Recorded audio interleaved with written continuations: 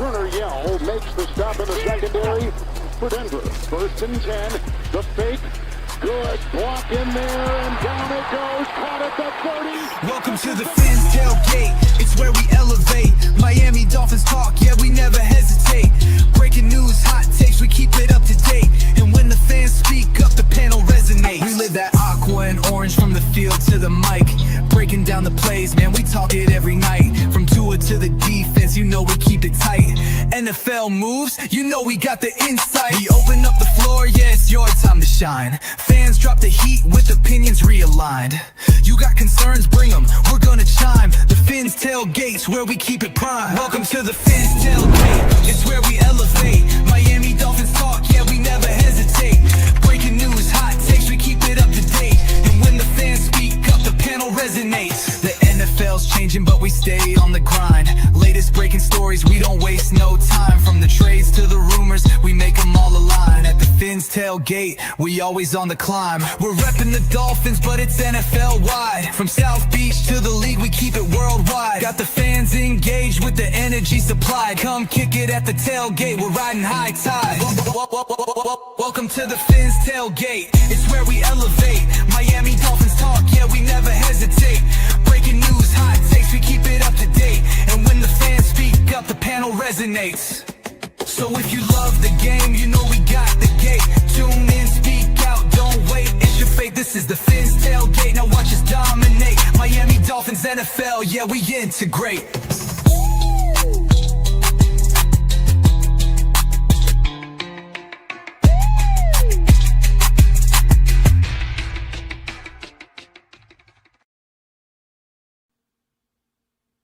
New seasons, new gear. Show the world what it means to be a fan in 100% authentic gear. Fanatics. Officially licensed everything.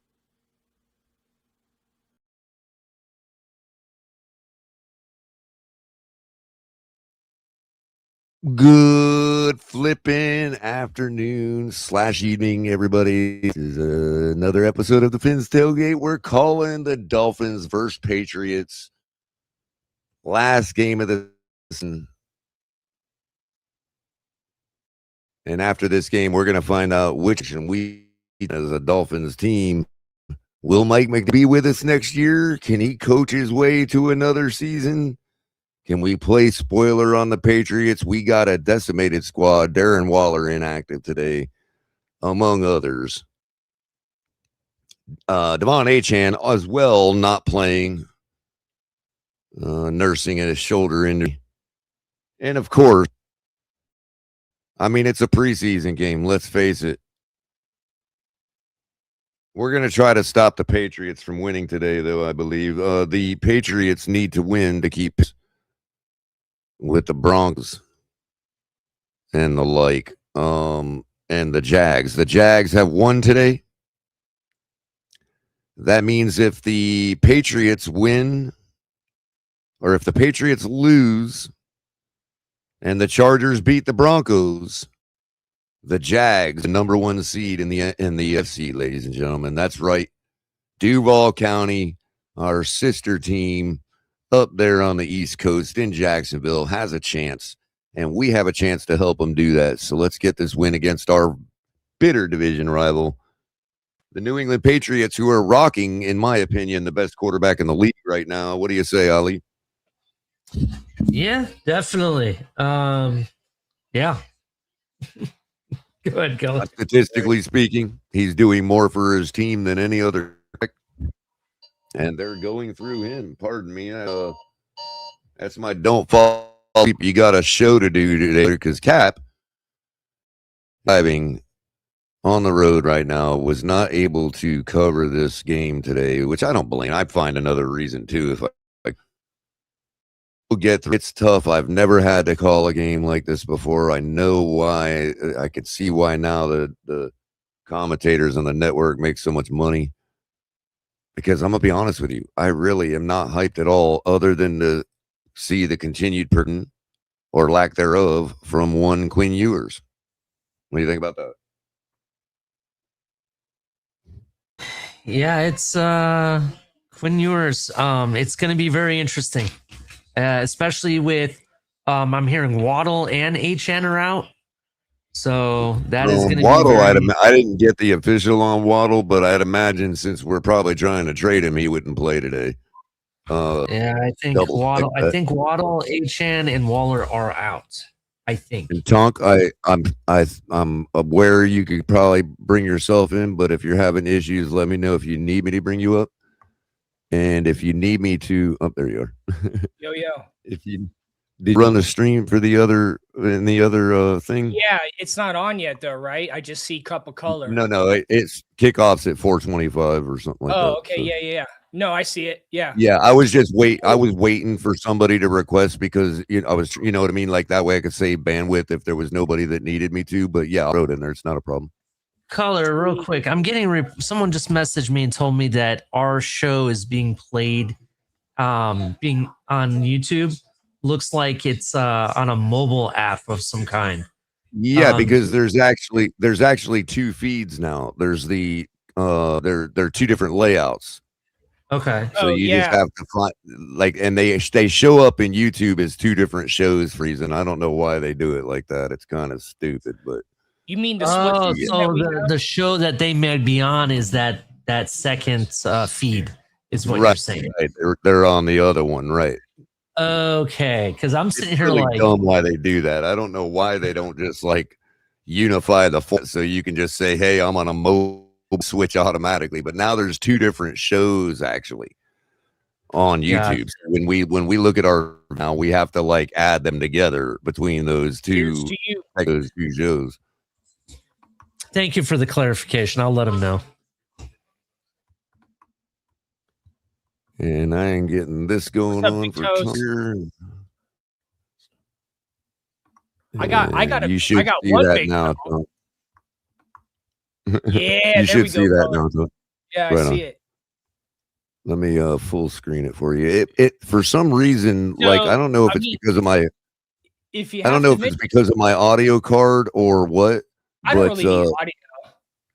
No. I'm saying that my feed, as well as my audio in general, is skipping every 15 on my and for some reason why it's doing that. If there's any problems, just let me know. It might be because you're streaming so much. It doesn't seem to be manifesting any other way, but clipping out on my end every 15 seconds. Hey, you know what, Mikey K? You know what's funny about you mentioning pickleball is it was invented out here. It's invented on Bainbridge Island, I think. Oh, that's what. Oh, really? Yeah. There's a pickleball court at Okehili now. Yeah, that was invented. Yeah, right out here. I'm pretty sure it's Bainbridge Island or Bremerton. I know it was one of those two. I think it might be Bremerton where it originated, but yeah. So is that badminton on a full tennis court or something? It's like soft paddle tennis or something like that. Whoa. I don't know. I've never full size ping pong. Are you talking about pickleball? It's like extreme. Pickleball Color. Basically, pickleball is what they did is they turned racquetball into a tennis match because the paddles look like a racquetball. But they're padded though. Instead, racquetball are padded as well. And is the object to hit each really other padded. with? It's really not padded. So to speak, it has a texture. I mean, I've never actually touched it, but it looks padded. Is what they're not. They're not really little padded. blue racquetballs when you used to hit them with a baseball bat, bro, and they'd go on for each my cousins had a racquetball. I'm not gonna lie, pickleball here in Port St. Lucie is huge. We have a pickleball club, and there's the massive pickleball courts and everything. I'm not gonna lie, bro. It's crazy. Mm-hmm. Sounds like a yuppie sport, man. I have to tell you that. My cousins had a racquetball court at their house, and we used to go in there and fucking tear shit up. Because it had, I don't know why, but it had the tallest ceilings. It was 20-foot fucking ceilings, 30-foot fucking ceilings. But it was only maybe 200 square feet, but it had 30-foot ceilings. It's what the fuck is this thing? And so again, Tom, hit one of those blue balls with a baseball bat, bro. They go on for eternity, man. Yeah, I know. Color, do you know if I'm on the prime? I'm sorry, Tom. Go ahead. I'll wait till you're done. We got the underground the president of the underground Miami Dolphins fan club in the audience today, ladies and gentlemen, with his favorite picture. He's probably got that picture on a poster on his wall at his house, where he's got it. He probably nightstand. it. You know what he does? He posts it to the back, like he sticky notes it to the back of his wife. No, it's on his nightstand. He looks at it every night and is like you know that meme of Wolverine looking at the photo? That's Michael K with that picture. Yep, exactly. You're exactly right, bro. That's exactly what I was thinking. It's on his nightstand. He's got it. He's his dartboard. All right, really quick, guys. Let's run through the scores on the league. Been a boring, eventful day today. Falcons beat the Saints 19-17. Texans ousted the Colts at the very end there, 38-30. Colts not getting more than 8 wins, just like I told y'all they would. Houston and Seattle today taking step 1 to make Color's prediction come true about a Houston-Seattle Super Bowl. Bengals falling to the Browns today, 20-18. Vikings defense just absolutely stomping the Packers, 16-3. Not a very high scoring game, but another exemplary Flores defense performance today by the Vikings. Packers really didn't need to win that game. Giants beat the Cowboys 34-17. Jaguars mollywhopping the Titan. What they need to do to secure their bid for the number 1 seed, 41-7. And then, of course, yesterday we saw Buccaneers barely beat the Panthers 16-14. And the 49ers falling to the Seahawks. Seahawks becoming the number 1 seed in the NFC with that win last night. And we'll have home field advantage all the way through the playoffs and the first round bye, which does everything for my prediction. In later action today, we got the Bills facing the Jets, Bears facing the Lions, Broncos facing the Chargers. Game right there. If the Chargers win and the Dolphins win, Jags are number 1. Chiefs and Raiders. Lots of 425 games today. Wow. 1, 2, 3, 4, 6 of them. 7 of them. The whole slate is on 425 today. Cardinals and Rams. Out in LA. Dolphins going to New England to face the Patriots in about a minute. On Fox, you can catch it. Commanders and Eagles at the nation's former capital. And then tonight, you got the AFC North showdown for that division title. Ravens in Pittsburgh to face Pacers. And that will bring us to our game today. Dolphins and Patriots. There ain't really much to say about it. We got a skeleton crew. We got a rookie crew. We got a rookie quarterback. I don't know how much the Patriots are resting people, but they have to win this game in order to take the number 1 seed. The division is already secure. But in their case, I mean, if somebody's got to go through Duval County to get to the Super Bowl, and you're a northern team, that's probably not the worst thing in the world. It's not like you're hinging everything on that. So maybe the Patriots got a, I don't know.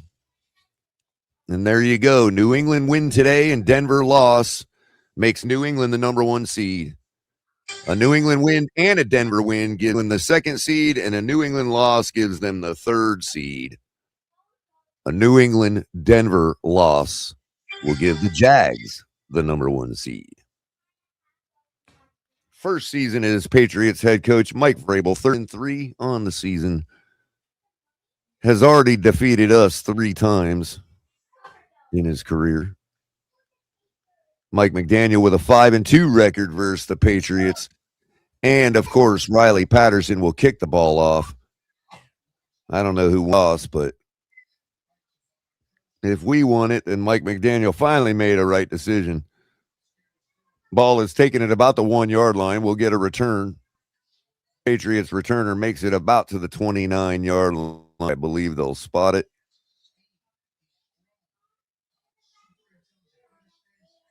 Drake May. 5 touchdowns last week against the Jets. Unbelievable.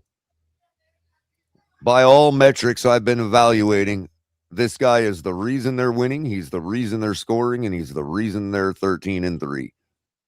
Other than that, their team is just run of the mill. Secondary is kind of bad, actually.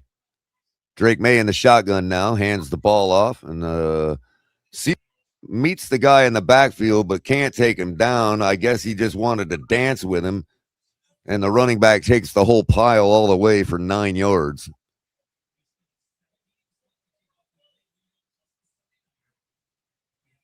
%72 completion record, leading the NFL. Leads the NFL in yards per attempt.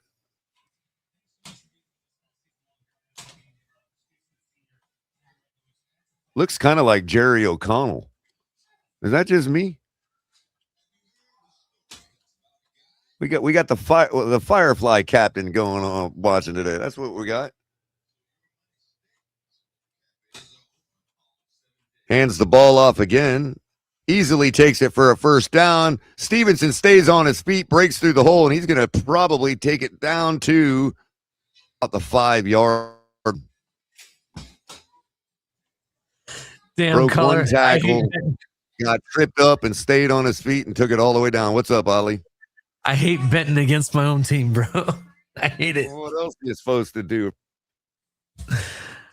I mean, I took our team's on the bench today. First. Well, I got to move my antenna around.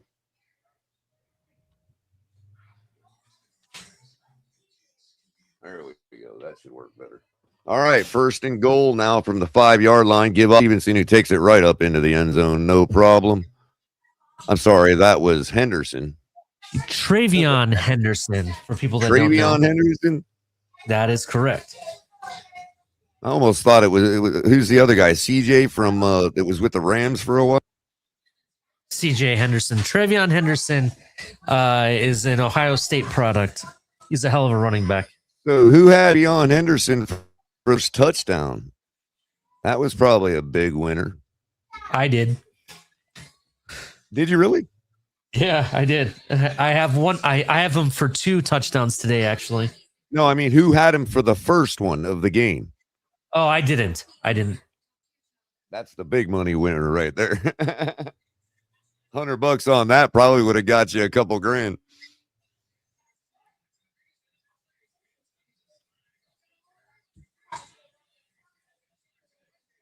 I took one $1 bonus Hard Rock gave me, and that's all I've bet this week. I'm totally fading this whole week. I can't stand betting this week. My modeling metrics model is completely off because God knows what amount of snaps and who's even playing and all that. And so I'm just fading this week altogether. I'm getting my model going and ready for the playoffs.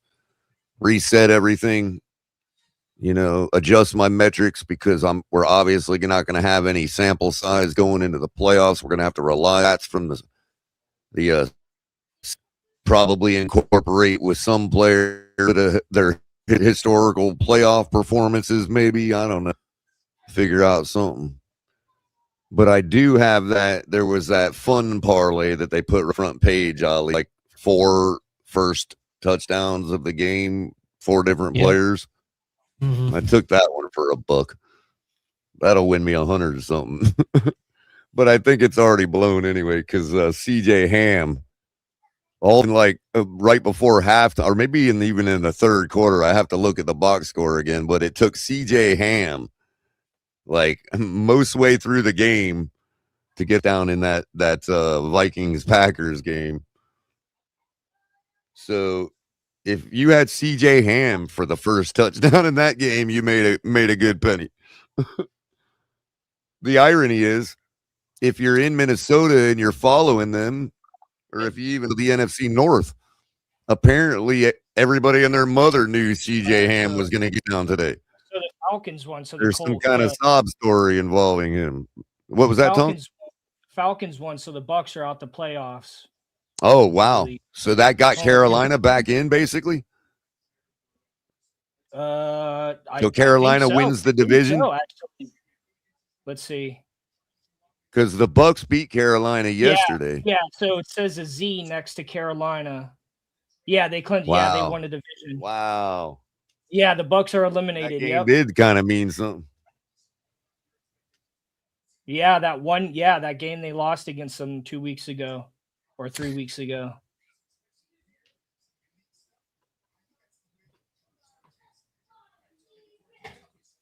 It's going to be a good game tonight, Pittsburgh and Baltimore. Trey Lance is playing today against the Broncos. Oh, he is? Yeah. He played for Ohio State, right? Nope. Oh, that was...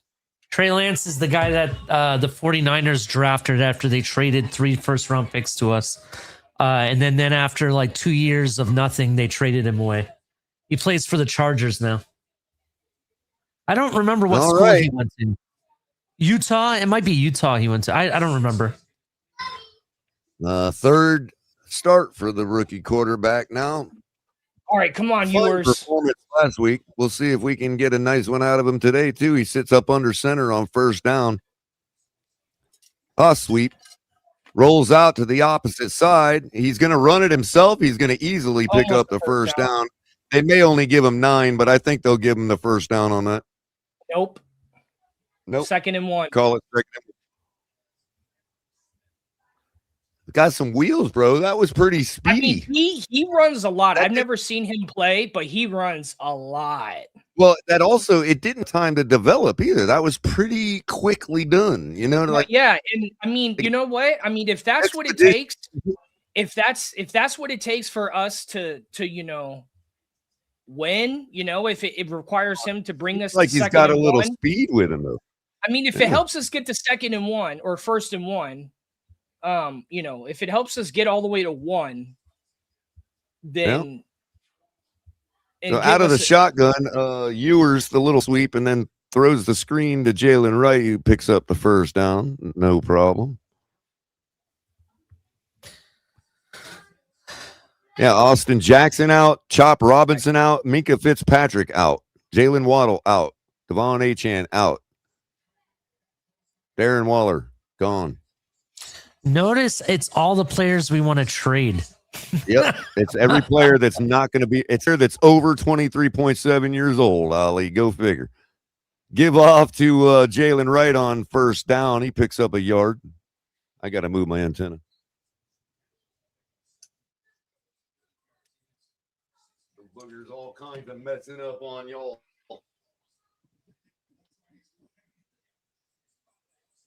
I should do it. Now, Christian Gonzalez is a good one to take for overs on his tackle. Can see.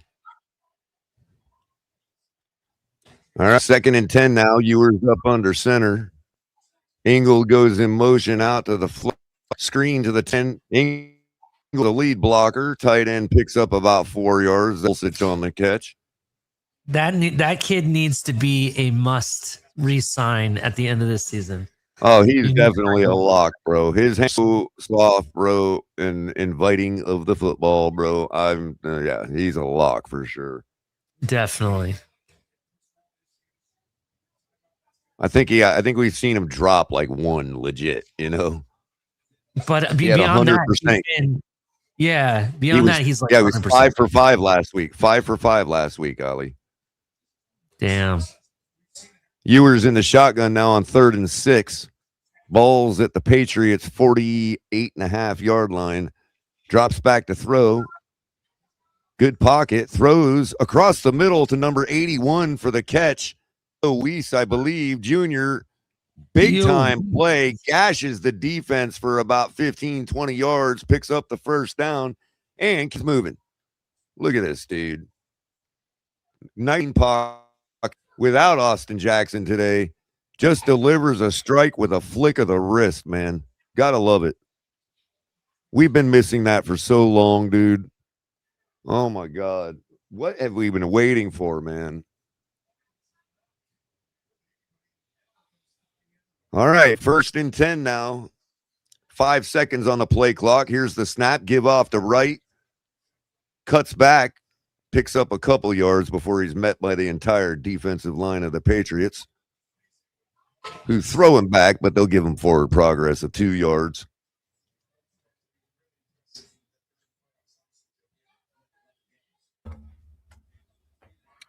All right, come on, Ewers. That'll bring up 2nd and 8.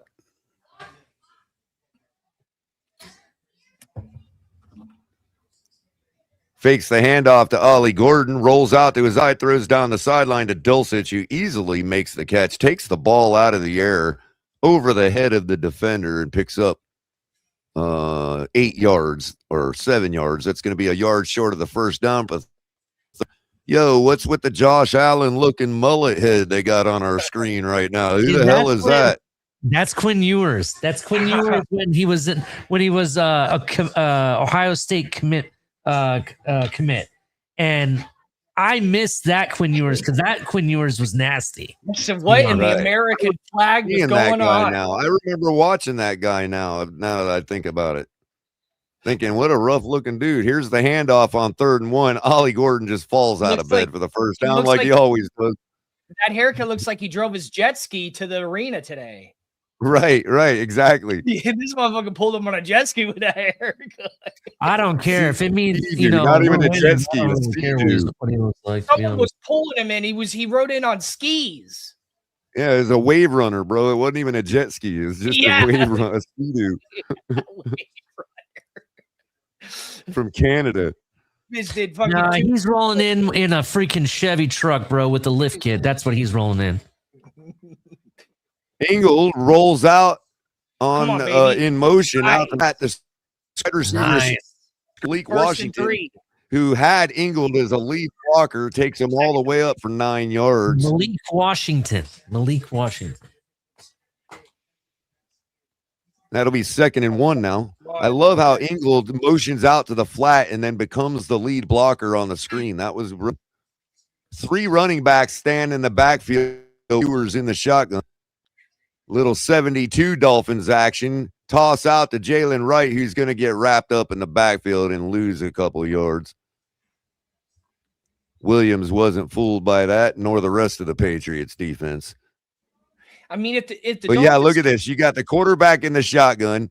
You got a wing back and then 3 running backs in the backfield with him. That's totally 72 action right there, bro. That's right out of Don Shula's playbook, man, from the 70s. I don't know why we didn't motion out of it. I would have motioned out of it. 3rd and 8 now. Ewers in the shotgun with 4 wide receivers. 1 running back stands with him. Actually, that was Dulcich, the tight end. Nice little pass to Taj Washington, I think that is, who catches it right at the marker, and they're not going to quite give him the first down. It's going to be 4th and inches. He didn't quite fall ahead enough. He got past it, but his knee was likely already down. They didn't give him a good spot. We'll just call it that. So we're going to get a 4th and 1 play from the 7-yard line, 8-yard line. I'm sorry, the 11-yard line. Bunch formation. Ingle goes in motion into the backfield. Fakes the handoff. Ewers rolls out, throws over the top into the end zone. Got a man. Damn it. And drops it. Likely wouldn't have had his feet down. That was Cedric Wilson had his hands on it. All right pass. I mean, not much you could do with that. And then it was looking like Cedric wasn't going to get his feet down anyway. And then he did end up dropping it, not controlling it to the ground. Stick the call, though. I mean, what are you going to do? You know what I mean? I like the trust. I like saying, hey, what are we doing here picking up this yard? Let's see what the guy can do if we ever had to do that. And I think Quinn did. Probably could have thrown the ball a little earlier, made a decision a little earlier before everybody bunched up in the corner there. But the fake was good. It was very Manning-esque. Bottom time on the boot and looked very comfortable. It's all win, guys. Most games. It's all any of these other guys have been doing. Look at J.J. McCarthy today. Didn't have a great game, but looked comfortable.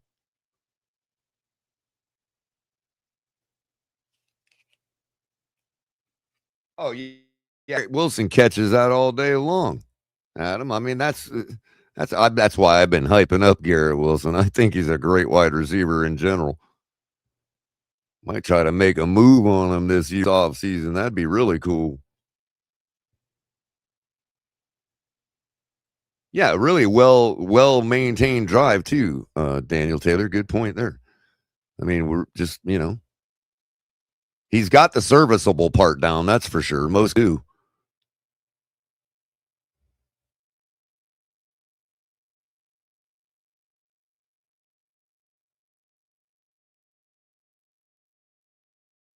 And to be honest with you, I think the way that bootleg just developed on fourth down, you run that 10 times, he's getting a touchdown 6 of them. I mean,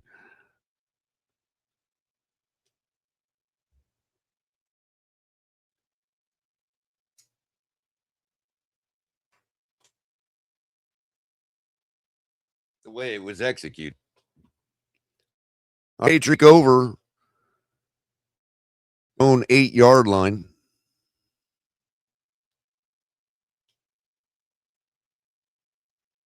By the way, we're liking the vocals today. Shout out to the DBX 286. Very nice preamp effects process. Not very expensive either.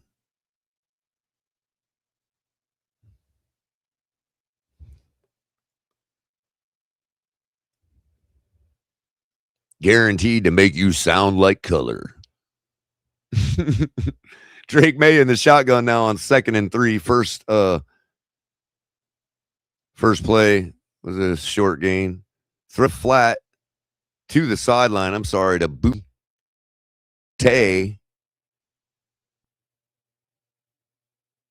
That's good enough for the first down in about 7-8 yards or so. Maybe 10.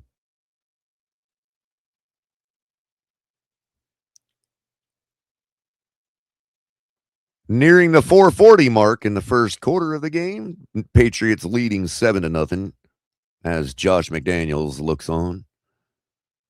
Fakes the handoff, gives it on the end around to the wide receiver who takes it up about 5 or 6. Number 8. I'm not sure who it is. Williams is the name.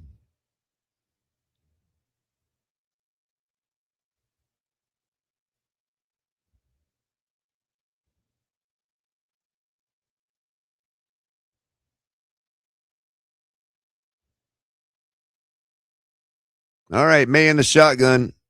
Hands the ball off. Stevenson goes nowhere. Going to lose a yard. That'll bring up 3rd down. Zach Sealer sniffing it right out. Not. All right, here we go. They're hurrying it up. 3rd and 6.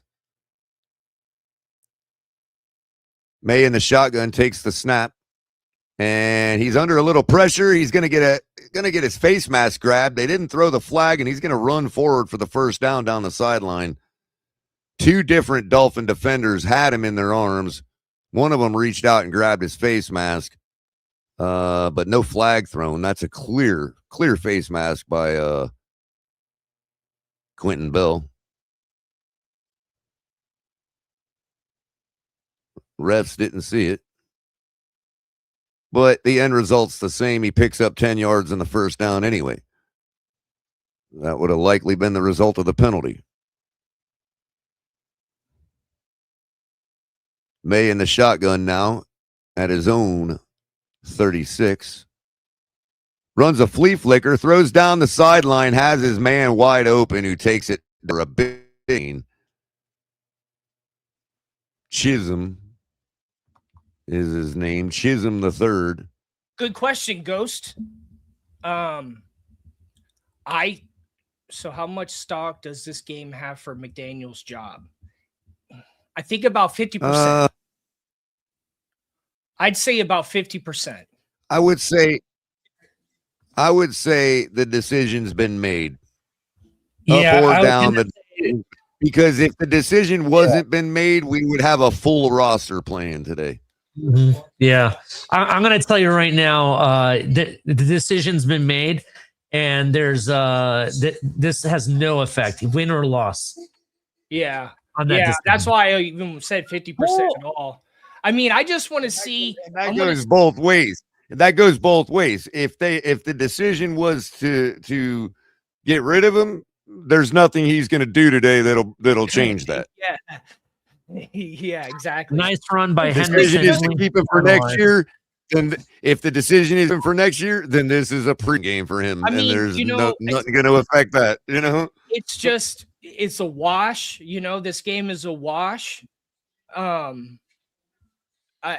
just want to see. I'm just excited for the offseason and what they're going to do about Tua.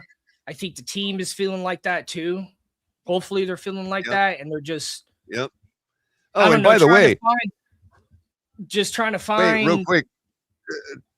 I'm sorry, Tonk. I didn't mean to interrupt. This is actually us playing spoiler if we lose today. We're just playing spoiler to the Broncos, not or the Jags, not the Patriots. You know what I mean? I mean,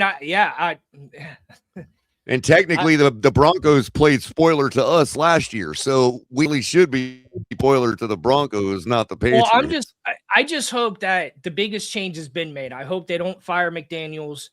I hope they keep Quinn. I hope they do something about Tua and then go with that. Like, let's not.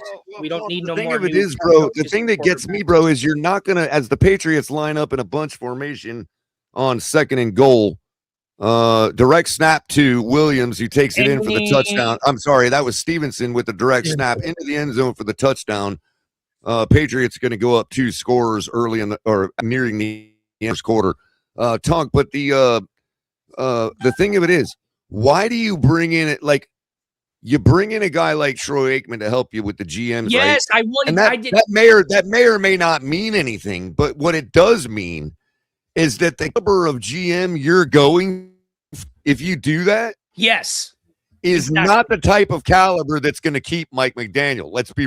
Oh, hey, it is what it is. Look, I said this, and I said this on one of my episodes. I say, call up old quarterbacks, call up old Super Bowl winners. Doesn't matter why, doesn't matter what you're asking, just call them up and get some advice. Right. But just see there again, Tom.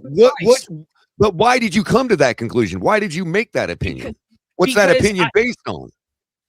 Because I feel that if you turn to the ones who did the best, you're going to get the best advice. Right. So your purpose is right. So your stated purpose in that case is to get a really high pedigree GM, right? Yes, or any right. Now I'll go back to what I was saying earlier, the point I made earlier. Is that high a pedigree a GM gonna keep Mike, in your opinion? Real quick, just wait. You know, I don't know. You see what I'm saying? If you're going for a high pedigree GM, that GM is gonna go for a high pedigree coach. And I'm not saying we'll make that change. Then we'll make that change. And if you, right. I mean, that's the way it goes. It's regime change. That's what happens in regime change. So That's what happens. But now it makes me think that Mike McDaniel's out of here. You see what I'm saying? But at the same but they said time, they're doing Troy Aikman just as a consultant. They didn't say GM. I know. They're keeping it where they're keeping it to where they can. So he just gave his opinion and we disagreed and we kept him. You know that I specifically said. Right. They should call up. Just give him a call. And what did they say? He's going to be a consultant. That's all I said. We don't need him to be a GM. Right, but you see what I'm saying, though, about the whole reason for that is to up the pedigree of the you're trying to find. That's fine. And that's fine. Like, if I had the opportunity it is fine. It is fine. It just begs the inverse question of, is that type of GM going to keep Mike McDaniel? Well, only time will tell. I mean, in other words, a high pedigree GM would have to believe that McDaniel is a high pedigree person who has the potential of being that high pedigree. I mean, I'm not saying he can't be. I'm just saying that, like, I don't know, man. In other words, we're not hiring a lackey for McDaniel is what it signaled. Now, there is something that, you know, I get. We just said that what happens in this game has no effect on McDaniel, firing him or keeping him, right? I do think, though, it does have an effect on the personnel we might keep or let alone acquire in the offseason. And the reason I say that is look all the guys that we mentioned that are out today are pretty much starters or players that play on the regular. Right? Trade bait. Yeah, trade bait. Well, you're giving all this youth a tryout to see what they got. So their status with the team is on the line with this game. You know what I'm saying? Yeah. You're specifying that before we were just speaking from the perspective of Mike McDaniel, not the other players. The other players, this game is everything. Think about it like this, okay? When I was in college, and after I graduated college, and I had to for my career that I have, I had to get certifications. Like, I got the job, but I had to get certified. Quinn Ewers slip on first down with 49 seconds left in the first quarter. Sorry about that, Tonk. Going across midfield on first down. Big play. Ewers to Taj Washington. Go ahead, Tonk. So when I was in college and after college and getting certifications, it's basically still learning. Whenever I was confused about something or I needed help, I asked every person I could that was good at what I was doing.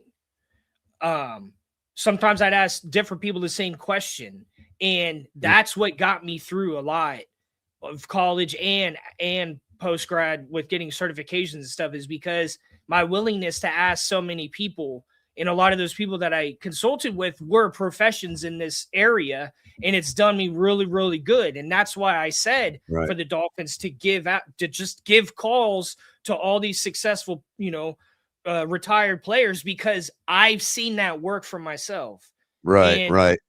And regardless of what their role is, they have knowledge that you can still use, even if it's, hey, Quinn, try this, try this, or something like that. Dolphins give the ball off to Jalen Wright, who meets his first tackler at the 5-yard gain mark and then fights his way for a couple more on first down. Second and 5 or so, and we're at commercial break, so you got the floor. Yeah, sorry, I'm not. Oh, no problem. I just don't want you to think I'm interrupting. I'm just calling the part of the game. That's all. The game. I understand. So, but yeah, you can continue. But I mean, it's just I've seen it. I totally agree. Totally, I've seen it work. Like, it's just. Like, I mean, you could say all you want about Troy Aikman. I don't know. I've never really heard anybody say anything bad about him, but I've heard them say that he wasn't as good of a quarterback. It was the rest of the team and Emmitt Smith and this and that. It's like, dude, it's like, go play the game. He still had to do what it took, bro. Exactly, dude. It's like, go play the game and then tell me that, okay? Tell me that. The other thing is the other opinion I had when we first got the news about it was the hiring. These businesses don't just give people money. They gotta write it on taxes and all that. So the hiring of him is, for a paycheck, and that paycheck is standing in the place of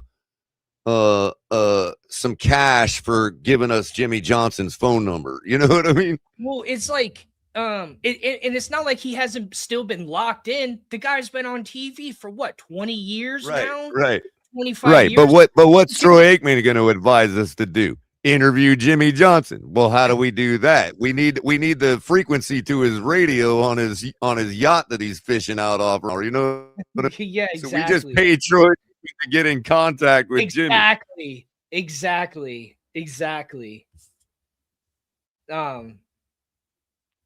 If not just to say, hey, how you doing? Any interest? And it's like and that doesn't just when your networking becomes lucrative. You know what I mean? Work. I mean, look at Jeff Saturday. They hired him thinking he was going to save the Colts, and how'd that work out? But it's like, right. All I'm saying is just call somebody. I'm not saying you have to hire them as the head coach or GM. Ooh, sneaky little quick handoff to Malik Washington after the snap, and he takes it up the hash mark for about 15 yards. Number 5 was clearing the way for him. Oh, yeah, that's Jalen Wright on the lead block. Jalen Wright, yeah. That was a nice little get through. See, this is what I mean. Like, this you is what I'm saying. You can do leading when you look like Marshawn Lynch. All right, little quick pass out to Julian Hill. Picks up 8 yards. 3rd and 2. Oh, second. I mean, Quinn Ewers doesn't have a problem moving our offense down the man. No. So I just hit on Julian Hill. Julian Hill, if you don't know, go back and look at the games. Virtually every game, he gets one pass thrown to him. Right. So, about 10 yards, right. Oh, so they had him for half a reception? Ali, they had him for half a reception? I'll be right back. Did I lose you guys, or did you lose me? I was muted by accident. I think they had him for 2, but I usually have him for at least 1. That's what I always bet he'll get 1. Oh, Denver trucking down the line for a touchdown and taking a 10-point lead against the Chargers. Not looking good, Jags. Not looking good at all. Patriots leading this one 14-0.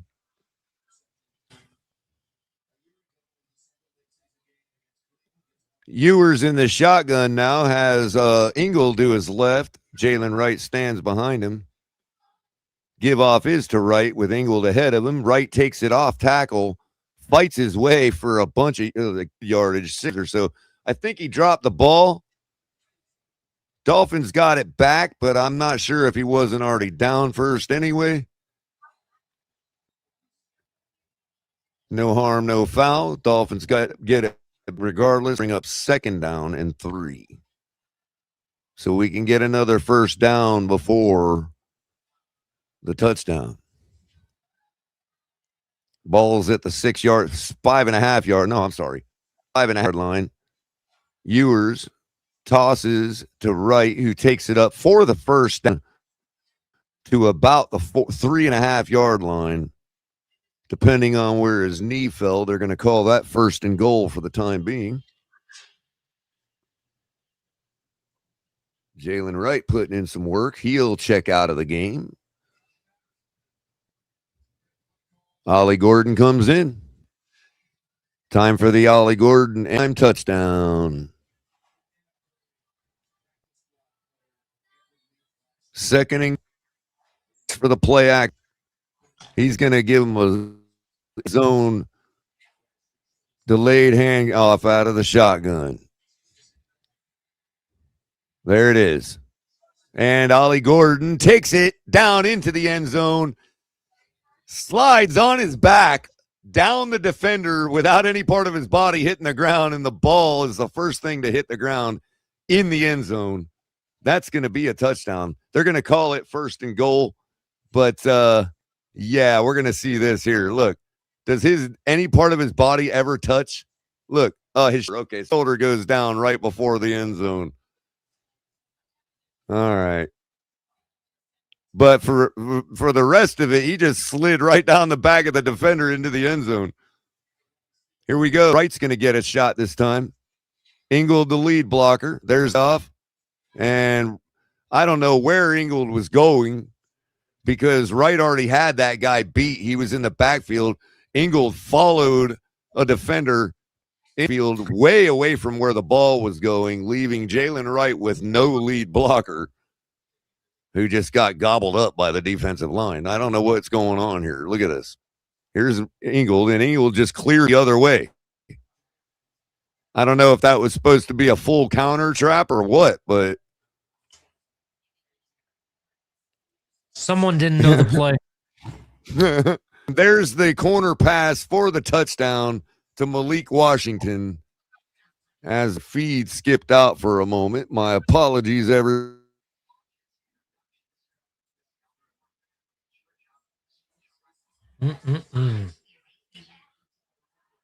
Nice pass. Overall, I like what I'm seeing from viewers. Malik Washington is Malik Washington. Everybody hit the like button. Subscribe if you're brand new. Turn on the notification bell.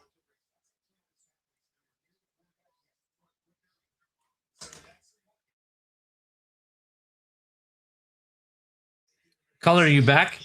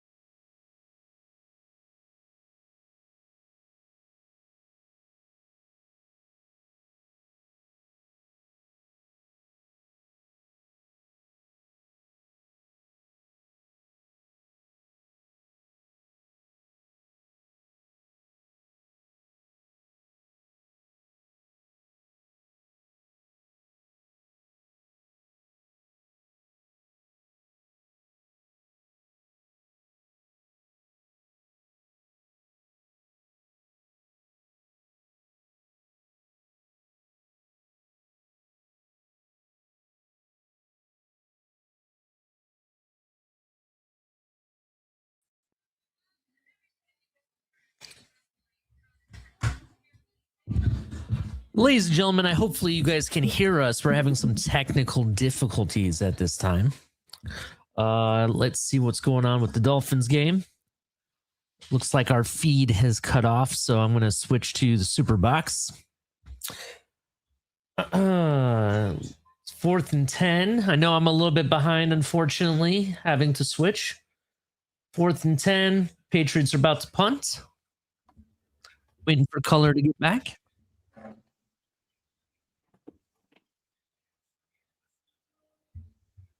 Malik Washington for the return, and he doesn't really go anywhere.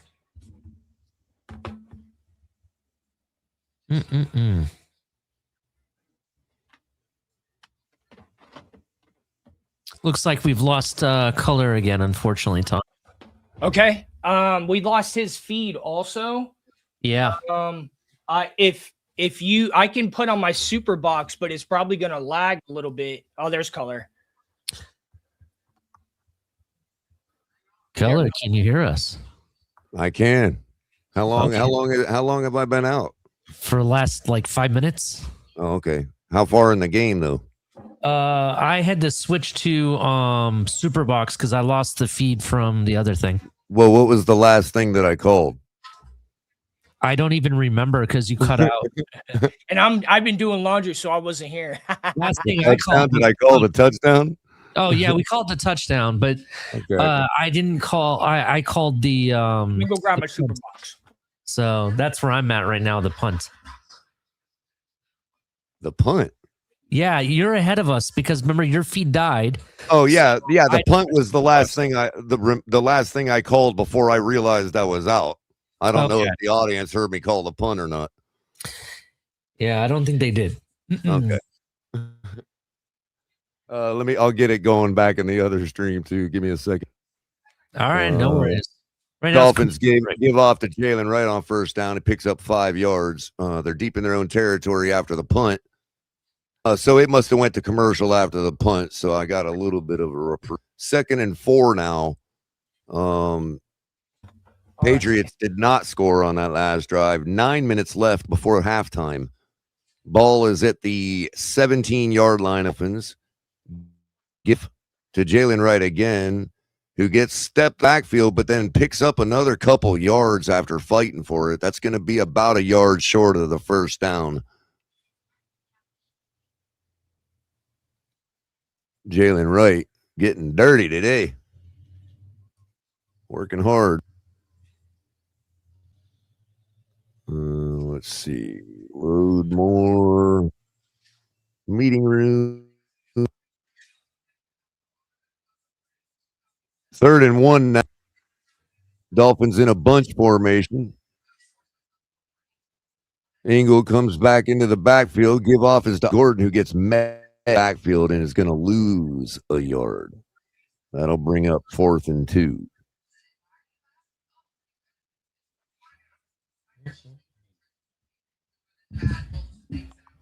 I tell you what, I love this super box.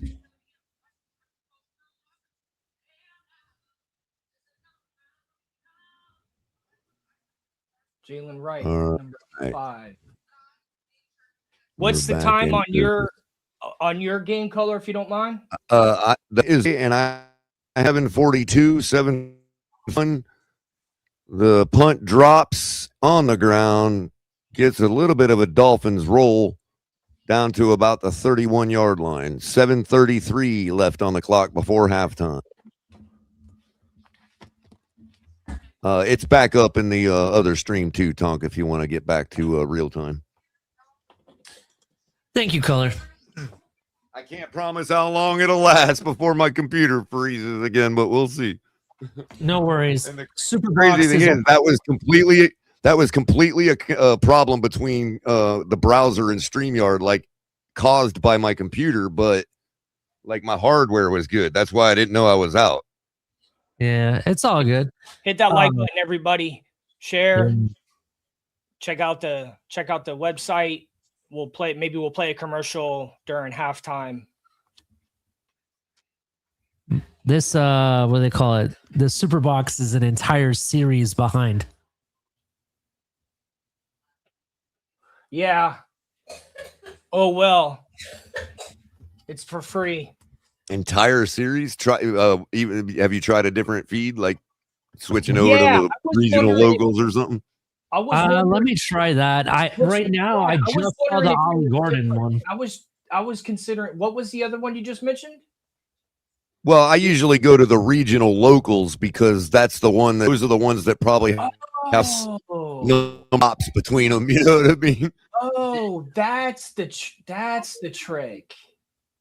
Like the ones being streamed in the NFL category are probably going through like 4 different proxies. You know what I mean? I didn't even think. Sometimes it doesn't matter. Sometimes they're all on the same pace. I'm just saying I just it might help selected- you to try. You know what I mean? I just selected CBS Miami and it's showing the freaking Broncos game. Oh, try CBS like Tampa. Oh, it's on Fox, Ali. Oh, that's right. It's on Fox. My bad. Fox Miami. Yeah, I know it's weird. 2 AFC teams, an AFC divisional matchup on Fox. Isn't that weird? Yeah, it is weird. Sorry about that.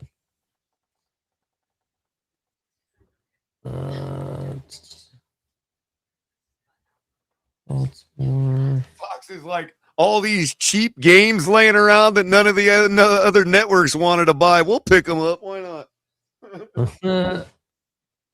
Dope. Now dude, I'm so glad I was on here to learn that, because it's been annoying to be on here listening to you play the calls, and I'm like 2 minutes behind. I'm like, man.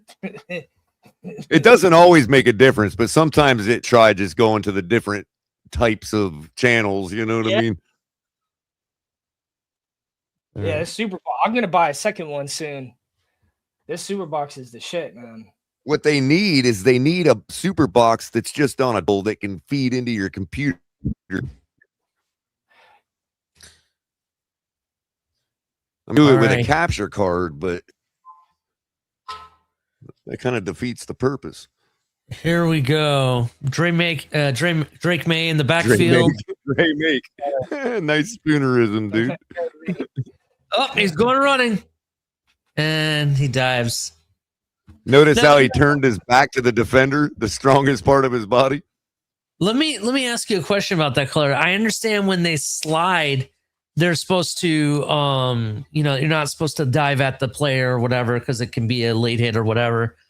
But what if they're like sliding forward? You know what I mean? Instead of like, well, I think that's why they do that, is to confuse the referees to try to draw the flag. You know what I mean? But that's technically a forward. No, he can be hit right there. I got But it catches the linebacker in a no man situation, a no man land situation. You know what I mean? Like, hit him. What if he does kick it out and slide? You know what I mean? False start by the Patriots. Yep. That'll remain 3rd down. Dolphins looking to get off the field quickly again on this drive. Patriots are getting a little stymied here in the second quarter. Denver still leading the Chargers 10-0 with 9:48 before halftime there. We got a 3rd and 7. 6 minutes left before halftime in our game.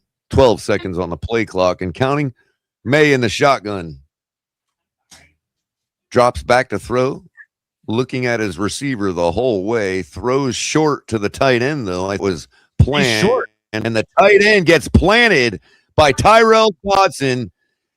He's trying to tell the referee, yeah, that's right there. That's going to be about a half yard short of the first down, because the way Tyrod just made this tackle, planted the ball right before the marker, dude. Look at this.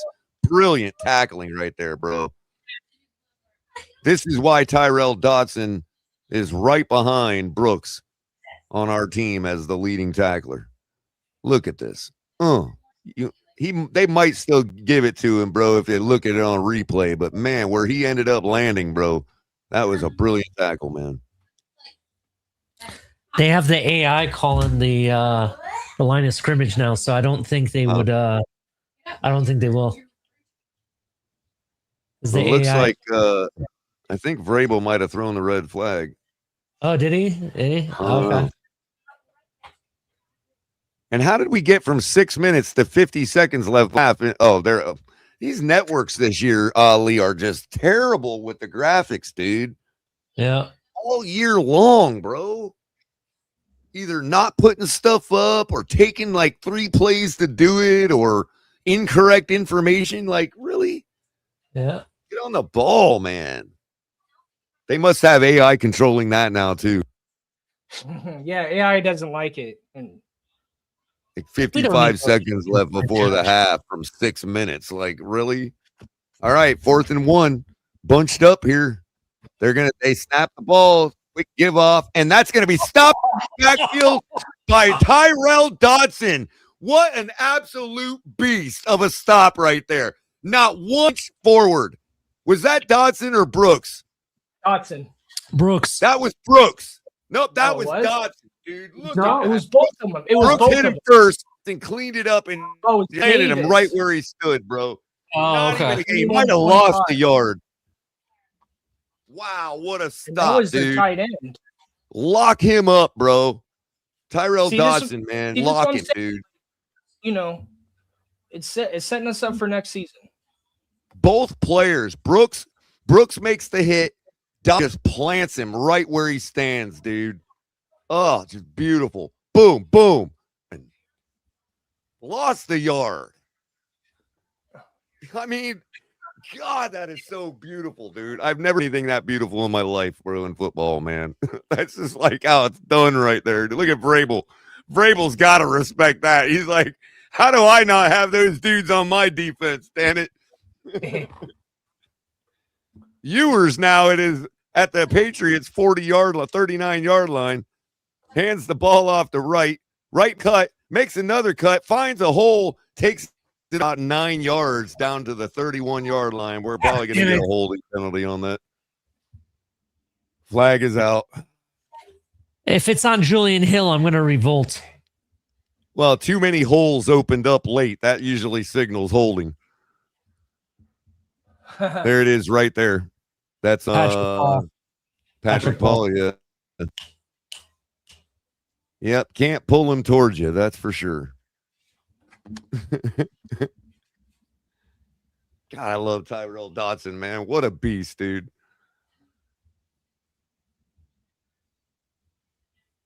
All right, here we go. 1st and 20 now at the 50-yard line. Moving backwards. Ewers in the shotgun. Hands the ball off to right. Right takes it around the corner, almost outflanks the defense, gives up the football. Patriots have it. Guys running down the sideline, big man, and they finally down. That's you fumbled today, Jalen. And this time you lost it. God damn it. Oh, yeah. Second guy came in and put his hat right up from behind. Yeah. Got to go 2 hands there, Jalen. You got to do, I mean, it is what hasn't been fumbling all year. Probably gets a little bit of a, but man, that's 2 on the day, and you lost this one now. So sit down for a little while, buddy. If you looked at that play prior to him getting hit, it looked like he had a lane to cut into and take off, but then he bounced out of it and went around. It was weird. Yep, I thought the same thing. I thought he was going to take it for a big gain when the play was happening. Yeah. May up under center now. He's trying to dance and he doesn't need to. Yep. Give off to Stevenson. Dances his way for about 7 yards. Henderson this time. I'm sorry. Travion Henderson. Avius or Travion? Travion. Travion. All right. I don't want to add an actual Davis in his name, you know, if it ain't there. He might hate Davids. All right. 2nd and 3 now. May gives off again to Henderson, who takes it up for the first down easily and yards more. Taking 2 of his own guys and Butler with him to the ground.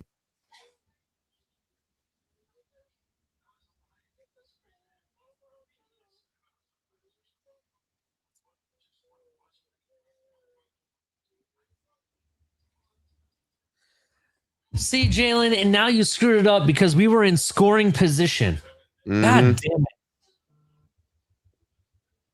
What did with the You're clipping, caller.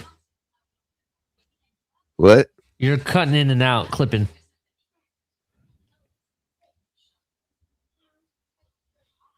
May throws out to the flat to 38. Who takes it up the sideline for a few yards.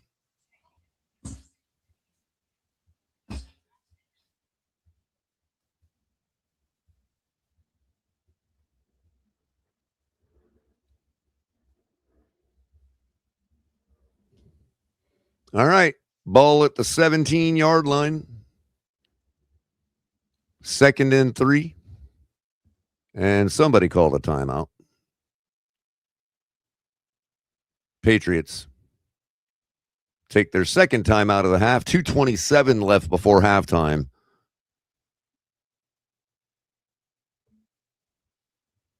The coach is not liking what they're seeing on the defense, so they take a timeout. I was going to say he looked like he was pissed at somebody.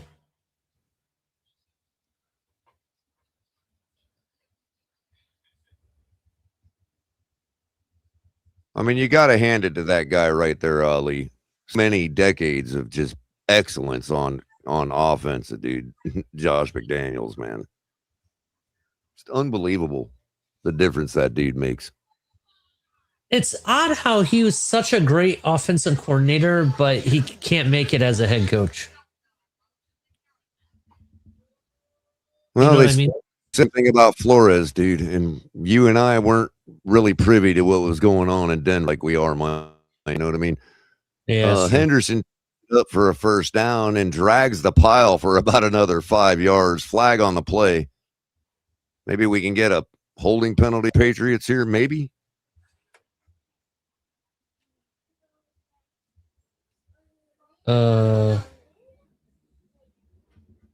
What's Yep. Holding on the offense.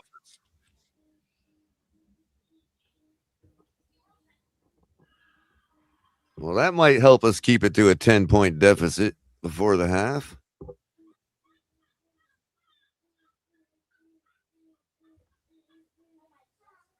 Austin Hooper guilty of the hold. That kid's been on more teams than I can count.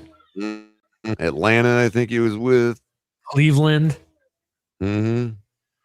2nd and 13 now. Ball is at the 16.5. Drake May in the shotgun. Gets Chubb to run all offside. That's going to give him 5 of that 10 yards back. That is the worst offsides I've ever seen him do. Holy crap.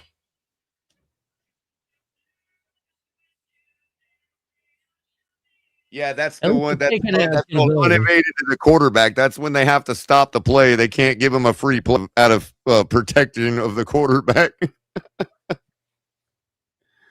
When it's so bad like that, they got to stop the play.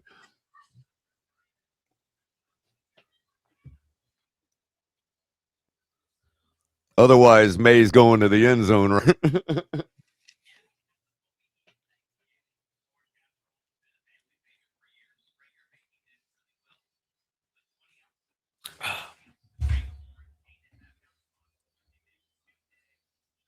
Hey, you got to like how Quinn Ewers is standing in here. It's not like there's that much of a between these two quarterbacks today.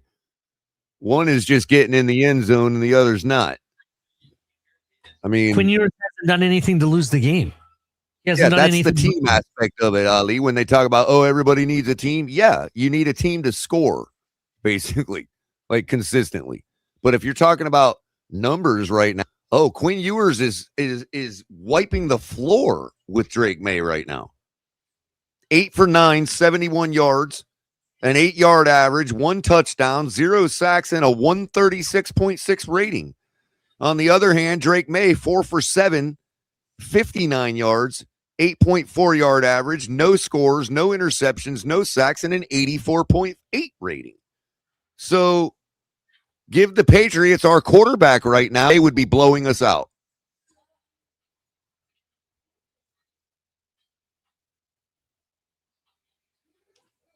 Mm.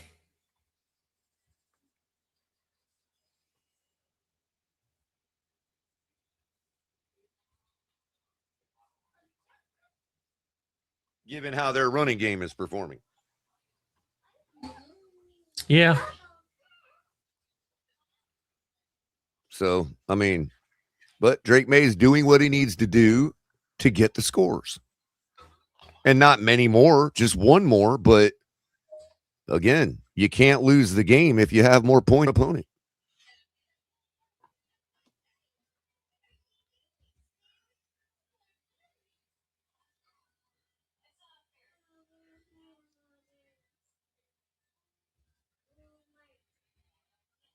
We know how Ewers has been moving offense down the field, barring save for the holding penalty and the fumble we just saw. We likely would have moved it right down the field there. Yep.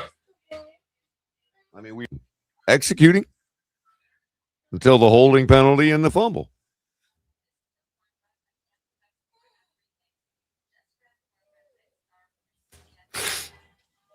May's tasted more success, so he's a little more fearless right now. Time. As he stands in the shotgun on 2nd and 8, takes the snap, in his face, dumps the ball off. He's going to pick up about 4 or 5 of that 8. That'll bring up 3rd and short. 3rd and 5, they'll call it. So midway manageable for a modern NFL offense. 3rd and 5 to be 3rd and short, 3rd and man. If you can't pick up 5 yards in the NFL, you don't belong in the NFL. Just all there is to it.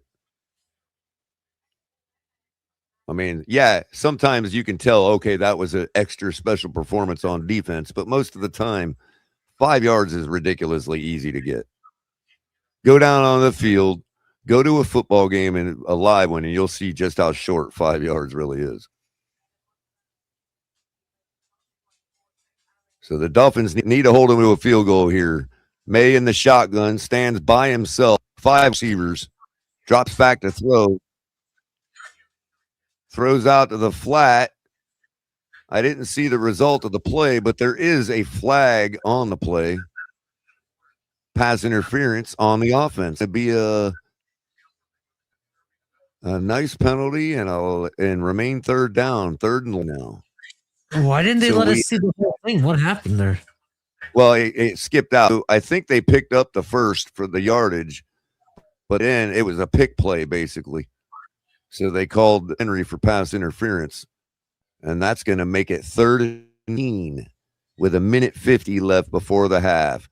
Vrabel throwing his gum on the ground in disgust. In the shotgun now, 4 wide receivers plus a rush, drops back. Looked like he was going to throw deep, but then threw short, and the Dolphins wrap a runner for a short, bringing up 4th down and likely the field goal unit. Good job, Dolphins. If this game mattered, that would be a critical stop right there. Gave us enough time to run down the field and score a touchdown and make it a close game. And even if not, only a 10-point lead, and we get the ball back to start the second half. So you got what you're doing is you're loosening the pressure on what you're talking about, this comeback drive right here. We don't have to be under pressure because we're getting the ball back. It's only going to be a 10-point deficit.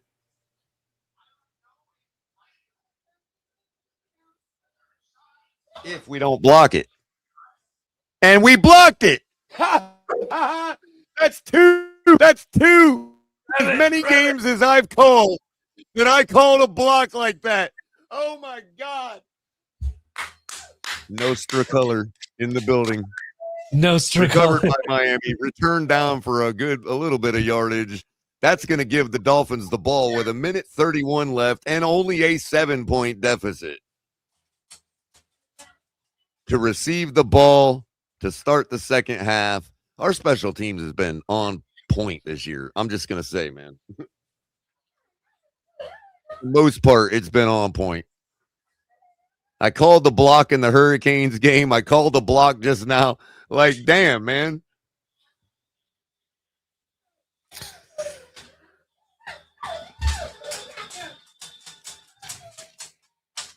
Jesus, man. That's good defense right there, guys. Good defense, good special teams. I mean, for real, people want to blow this up?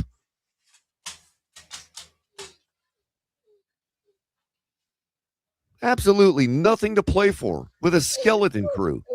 And we're stymieing the Patriots, who are desperate to win. Well, not desperate, I wouldn't say, but you want to have the Patriots, if anybody, know the importance of home field advantage through the playoffs. And they also know how much we have stopped them in it throughout the years from attaining that goal. And here we are again. It's fun being a Dolphin sometimes. Sometimes.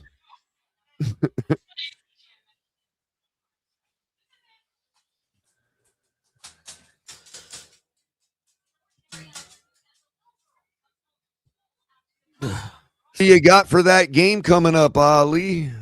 Hurricane. What's even Ole Miss's mascot, dude? A rebel. The Rebels. That's right. I am rooting for the Canes. I need and want the Canes to win. However, to be honest, Ole Miss kind of feels like a Cinderella team at this point. And the reason I say that is because they have the whole situation with Lane Kiffin getting fired and all that. And they're still finding ways to win. They obviously, I knew they would beat whoever they played. It was like Tulane or somebody like that. I knew that was going to happen. And then they go and they beat Georgia. That's huge. You know what I mean? So I know I have faith the Hurricanes are going to take care of it. I just hope to God they don't sleep on it, because they better not sleep on it. Yep. By the way, that was Zach Sealer on the block. Probably likely hit his funny bone, and I'm sure his arm is ringing right now. Yeah, I was gonna say it looked like it went off his like elbow or something. Yep, right off the funny bone. Ewers throws across the middle to Dulcich, who's well covered. And he had to put it too far out in front of him. Ball hits on Harm. Carlton on the coverage. Looked like the defender took Dulcich for a ride.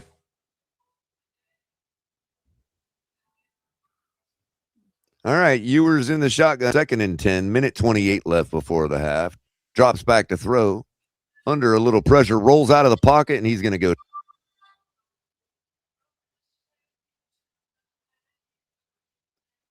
All right, so these defenses trading blows now before the halftime. I don't know what Quinn Ewers thought he was doing standing there like that, but you're not Cam Ward.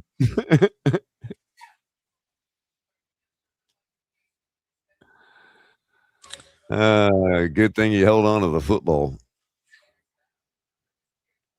Oh, so far he doesn't fumble.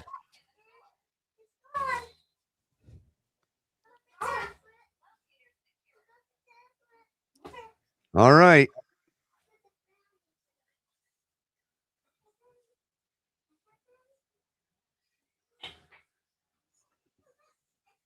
Yeah, that I'm looking at the replay of the pass before this last play.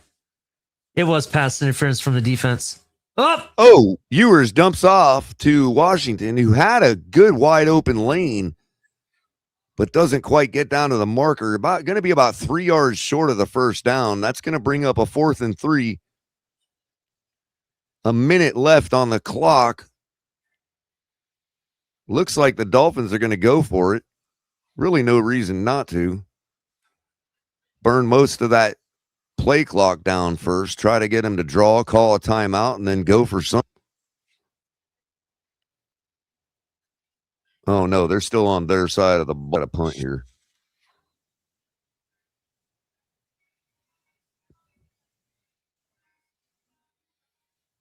They're all patting Jalen Wright on the shoulder like he's about to get the call. No, they're just going to take the delay of game. Nope. Nope, they called the timeout. So that's going to be 30 seconds left before the half. 4th and 4. We're on our side of the field, dude. No, we're not. I thought we were. Why was the huddle standing back beyond the 50? I have no idea. Okay. All right. Yeah, you're right. We're well in field goal range. We're right at the Finch marker. 52-yard attempt coming for his father's son, Riley Patterson. Conditions are miserable. Wind is not really strong, though. Ball is down. Kick is right down the center and plenty of leg. That's going to give Miami 3 more points. Going in, 28 seconds left before halftime to receive the ball at the start of the second half. Down by 4. This was a good little comeback from the team. I liked what I saw. Game, man. Good solid game when you have nothing to play. No reason to win. The other are superior as far as how they've been playing, and you're doing this. I like it. I just don't understand why people think we got to blow this team. Well, I think a lot of it has to do with the fact that we've had a lot of financial roadblocks ahead of us with certain players. And I think that's why they're saying we need to blow it up. Well, I agree with that, but I don't necessarily know if blowing it up is going to solve that. I don't know if it's going to solve all of it, but I think for the long haul, I do think we do need to get rid of some dead weight. I think the long-term success, I think we need to. Yeah, I'm just not sure if all that doesn't mean addition by subtraction, Ali. That's what I'm trying to say. Everybody's talking about like blowing it up, like firing the janitor and everything. And it's like, really? I mean, are we watching the same game? You know what I mean? I think people are just being what do you say? How do you say that, color? Like they're just over exaggerating. I hear you. Knee jerking, Exactly. But the irony of it, Ali, like you pointed out earlier with the guys that are not playing today, we obviously haven't missed them. And those are all the dead weight you're talking about. And the Patriots are playing their starters, so it's not like we're playing backups. Right. So all the people all the dead weight you're talking about, we're not even playing with today. Yeah.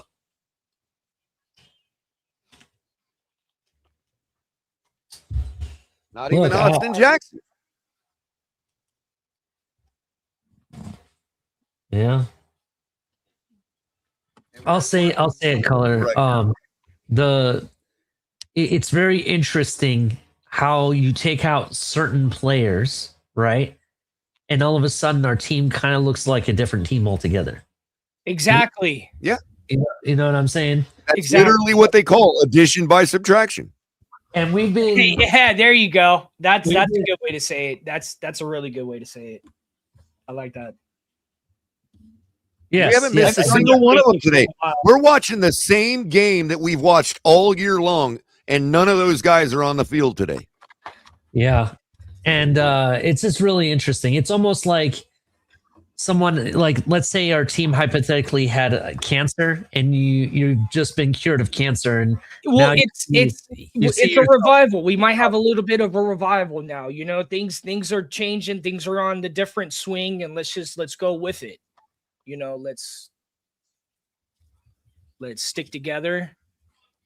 So what would the only would be lack of pressure on to perform today because the game means nothing, right, Ali? So what does that say? That all those guys are choke artists? Obviously it does. Tua, Waddle, all of them, choke artists. People like to say, oh, well, all Tua's fault in Kansas City. Well, you're right.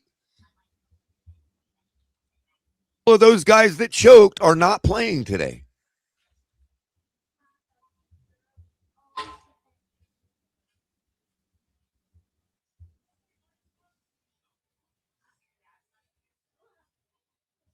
So we had all our money wrapped up in choke artists. Drake May drops back to throw at his own. He's going to take it up himself. Going to try to get that three back. And he takes it out of bounds with 11 seconds left before the half. At about the Dolphins 45 or so.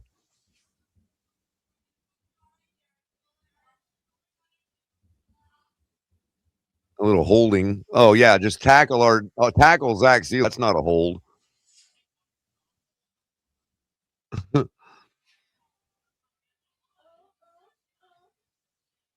So they'll make up for it likely on this next play and knock them out of field goal range with a holding penalty. Looks like they're going to go for the end zone with a Hail Mary. May standing all alone to the sideline, nowhere. He was throwing to the cameraman. The cameraman was wide open, so he decided to take it. This is going to be a long field goal if they hit it. Mm-hmm. 3 seconds left. Ball is at the 41-yard line. And Borregales with the 59-yard attempt. This would have been good for third place back in Stojanovich's day. Ball's down. Kick is up. Got the accuracy, and it's got the leg. He made it. Wow. Got 3 points back. 17-10 now. Before the half. Unbelievable, dude. Plenty of distance, too. Look at this. That's good from 62.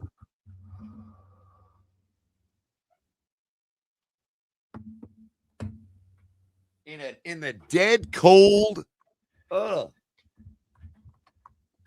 wet air of Massachusetts, bro. No wind, but still. Hit that like button, everybody. We live for you today.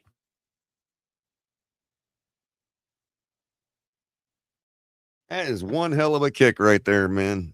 Especially after having the last one blocked.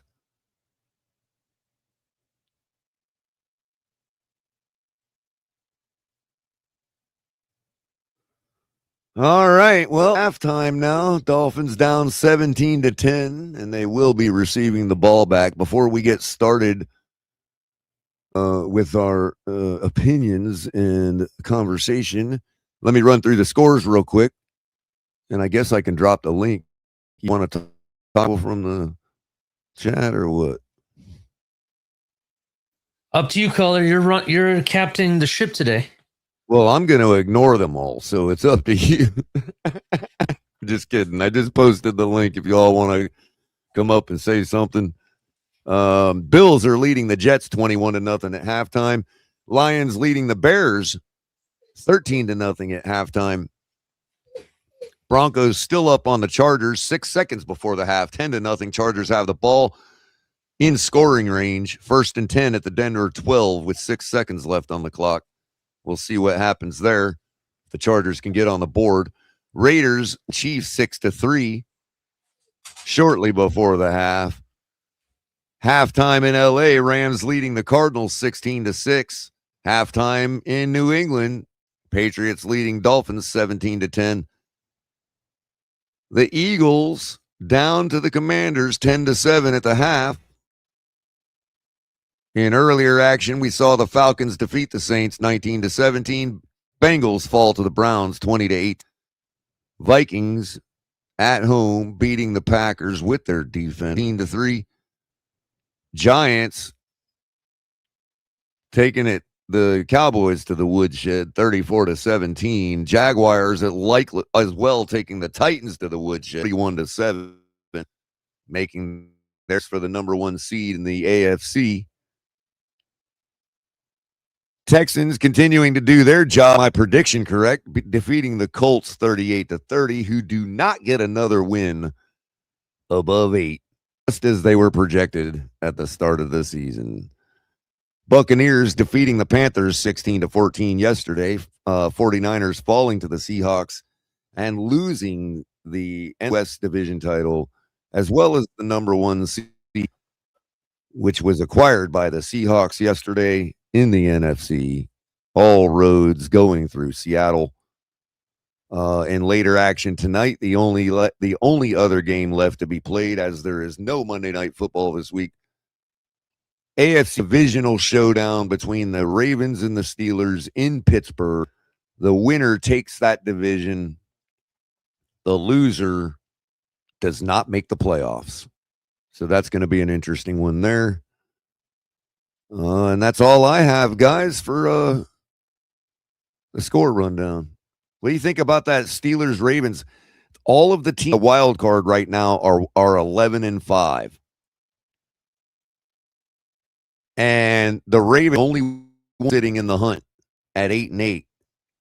And the Steelers are like, what are they?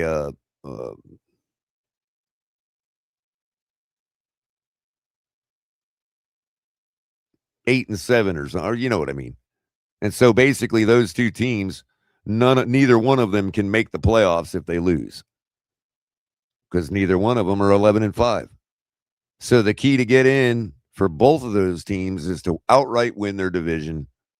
And that's happening tonight in Pittsburgh. Lots of talk about Mike Tomlin.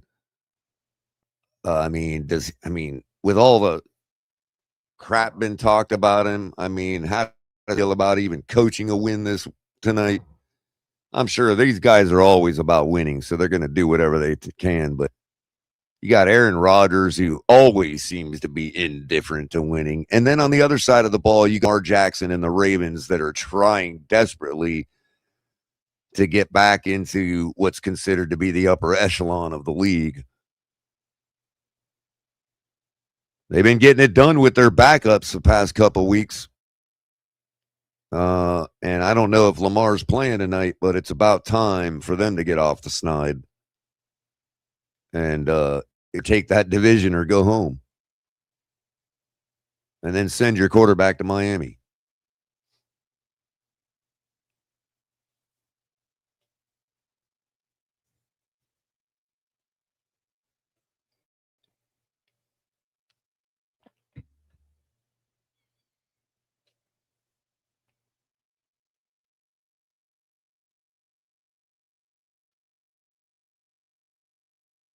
All that being said, hit the like button, everybody. Appreciate 175 of y'all chilling with us today. This meaningless game for the Dolphins to wrap the season.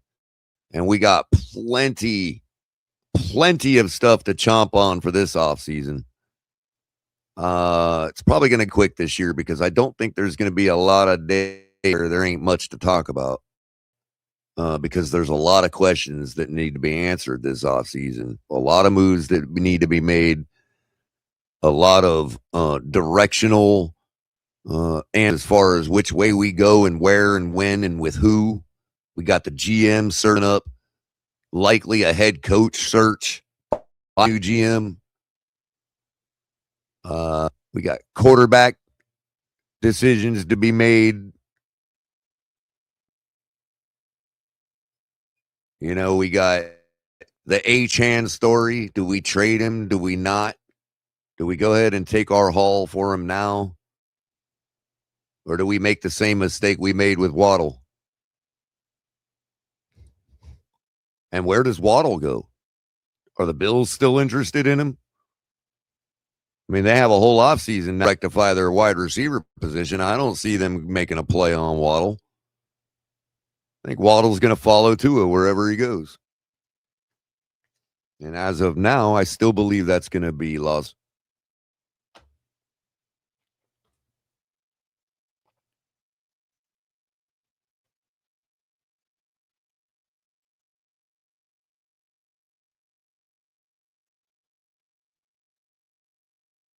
In the meantime, Color's going to take 5.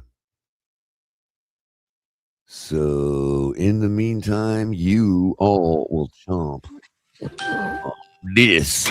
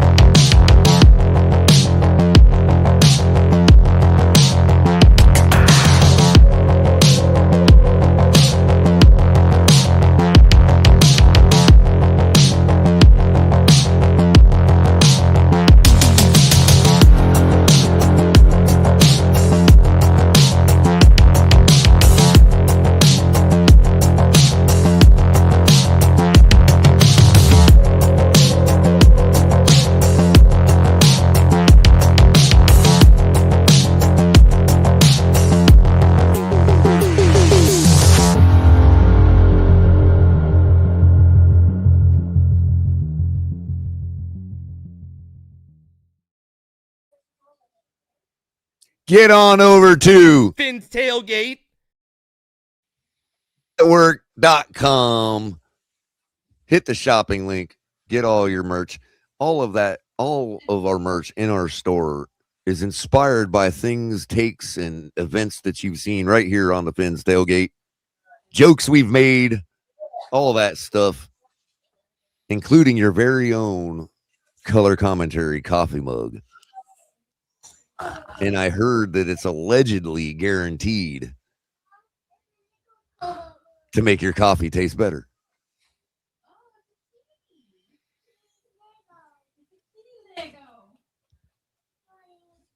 That being said, hit the like button, everybody. Come over to the Finn's Tailgate YouTube channel and subscribe to our channel. Share it out. Make sure everybody knows you're over here chopping it up with the real virtual tailgate. See what I did there? The real virtual tailgate. The only virtual tailgate.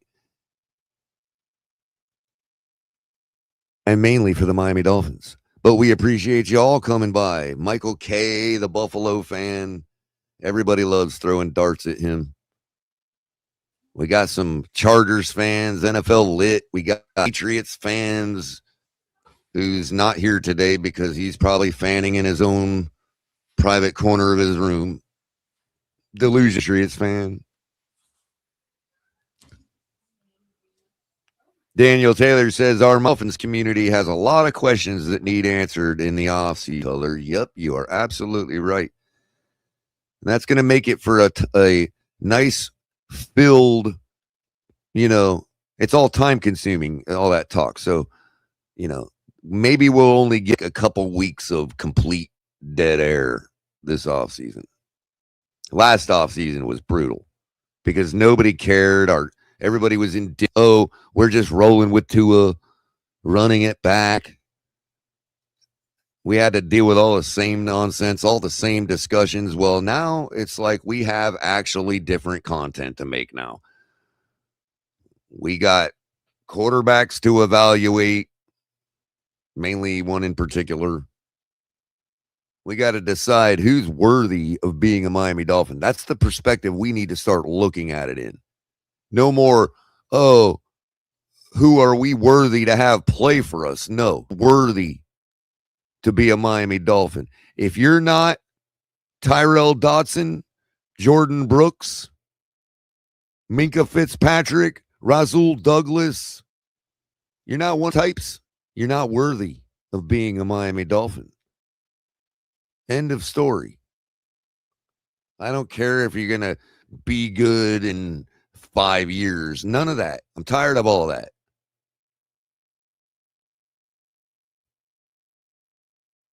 Nobody needed 5 years to evaluate Jordan Brooks. Tyrell Dodson comes in.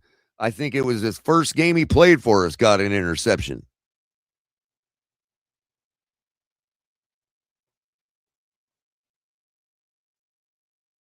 And then two dudes have been leading our defense ever since.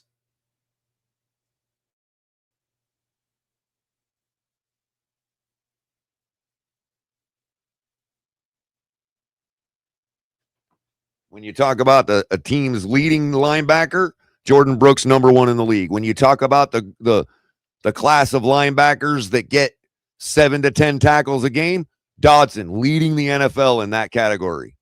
You're talking about the corners and safeties that get their overs every week in tackles. They're 6 or 7 a week. That's Minkah Fitzpatrick. All three of our guys leading the league in their respective scaled categories because they like to loop all the tacklers into one list. It's not fair to say a DB who only gets 4 a game is not as good as this guy over there when the average DB only gets 3 per game, So when it comes to scale, all three of our guys are leading the league. Jordan Brooks, Tyrell Dodson, Minkah Fitzpatrick. Look it up.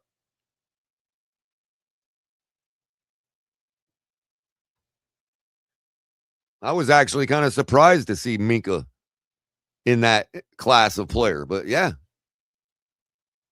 Dolphins take the kickoff out the back of the end zone. That's going to be a touchback.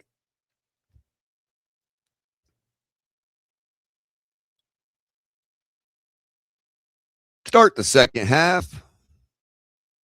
Let's see if the Dolphins not only get more in the third, but tie this game in the third. It's going to go a long way to winning ball game. Ewers up under center, pulls Ingold into the backfield, fakes the handoff. The guy in his face, throws deep, but not deep enough. I don't know what was going on that play. Maybe he just didn't throw deep enough, or maybe he didn't get his feet set. The player was in his face. He didn't get his feet set to really drive into the ball. It looked like he got held, though. The receiver got held a little bit. There should have been a flag. It might be. What's his name is? Oh, no, that wouldn't. Yeah, it was. 1st and 10 now. Oh, shit. They did give it to him. Okay.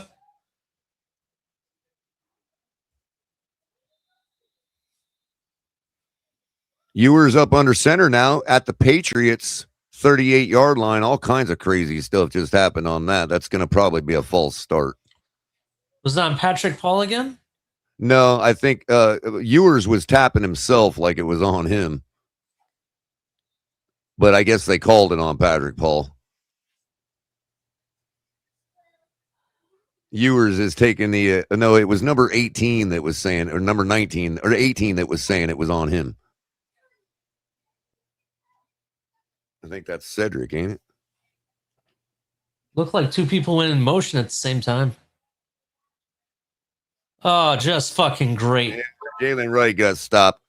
Big time loss in the backfield there. Patriots defense all over that.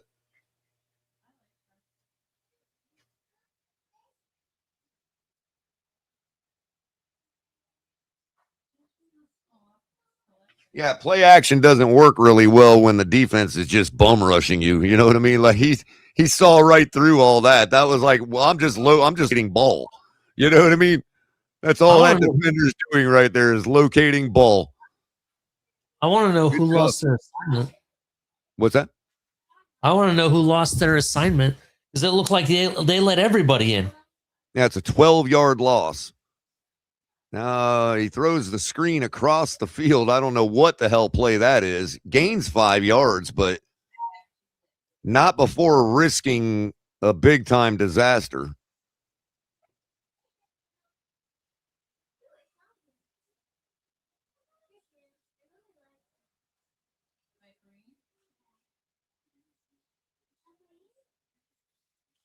They rolled him out to one side of the and threw a screen way across the other side of the field. Wow. Ewers in the shotgun now on 3rd and 17, standing at the 50-yard line. Takes the snap. Throws short to Dulcich, who takes it up. He's going to get the first down and much more. Still, gets tripped up. Rolls down to about the 24-yard line. Wide open, and that's what you got to do. How many times do we see other teams just dump it off to their tight end for 1 billion yards on a long 3rd down just to pick it up and suck the wind right out of the defense? Great job. Again, no problem catching the ball, putting it right in his possession, taking care of it, and then just heading upfield. We need a Jerry Maguire meme added to this so I can do the show me the money because every time he touches the ball, this is money almost. Holy crap. I know, right? Handoff off tackle to Ollie Gordon, takes it up for 9 yards. Oh, shit. Almost gets a first down. And that is injured New England Patriot Chison, number 44. Doesn't seem to be able to move his legs very much. Probably in a lot of pain. Either that, he cramped up in both legs. Yeah, that's what I meant. I didn't mean I didn't mean the electrical signal wouldn't get in there. I meant that like they're cramped or something. He can't physically move them, or doesn't want to. That's what I meant. Well, the way he was like shuffling himself backwards, it kind of looked like he was trying to push forward with his legs. That's why I said cramp. Yeah. why I said as a commentator, Ali, I got to be more careful about saying somebody can't move his legs on the football field. You know what I mean? Gotcha. He didn't want to move his legs because they're cramped up and in pain or something.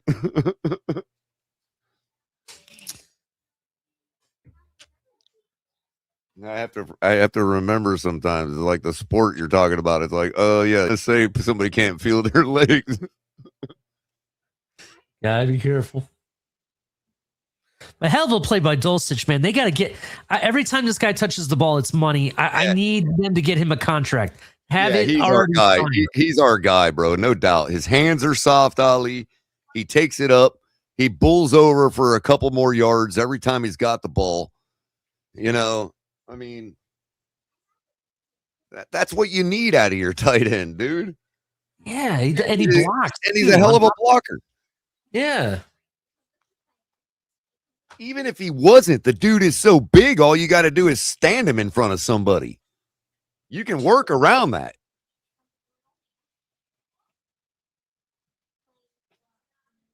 He's going to take up to a tackler, even if he's not a good blocker.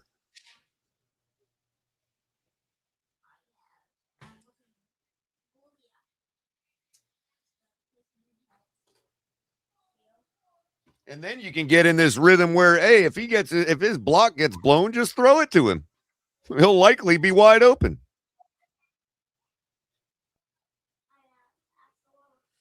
I don't know about you, Color, but there's only been very few tight ends in this league that I would love to buy their jersey.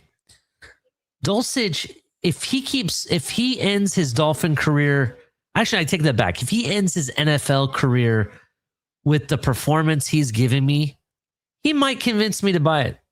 And it's not because he's not a type of guy who's going to score you a bunch of touchdowns. He just gets it done. You need a yard, you can give it to him. You need him 10 yards, exactly. give it to you. Exactly. You know what you're saying is this type of play is what I buy jerseys for. Yeah. Keep it going and I'll buy his jersey, you know? Yeah. I really like what I see. Second and 1 now. Ewers up under center, tosses the ball to Jalen Wright easily.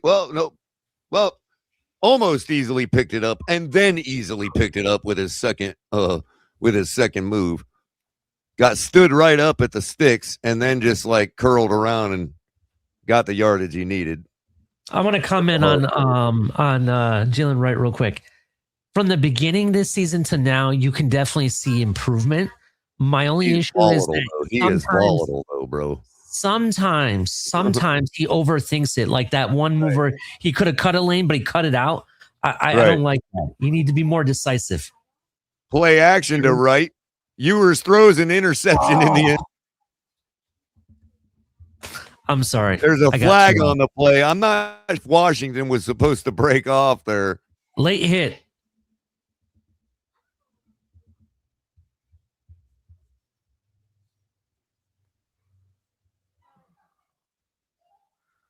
What's the flag? No late hit, but what's the flag? Do we know? It's on us. Damn it. We were about to tie that game up, man. That right there, bro. You simply chalk that up as it's the third game these guys have been playing together because he literally guessed wrong. He thought Washington was going to stay put. Washington broke off. The ball was already thrown. So who do you put that on? That comes with playing with each other over time. That's what's going to solve that right there. So there's really no one to blame. They just need more time together, is what you're saying. Well, I mean, there is somebody to blame, but it's like blame in a meaningless game where the reason it's meaningless is the same reason you're playing a rook third start. You know what I mean? Yeah. I wouldn't expect these guys to have, history together. Stuff like that's going to happen.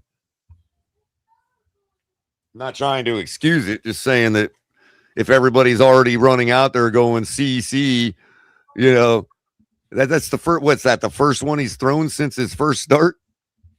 Yeah. No. His first start, it wasn't that he was throwing interceptions. They kept getting tipped and intercepted. Well, yeah, Right. I mean, just technically, if we're not gonna Great cherry, interception. Yes, this is one of the Right, first right. ones. I want to say. statistically speaking, right? Yeah. Damn, man. I would have expected something like that already by now in the last 3 games. You know what I mean? Like, Yeah. and to your point, it kind of did the first game. That's why the balls get tipped. Oh.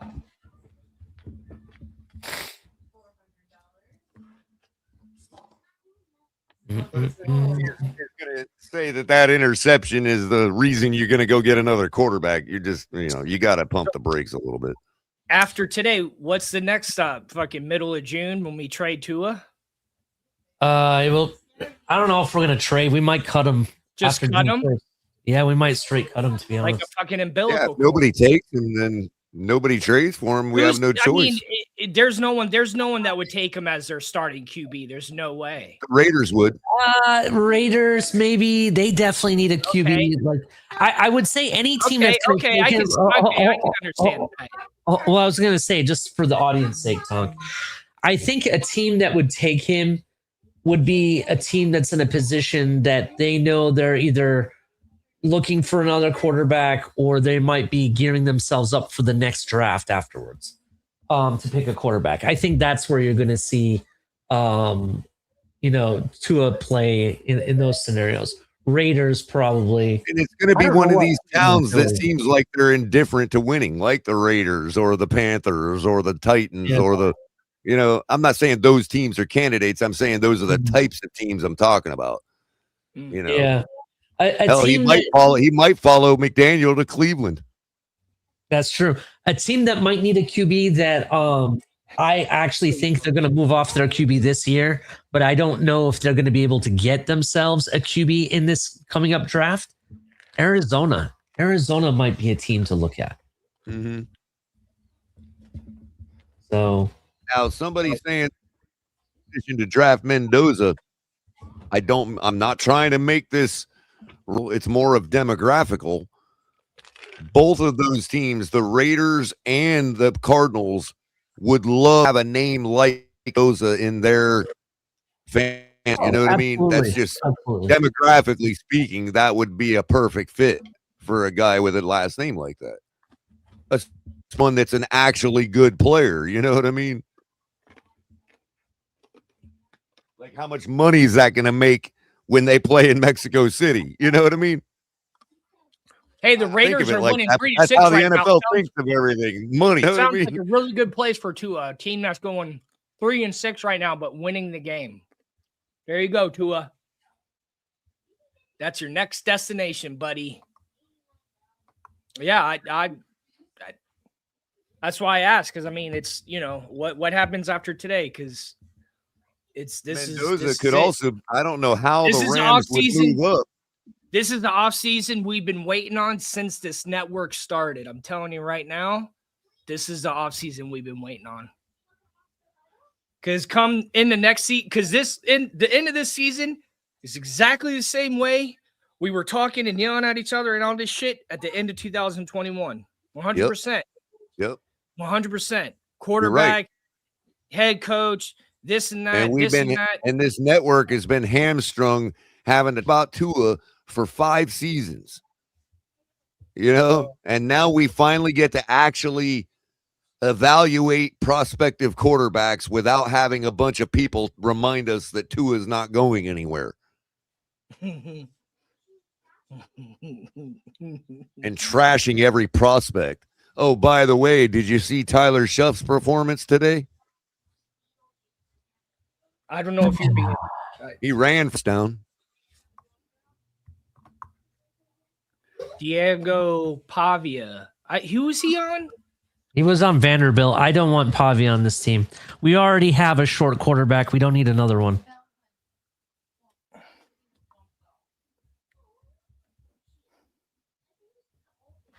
Hey, on Let's the just- other to be token, as 100% much as we honest, go to with yours for Spain, now. Let's as much just as stick we with go to yours. Spain, the NFL would love men in Miami too. Yeah, I mean, here's the reality for me. To be 100% honest, this draft only has maybe 2 names on it that are bona fide starters in the NFL at this point. Not to say that that there can't be another name that come out of the woodwork or whatever, but as of right now, New England's run away now. Drake May just throws an easy touchdown to Stevenson in the corner of the end zone, uncontested to the back. Rasul Douglas on the blown coverage on 3rd and 2. Hit that like button, everybody. We got 199 viewers right now. We're calling the game. We live for you today. Cap is on the road. That's why he couldn't be here today. He's doing his thing. He's handling Family his business. duties. He's got family duties, and he hit us up. Thank you, Color, for running the show today. I've been on and off, but I've been doing laundry, or I would have, but I just can't call the game the way y'all can. So that's why I was like, I don't know how much I can help. Especially if I'm not on the same string, time. But at least Color is within fucking rabbit ears of the game. Yeah, and I just got my internet back at the last second too, and got my well, I thought I got my computer problems fixed, but apparently I didn't. So I got to work on that a little more. Ooh. It is bad. It has been the past couple of weeks. Like, we only had that one cutout, and that was it. Miami Kid J, give us one reason why. Just give one reason. what did he say? Fire McDaniels. I just want to hear. I just want to hear his biggest reason. What is it? Because you got to have at least. You got to have one major reason.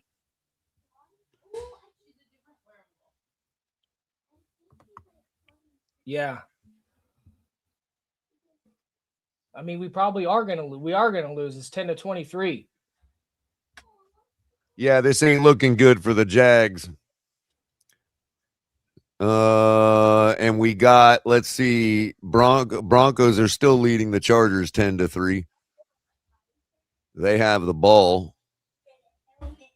Yeah, not looking good for the Jags at all. Bills extending their lead to 29 against the scoreless Jets. Lions and the Bears still 13-0. Chiefs are still trying to give each other the game 6-3. Okay, I don't fully disagree with that. And I believe that he gets figured out pretty easily. I don't know if that's more on him or the defensive coordinator. But yeah, it's situational play calling that's trash too, man. Like it's and I've said it since he's been here, and it still seems to be a problem. He calls plays indiscriminately, like regardless of what the defense is doing to him. He doesn't plays to counter what the defense is doing. He calls plays just to call plays. Yeah, okay. You know what I mean? CCRR. A Dolphins win is always devastating to you. Okay. Always. Okay. You're literally the vice president of the underground Dolphins fan club. Okay. You probably log in half the time as Mikey K. The way this game is getting out of hand makes me think McDaniel is here, and they're like in another game. We want to preserve our draft spot. What you need? We CCR. It's just you and Mikey K. What are you talking about? Malik takes the ball at about the 5-yard line, gets his normal 25 yards return out to about. Did what you do? Take me for someone who cares? Tookie.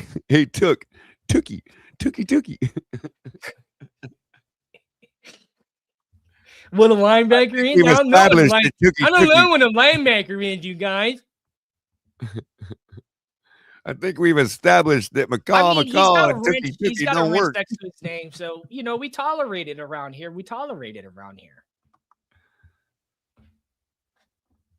He has a wrench next to his name because he needs a good fixing.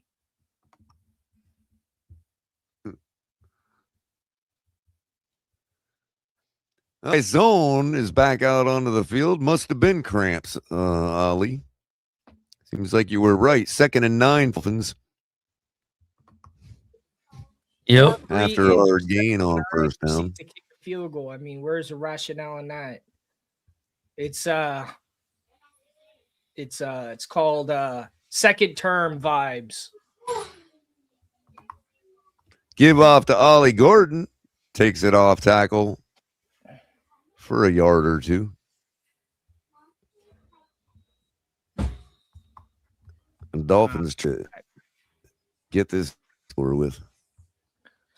Drake Mays in the MVP race? Are we kidding me? Oh yeah. Oh yeah. I'm sorry. Considering look at those stats, and Matt Stafford is the front runner, I would say yeah, Drake Mays in the conversation. I don't know. The difference in touchdowns is huge for me, bro.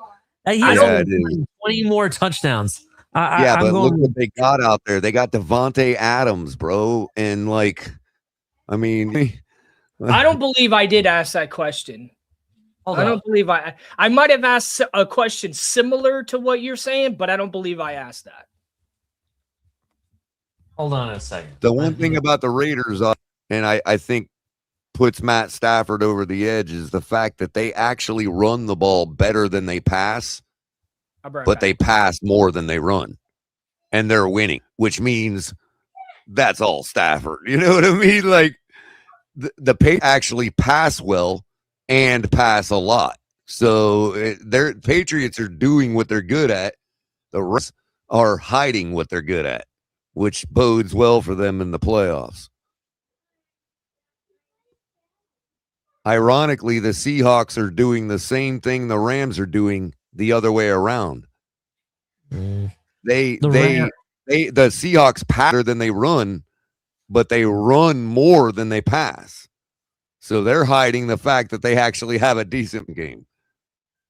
Speaking of which, the Rams, they have Devontae Adams, who has 14 touchdowns. I'll give you that. But surprisingly, he's not the leading receiver. In fact, the leading receiver has almost 1,000 yards more. Right, but can you name is what I'm saying, the Patriots receiver besides just because you know their names. You know what I mean? Like, oh, I get you.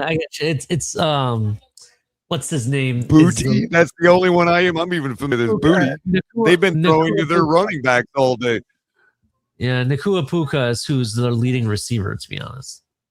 Right. Puka Nakua, right. And they still got Tutu Atwell that just re-entered the season last week. Yep, they do. He was good his first season. And then they got really decent tight ends, two of them.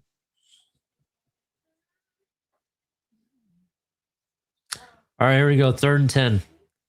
All right, Ewers on 3rd and 10. Dancing around the pocket, and he's going to be sacked.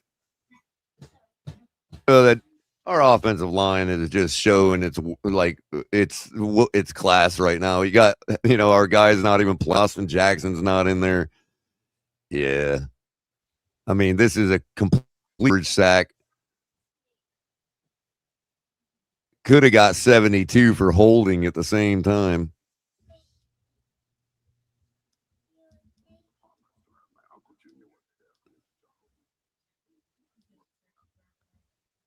I mean, now you're just looking at a defensive that's going to the playoffs and likely winning the AFC, and against a offensive line doesn't have half its starters.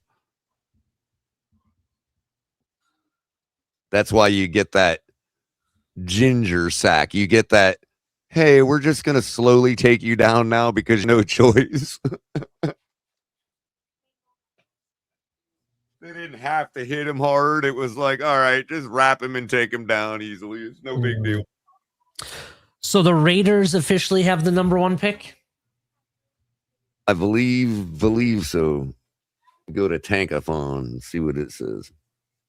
Can't believe they have a site named that, bro.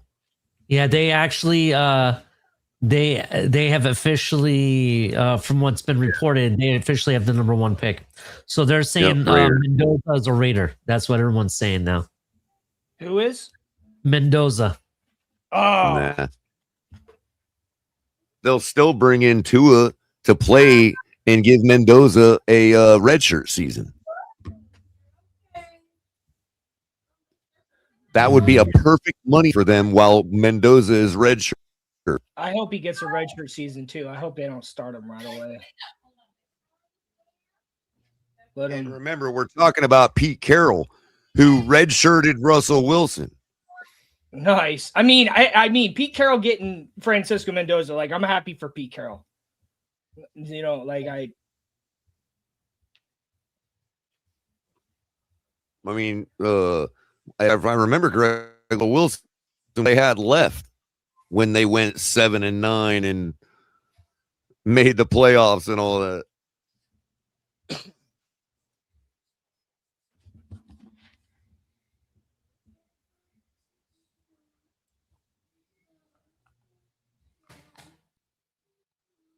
Who were they right before Russell Wilson? I forget now. Was it still Hasselbeck?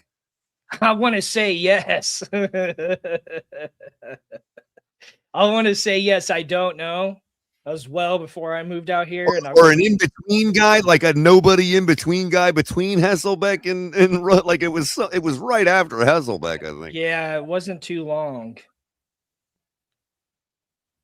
Yeah, Carroll put him in because there was nobody left. It's like, all right, I guess we can take the red shirt off now.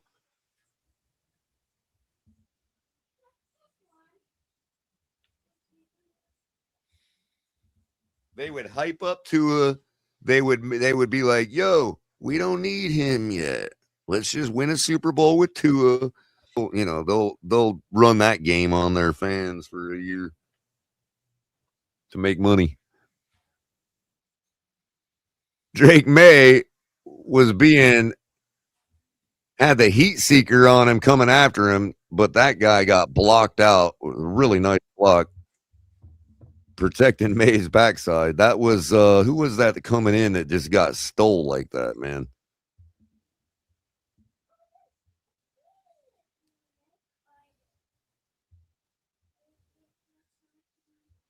Sir Henry doing his best man impression, or was that Hooper?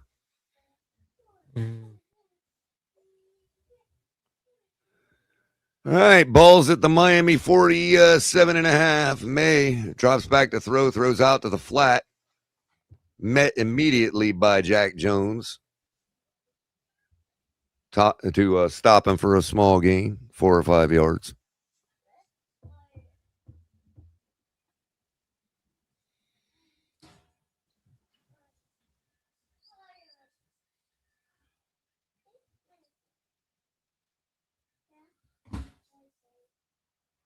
I mean, it's so routine already for the guy, bro.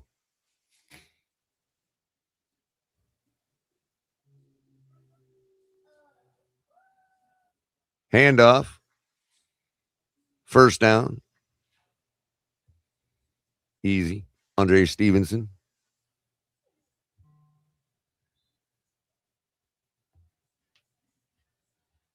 God, we're not even in the fourth quarter yet. Oh, my God. Can I give a score update? 24-10. New England. 2:38 left in the third. Yeah, Kansas City has tied the game with the Raiders. For people that don't know, Kansas City is 1 place ahead of us right now in the draft. If they win, we'll end up with the 10th overall pick. Dolphins just get gashed for a touchdown from the 30-yard line. Ramondre Stevenson taking it all the way to the house. Yep, it's over.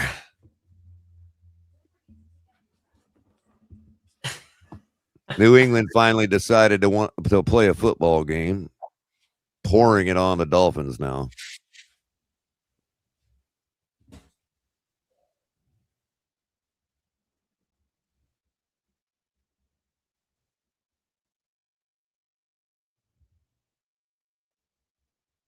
Wow.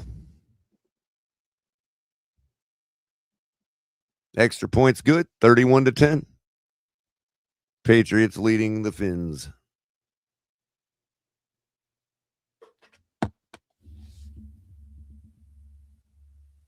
So, Color, do you want the draft order from what I understand it so far? Sure. I'm just going to give the top 10 as of right now. According to what I'm reading on ESPN here, Raiders have solidified the number 1 overall pick. They're currently on the clock, followed by Tennessee. Arizona will have the number 3 pick, followed by the Jets, the Giants, Washington Commanders, Cleveland, New Orleans, Cincinnati, Kansas City, and Miami are tied technically for 9 and 10. So we'll see what happens with that.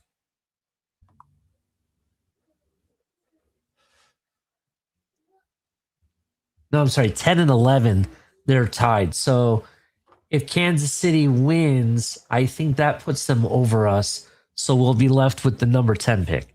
So Right. we'll see. We shall see. Dallas didn't win today, right? No, Dallas lost. Big time. Oh, but they have a tie. So they have a tiebreaker with us.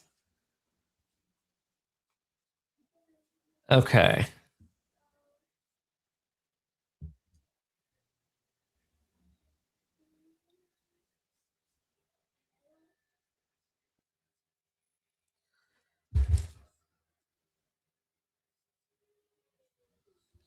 Jacoby Brissett taking the lead on the Rams.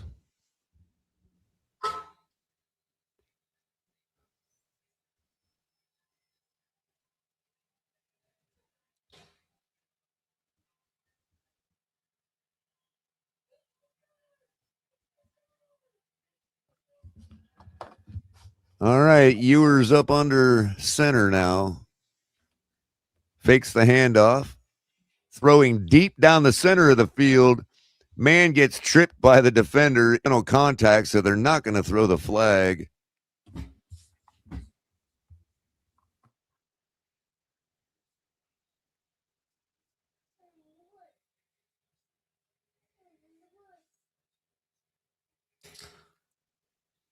Both guys going for the ball. Legs get tripped up.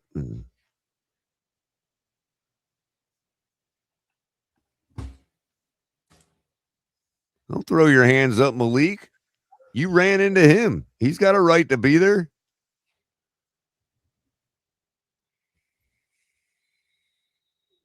Fake again.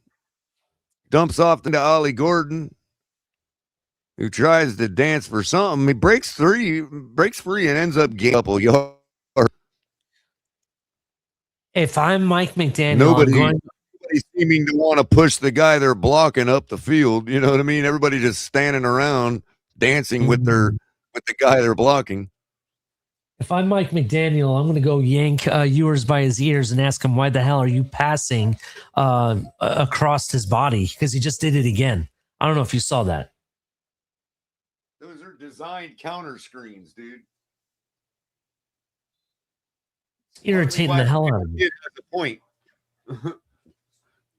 It's that play calling, dude. It's like, what is it? Like, what are you doing with counter screens, bro? Ewers pump fakes and then goes to take it up and doesn't get it. Don't even get back to the line of scrimmage. That's going to be recorded as a sack.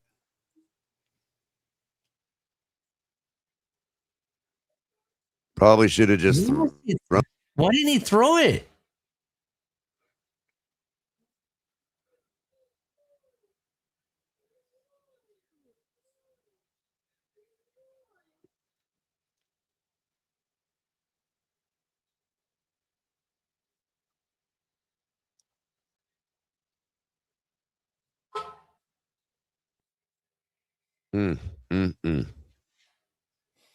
So, Caller, do you think, because this is potentially Aaron Rodgers' last game, do you think Aaron Rodgers puts it all out on the field? No. Not at all. Nope. Interesting. I just figured since your last game, why not go put it all out on the field? You know? What I think is happening, though, in the North is the same thing that happened with the bus to the Ravens. Like, I think they're trying to get Derrick Henry a championship. Like, I think the league is. Well, we got a long way to go.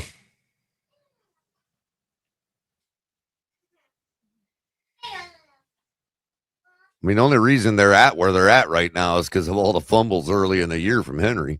How many? Drake May doing his best Lamar Jackson impression. How many players is he just going to run by? Did they all just stand there and watch him run past them? Yeah, they're checked out, bro. The longer they let him run, the more time burns off, bro, and the quicker they get off this field. The quicker they're at dinner.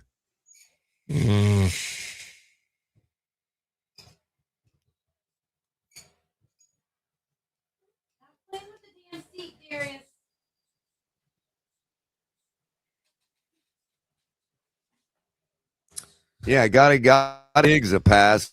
Him Pat is. Stop it. This is ridiculous.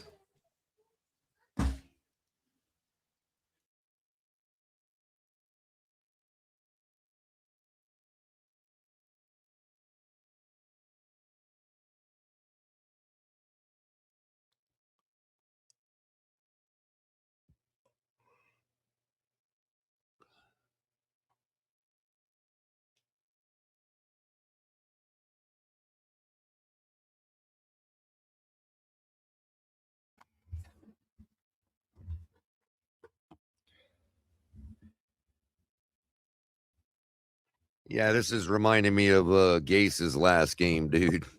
To be honest with you, I don't think Mike McDaniel's our coach next year.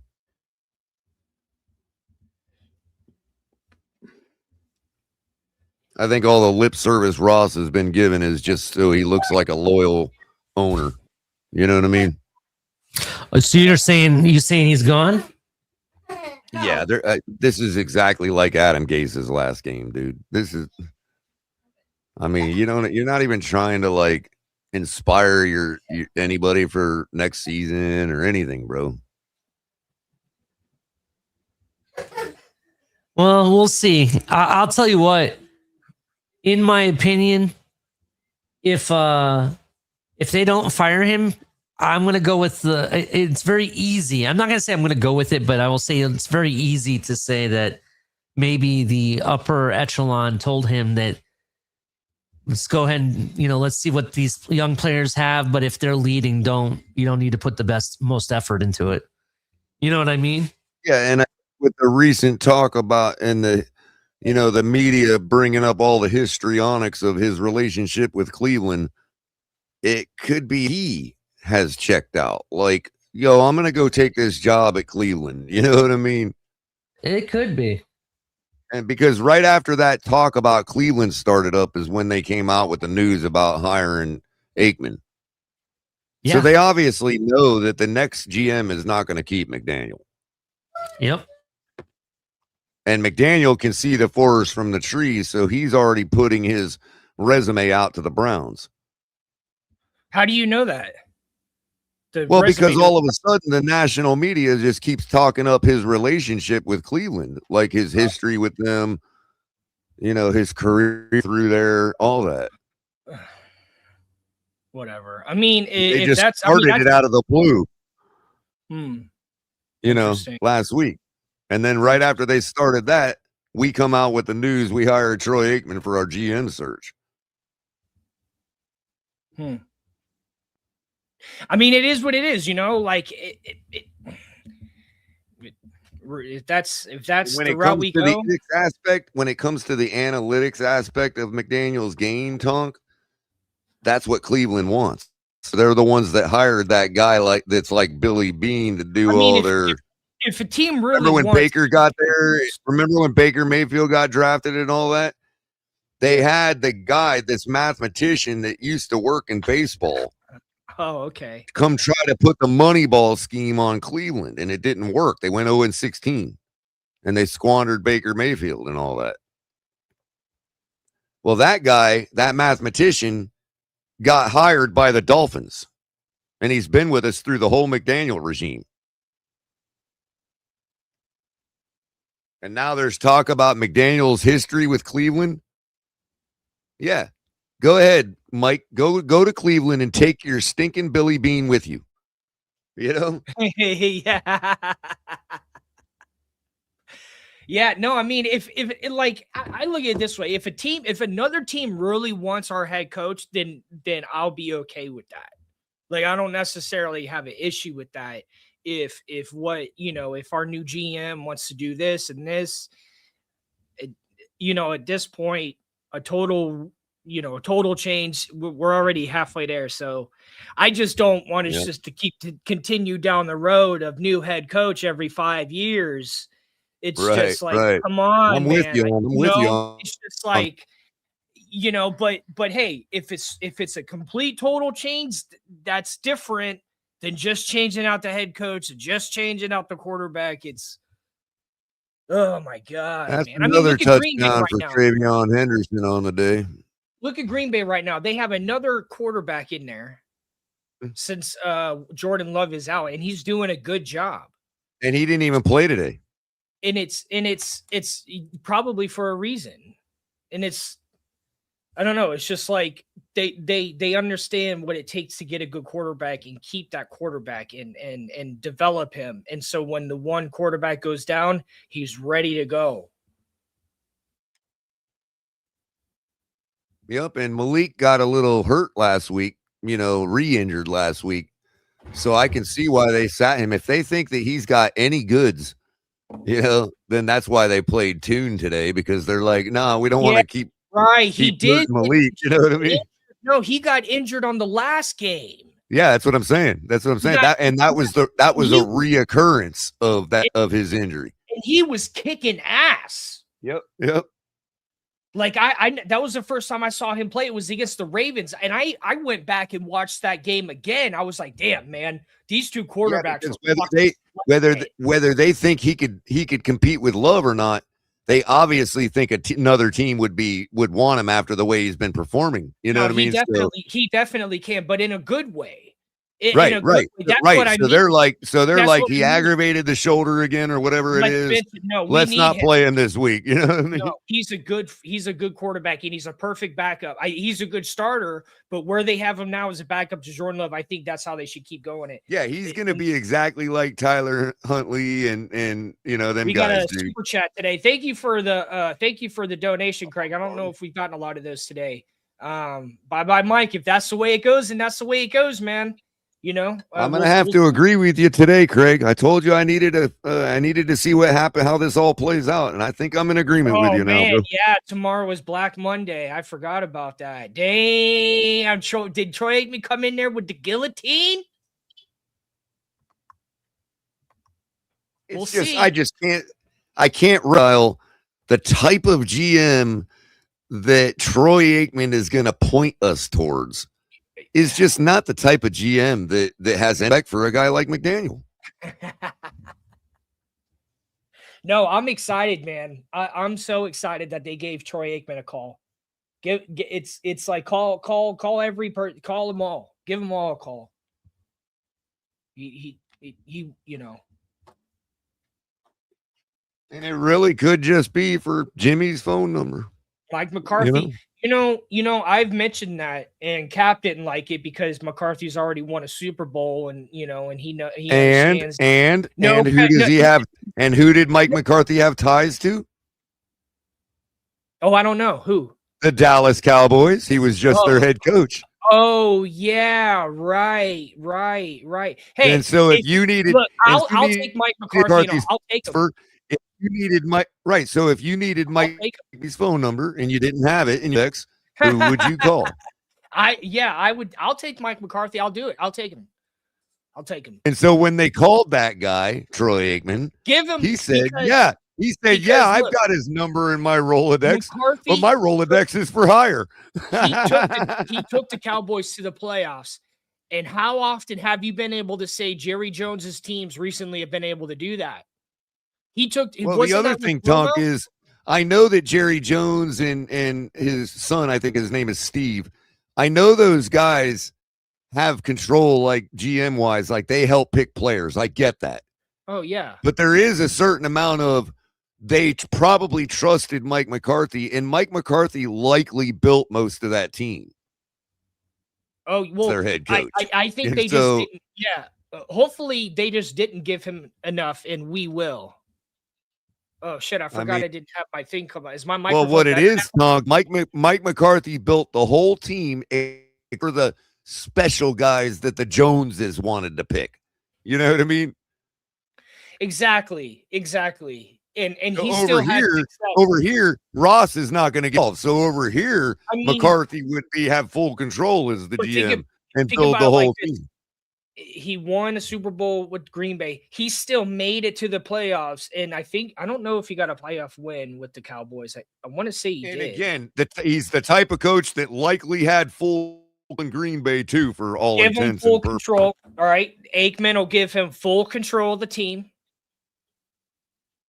and let it be. Just let it be. Help the GM will help get the players. They'll yeah. I like it. I like it. He's also gonna likely hire a coach that is just like him. Yeah. I like it, man. And so when Mike McCarthy brings home the groceries, or coach he hires is going to be like exactly what, bro. You're like, hell yeah, you got SpaghettiOs and fucking beefaroni. Yep. Oh, you even got the brand name paper towels, man. God, wow. Bro, keep it here with You some got the brownie Vivas. towels, dog. Right, Brawny or Vivas. You all got the made Vivas. brand. Man. He went to Publix and got Boar's Head. Fuck out of here. And for whatever we couldn't afford, you got Publix brand. Smart. Exactly. No, I like it. I'm there for it. And I, and as much as I don't want new head coaches and new quarterbacks, I support it, especially if McDaniels goes to a place where they want him, then so be it. Yeah, we're never Flores back as a coach. Teams do that, No. people. Mm-mm. Okay, it would be, I guess, it Dolphins we did, but I could see making the GM. What do you mean we're racist? We just hired him as our GM. Yo, dude, you were in here trolling on some people earlier. Welcome to the show.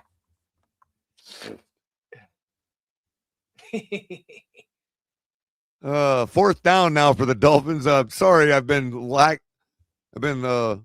on the game, but nothing's changed. Only a minute's gone by in the game, and we're still down 38-0 and about to punt the ball. It's like the last day of school, dude. And now Tua is looking like I told him I would have done better than this. Look at this. Look at him shaking his head. No, like I told him. Oh my God, dude. Just guy off. So does Mike McCarthy make the play calls? No. Does he call he the wouldn't plays? do that. He wouldn't do all that.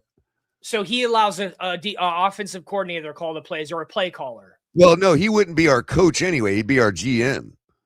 Oh, I'm saying talking about bringing him in for GM. Oh, okay. I would definitely take him as a GM. And then whoever coach he brings in is going to be like a protege of his. You know what I mean? Oh, I see what you're saying now. Yeah, I support that even more, honestly. I would love because the reason I brought up his coaching, the reason I brought up him having full control as a coach is because that means he builds teams and he can act as a GM. You know what I mean? Exactly. No, I would support it 1,000,000% if we had him as a GM. Color, how long do you think it'll be before Ross makes his Twitter announcement like he did last year? For firing McDaniel? If he's gonna fire him or keep him, either or. Tomorrow. You think Well, I it'll don't be think tomorrow? this 'Cause was the remember type of last year. embarrassing. Well, I don't wait, think this wait, was the type of wait. embarrassing thing to get him fired on the way home. But Well, yeah, it should be coming pretty soon if it's going to The come reason at all. I, the reason I It should be ask is you early. guys remember last year. I want to say it was last year. It wasn't it like minutes after the Super Bowl ended that he put out his announcement? Oh Or yeah, was it that's the other before? thing, Ali. We have no hurry. So in other words, there's no reason to fight tomorrow or not wait till Friday because we don't have another game coming up. So they can That's literally take their true. time with So all Black that now. Black Monday doesn't need to be Black Monday yet. Right, I get right. you. I get you. Yeah. Okay. Because right, we don't. It's not like we're trying to get up for another game. 10-4.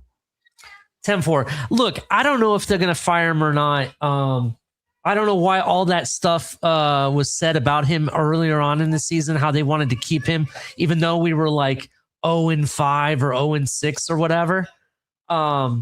So I don't know what's gonna happen. It'll be very Well, interesting. here's the thing, Ali.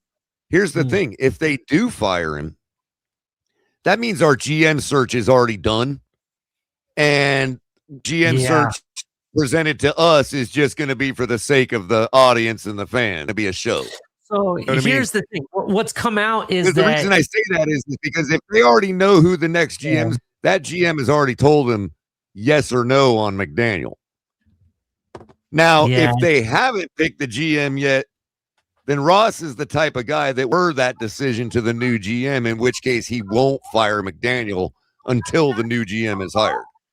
but it's been said, I think Barry Jackson put it out or somebody, that the organization has said that the decision on McDaniel will not be determined by the GM search. So Not by the GM search. yeah. Like, in other words, they're not going to PM based on whether they want to fire McDaniel or not, is what that means. I gotcha. So that's It's not how gonna they're be gonna contingent on the search. It'll I be get you. contingent on the GM, whoever it is, but it's not going to be contingent on the search. We're not just going to 10-4. fire McDaniel because we brought in Aikman, is what they're saying. I gotcha. I understand now. Thank you.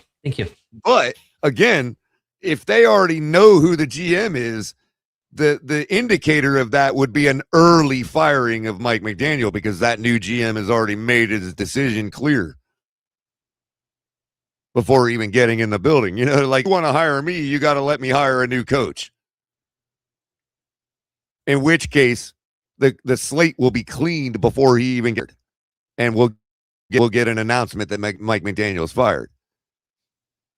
If they want to wait and they don't know who the GM is yet, and they want to wait for whatever that GM's assessment is on McDaniel, then McDaniel is going to be fired until that happens.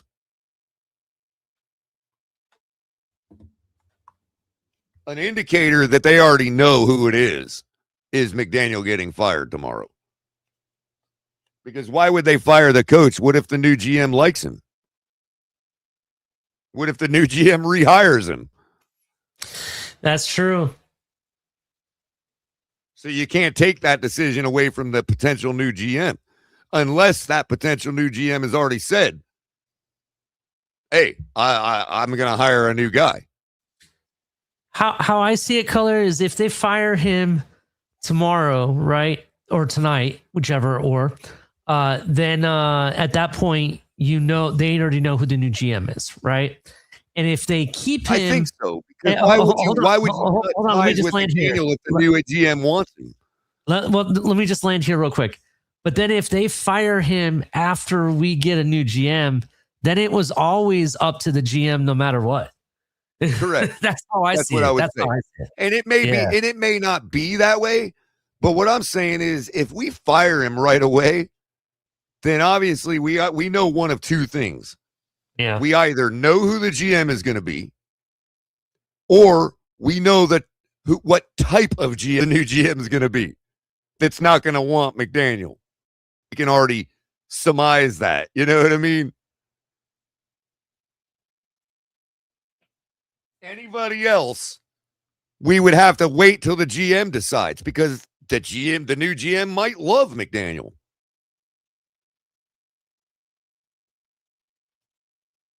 Then again, we could also have the stipulation that we're not going to hire you if you don't hire a new coach. We could fire McDaniel early without knowing who the GM is going to be. In other words, we're telling the dude the potentials. You're going to have to hire a new coach because we just fired our guy. Rams just took the lead again. Then again, not one of them that would keep McDaniel, and that's what I mean. They may fire him without knowing the GM. That is a possibility, but that's only if they assume no good GM wants him.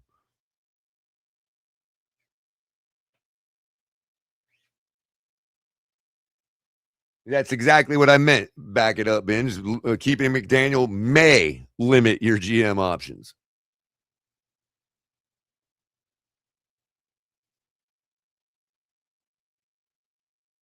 I'm just concerned that they do the you don't have to take McDaniel, but we'd really like you with him like they did with Tua and McDaniel. You can get another quarterback if you want, but we're kind of hiring you to see if you can do something with Tua. That's what we really want. And we'll probably fire you if you pick another quarterback. Ewers in the shotgun with 8:30 left in the game, stands at his own 16-yard line.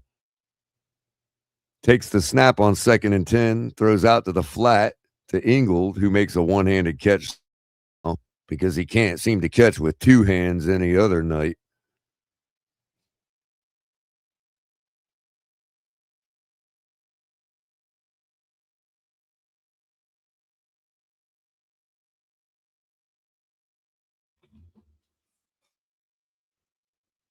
The hands crew check the game with Ollie Gordon on 3rd and 7. For your comment, back it up, bring it podcast. Keeping McDaniel limits your GM options. Why would you take the job if he's still the head coach? Exactly. It's crazy. Exactly. He's going to take a sack when he could have just dumped the ball away. Falls right on his knee. Probably just you be like cracking me up with the shit you say. Oh man, really? Right on his patella, dude. That's probably like a that could be anything from a fractured patella to let's run it, but a stretched ACL or dude. Look at this, man. But I'm gonna say it, say it now. This is one of the few times I'm ever really rolling with this. And accepting it as a practice, but I don't want to hear nothing 4 years from now. If it ain't working, like we're not doing it again. So, right. Exactly. We're not waiting 7 years to find out. Yeah, exactly. So right here is the exact reason I think that it's a travesty that all these guys stopped wearing real knee pads used to. And there you go. That's what happens. Yeah. Hold on.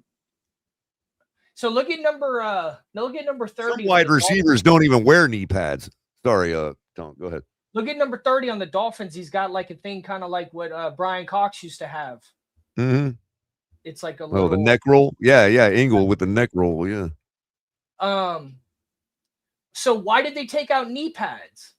They just because it's a fashion. They all think that I don't know, bro. I really don't, but like a lot of them don't even wear them anymore.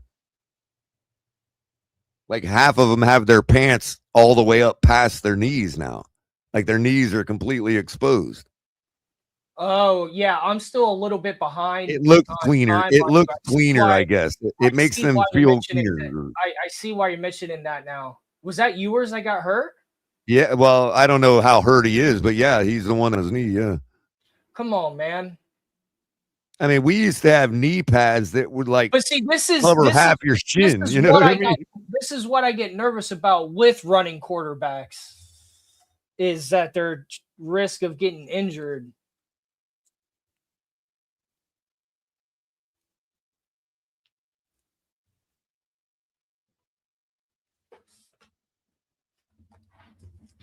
And they were kind of in the ass to the pants.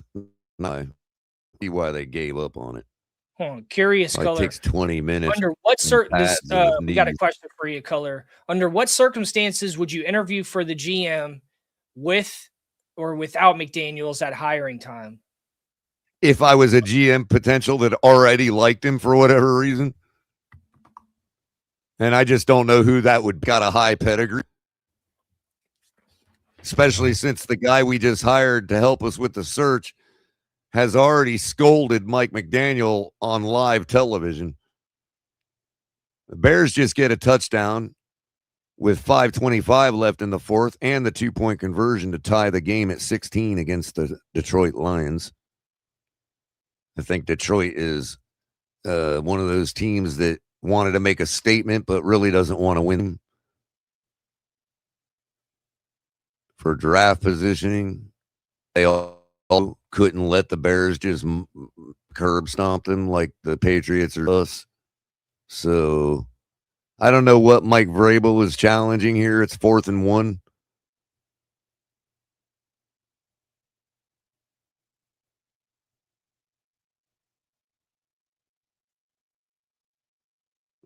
The spot of the football, his foot was still in bounds when the ball crossed. Yep, they're gonna review that and give him the first down, I'm pretty sure. It's wherever the ball is when you step out of bounds.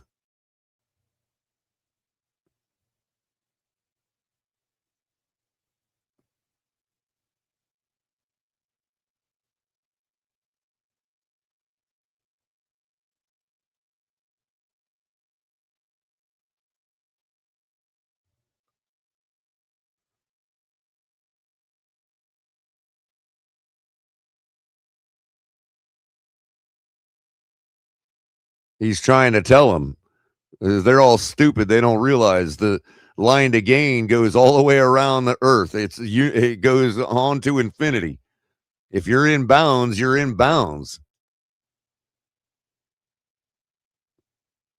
They're not going to give it to him. Wow.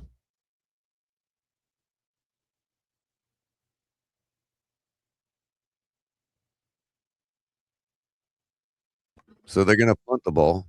I don't know why they don't go for it. You just end the game right here by getting the first down.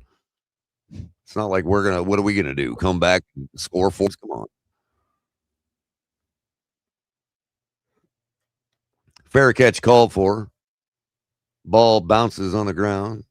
Bounces sideways out of bounds at about the 16-yard line.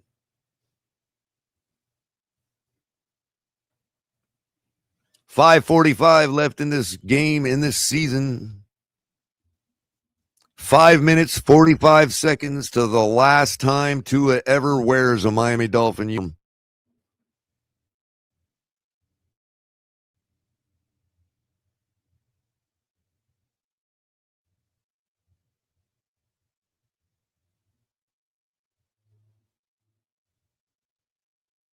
.5 minutes, 45 seconds away from the dark side, the cloud of the dark side being lifted off the Miami Dolphins.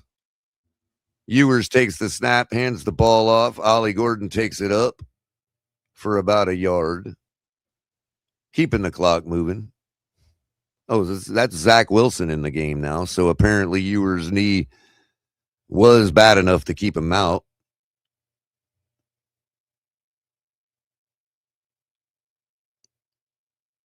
Wilson's like, do I get to throw a pass?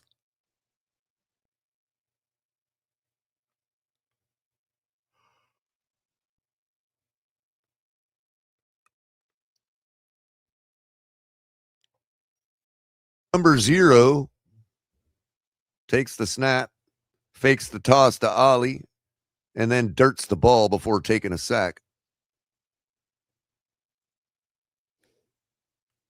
To a sack, I should say. Ollie Gordon in the area. That will not be intentional grounding.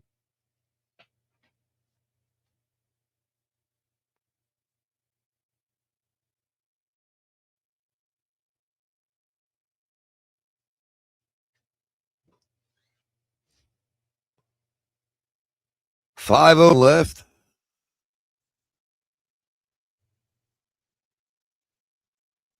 Wilson standing in the shotgun. Ingold joining him. Drop throw. Pressure coming around. Screen is frozen. Lovely. Be a tie in the score against Washington. It's now 17-7 in that one with 5 minutes, 20 seconds left. Dolphins did not get the first down. We will be punting the ball, and is away. Fair catch called for, not taken. Ball takes a Miami roll down to the 36-yard line, where it is downed by Westbrook.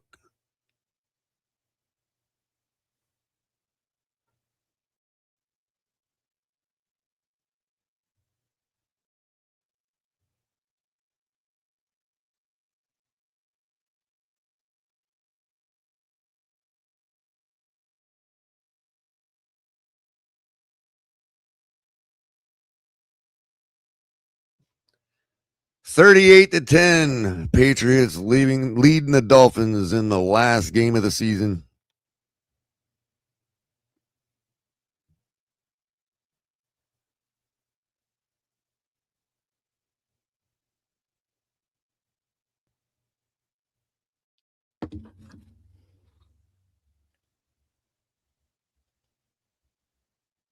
Drake May hands the ball off. Running back is met in the backfield, swarmed up by the defense, still carrying them along for a couple yards. Ty Johnson on the carry, I believe that is. Is that who that is? Ty Johnson?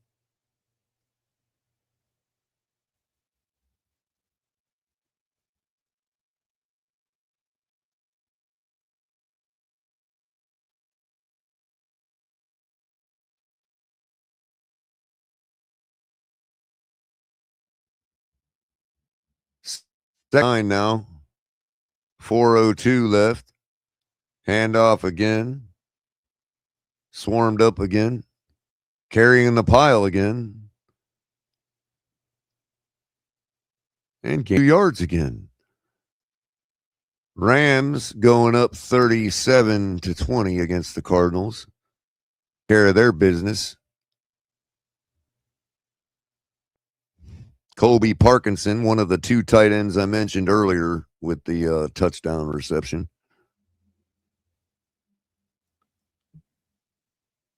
Third and 5 for the Patriots. 3:25 and counting, up 38-10.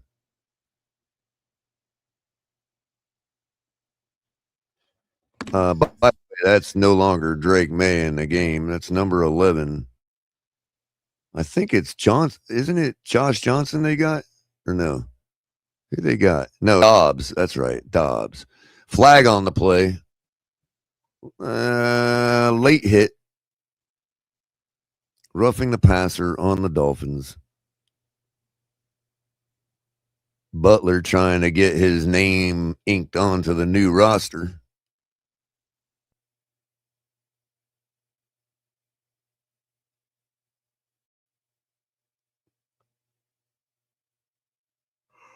A little overzealous on that one.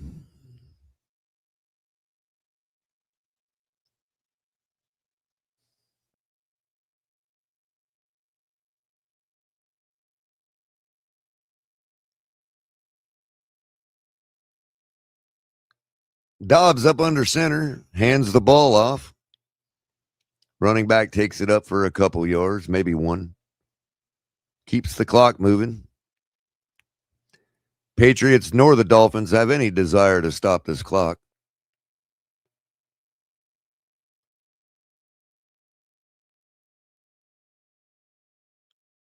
Second and 9. We'll have to run one more play before the 2-minute warning.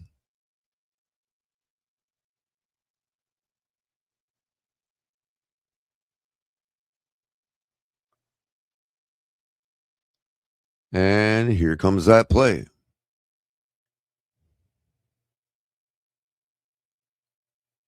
Fakes the handoff, rolls out, throws out to the flat to his tight end for no gain, but we'll keep the clock running and take it down to the 2-minute timeout.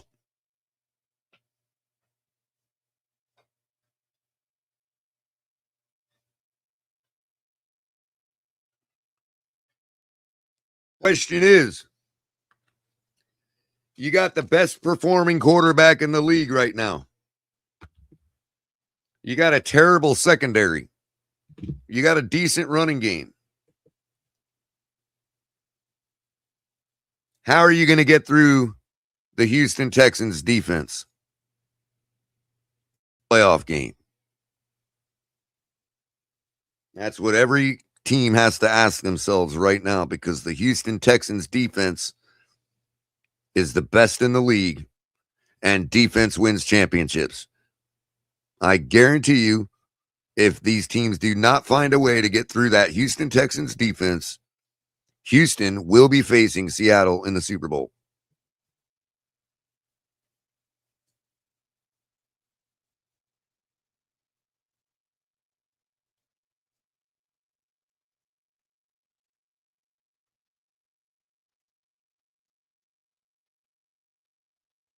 I think the Patriots have a quarterback that has the best shot of getting through the Houston defense, and I think the Rams have the best quarterback that gives them the best shot through the Seattle defense.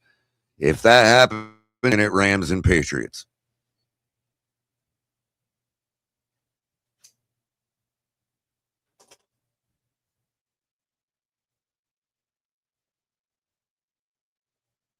Everybody else is just waiting to exhale.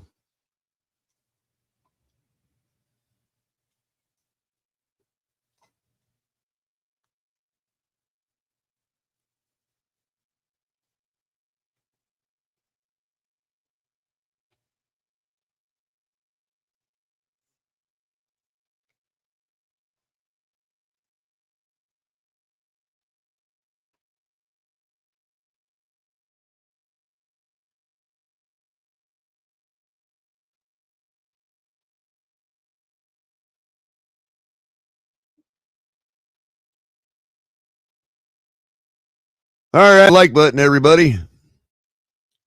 To 60 of you watching now. Get over to YouTube, hit the like button, subscribe to the Finn's Tailgate, so you're all ready for the off-season talk already. Come up and give your opinion, and you're all ready for next year's tailgates. There you go. Pittsburgh and Baltimore. The loser goes home.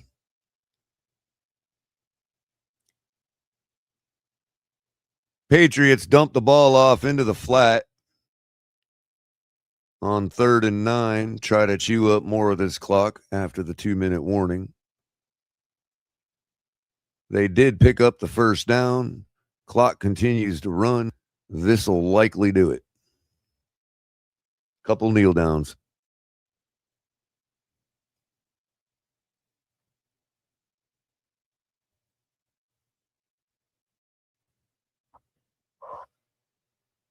Patriots are lining up in victory formation with a full complement of timeouts on their opponent.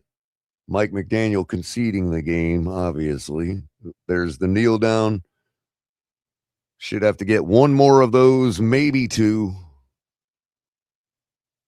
No, we should only have to do one more.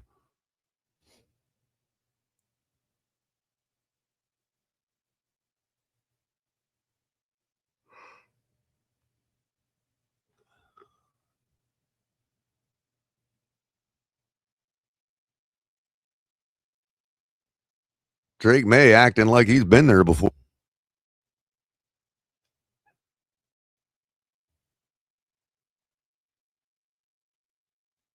You notice that? He had a big smile on his face, high-fived a couple guys, and then he wiped the smile right off his face and had a laser focus on his face. You notice that?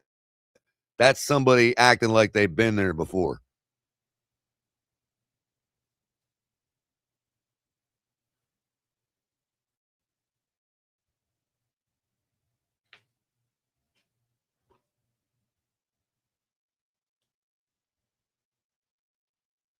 Five more seconds. That'll do it. The reign of Tua Tagovailoa in Miami has ended. The last game of the season is over. We will never have to see that quarterback put on a Dolphins uniform again. Mark it. As you saw, Dolphins falling to the Patriots 38-10. We're going to run down some scores, give it a chance to come up and talk, and then shut it down because there really ain't much left for tonight. Got a big-time matchup tonight in the AFC. Pittsburgh, Baltimore for the division and for the spot of the playoffs. Lions and Bears still knotted up at 16 with 33 seconds left. Lions have the ball in the red zone. Broncos leading the Chargers 19-3. That pretty much ends Jacksonville's hopes of taking the number 1 seed. Raiders leading the Chiefs 11 with a minute 50 left. Chiefs have the ball in the red zone. Rams leading the Cardinals 37-20. They're about to go to victory formation. Eagles down by a touchdown right now with a minute 58 left. They have the ball just inside field goal range, 24-17 against the Commanders. Bills defeat the Jets 35-8. Patriots defeat the Dolphins 38-10. Falcons defeat the Saints 19-17, knocking the Bucs out of the playoffs. Browns beat the Bengals 20-18. Vikings defeating the Packers 16-3. Giants destroying the Cowboys 34-17. Likewise, the Jags defeating the Titans 41-7. And the Titans denying the Colts of any more 8 wins on the season after losing Daniel Jones. They beat the Colts 38-30. Buccaneers beat the Panthers 16-14 on Sunday, but it did not make a difference as Atlanta has inked the Panthers as division champions. 49ers fell to the Seahawks, losing the division title to the Seahawks and the seed going to Seattle in the NFC. As I mentioned earlier, tonight's game is for the AFC North and the last remaining playoff spot. The Ravens and the Steelers in Pittsburgh. Baltimore favored by 3.5. Game time temperature expected to be around 28 degrees and clear. And that'll just about do for around the league. Kind of an uneventful day in the NFL. A couple games mattered. I just posted the link. We're going to give it 5 or 10 minutes. If nobody has to say about this team, we are going to join you guys likely tomorrow. Give a rundown on the season. Give an autopsy on the Dolphins 2020 season.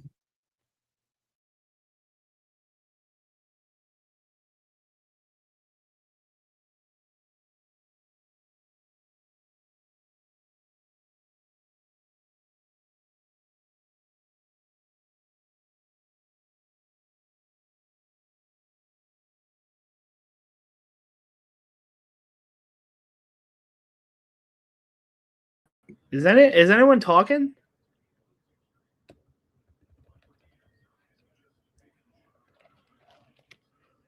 Well, I'm gonna come out and say it. I don't understand how. I don't give a shit if you're a two-in-ear, not a two-in-ear, Dolphins fan, not a Dolphins fan. I don't know how any of you can sit there and defend this fucking shit coach. I don't give a fuck if his offense is number 1 in fucking whatever category you want to make. He looks like Adam Gase 2.0.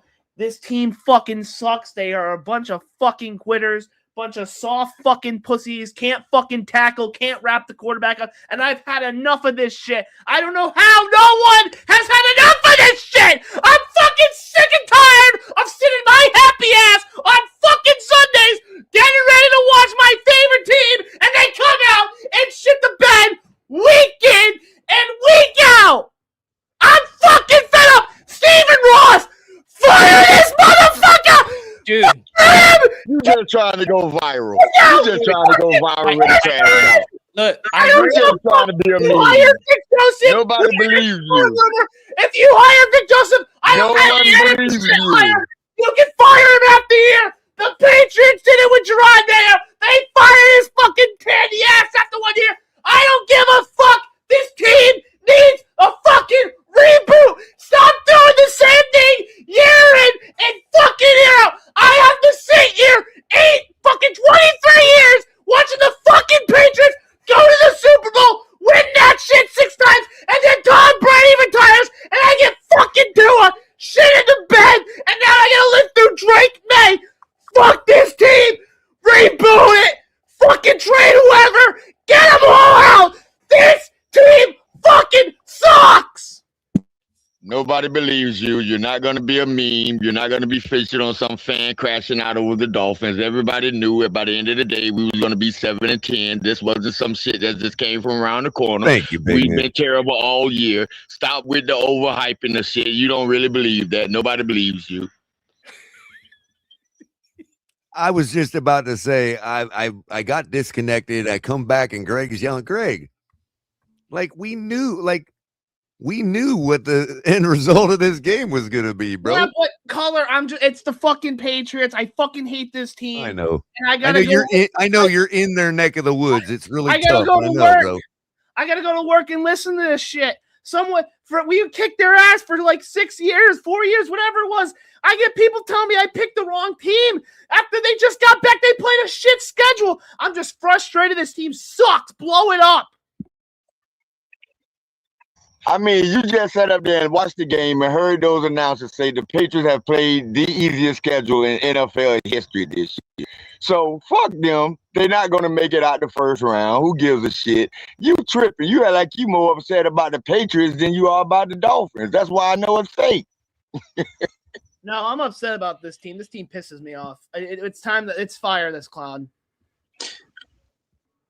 Anyway, fellas. There's no receivers, no tight ends. The running backs always take the day off. Running backs that are backed up always fumble.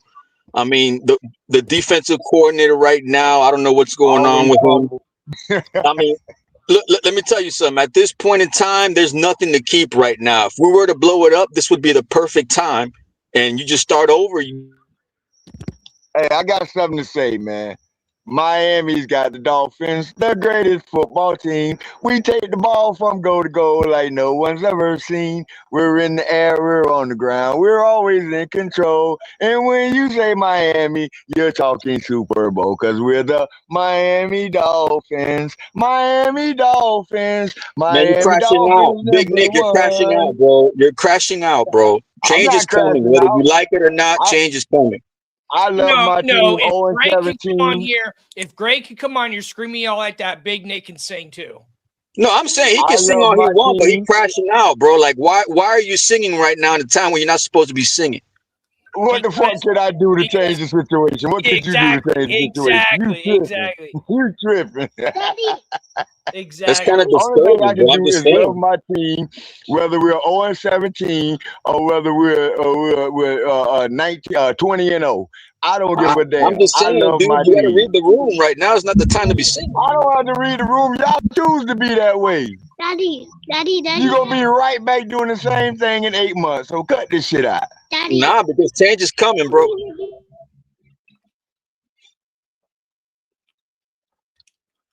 I don't give a damn if they go out and get Lane Kiffin to be the I'm going to be the I don't want way. that with 10 football, bro. No.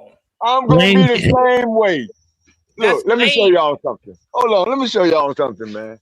This is a 7-10. This is a 7-10 year. You know how I watch the game at home. I love it. Baby. Baby, come on, There you man. go. Come There you on, go. man. Come on, man. I got ain't the new to ring, this. baby. I'm true to this. I ain't new to this. I'm true to this. Y'all sit up there and act like you lost your goddamn child. It was a game of a season. I love my team. I don't give a damn what the outcome is. I'm in love with the Dolphins. Period. You in love with mediocrity, huh?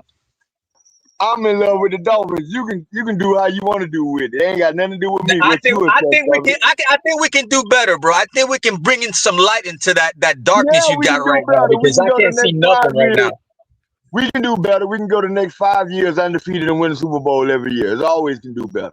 That's what I'm saying, bro. I don't understand why we have to settle for less and think it's okay. It's not. I don't think Big Nick is settling, man. He's just. I don't take it as settling. I came here at week 6 when we was 1-5. And I said, if anybody is still watching this season, hoping that we achieve some great goal, you're a damn fool. The beauty of it is just getting to turn your TV every week and watch your favorite team play football. That's the beauty of it. We knew we wasn't going to go anywhere. We knew we weren't going to go win the Super Bowl. So why y'all so upset right now? I watched So 17 you want to games lie of to my yourself. favorite team. You basically want to lie to yourself, is what you're saying. No. I mean, your interpretation is your interpretation. You know why I'm upset? It's because these reporters saying how much Ross likes McGeek, but I don't know how we can sit here. You really think that? Hey, look, you believe everything that they say, right? They were saying that Greer was still going to be here and that Tua was still going to be the starter. After this, what do you think's going to happen? I hope he gets fired, but I'm just saying. I mean, if Ross don't believe everything, bro. You know what? Everything you've been through the past 6 years, bro. You don't believe everything. I can't, especially the media, bro. If Stephen Ross himself come down and coach the team, I'm gonna still buy me a badass hat with the Miami Dolphins on it. I like it. I don't always be on the same side as Big Nick, but I like it. What a game, my people. What a game.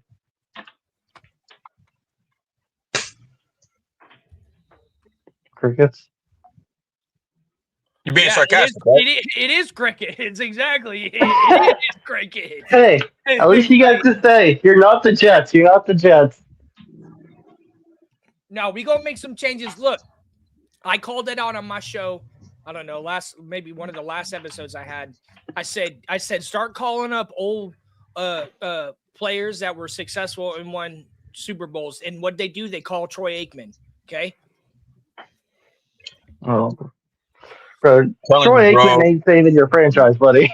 Bro, I'm telling you right now. Find a good GM. He might help us find a good GM.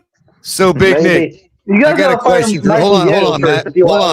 Hold on, Matt. I got a question for Big Nick because Big Nick is a logical thinker. Do you follow my logic about? And I am a person that is completely indifferent. I'd be fine with keeping McDaniel, right? But let's just speak to the logic of the situation. Do you think that the type of GM that a Troy Aikman of the world would help you find? Do you think that type of GM, that type of person that would be, do you think he would keep McDaniel? Look, Daddy. I don't know.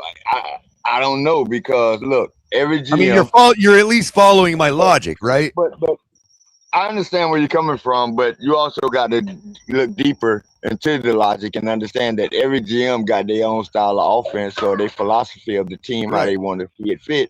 And if Mike McDaniel fits that type of, if he believes he can make it work with Mike McDaniel because he's seen this type of system work, then maybe I can see him keeping Mike McDaniel. Well, yeah.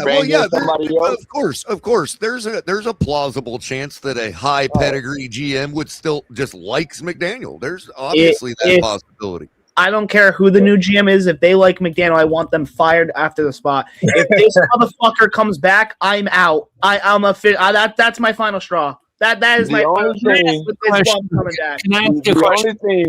The only thing I asked the new GM to do is at least bring the kid out in Green Bay in for a visit. That's the only thing I asked him to do.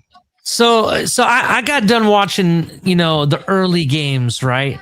And I watched games yesterday and this week and whatnot. and I've been watching other games for the past 2 weeks. You're all upset about Mike McDaniel, Greg. What does he do that's different than other head coaches? What does he do different? And don't tell me.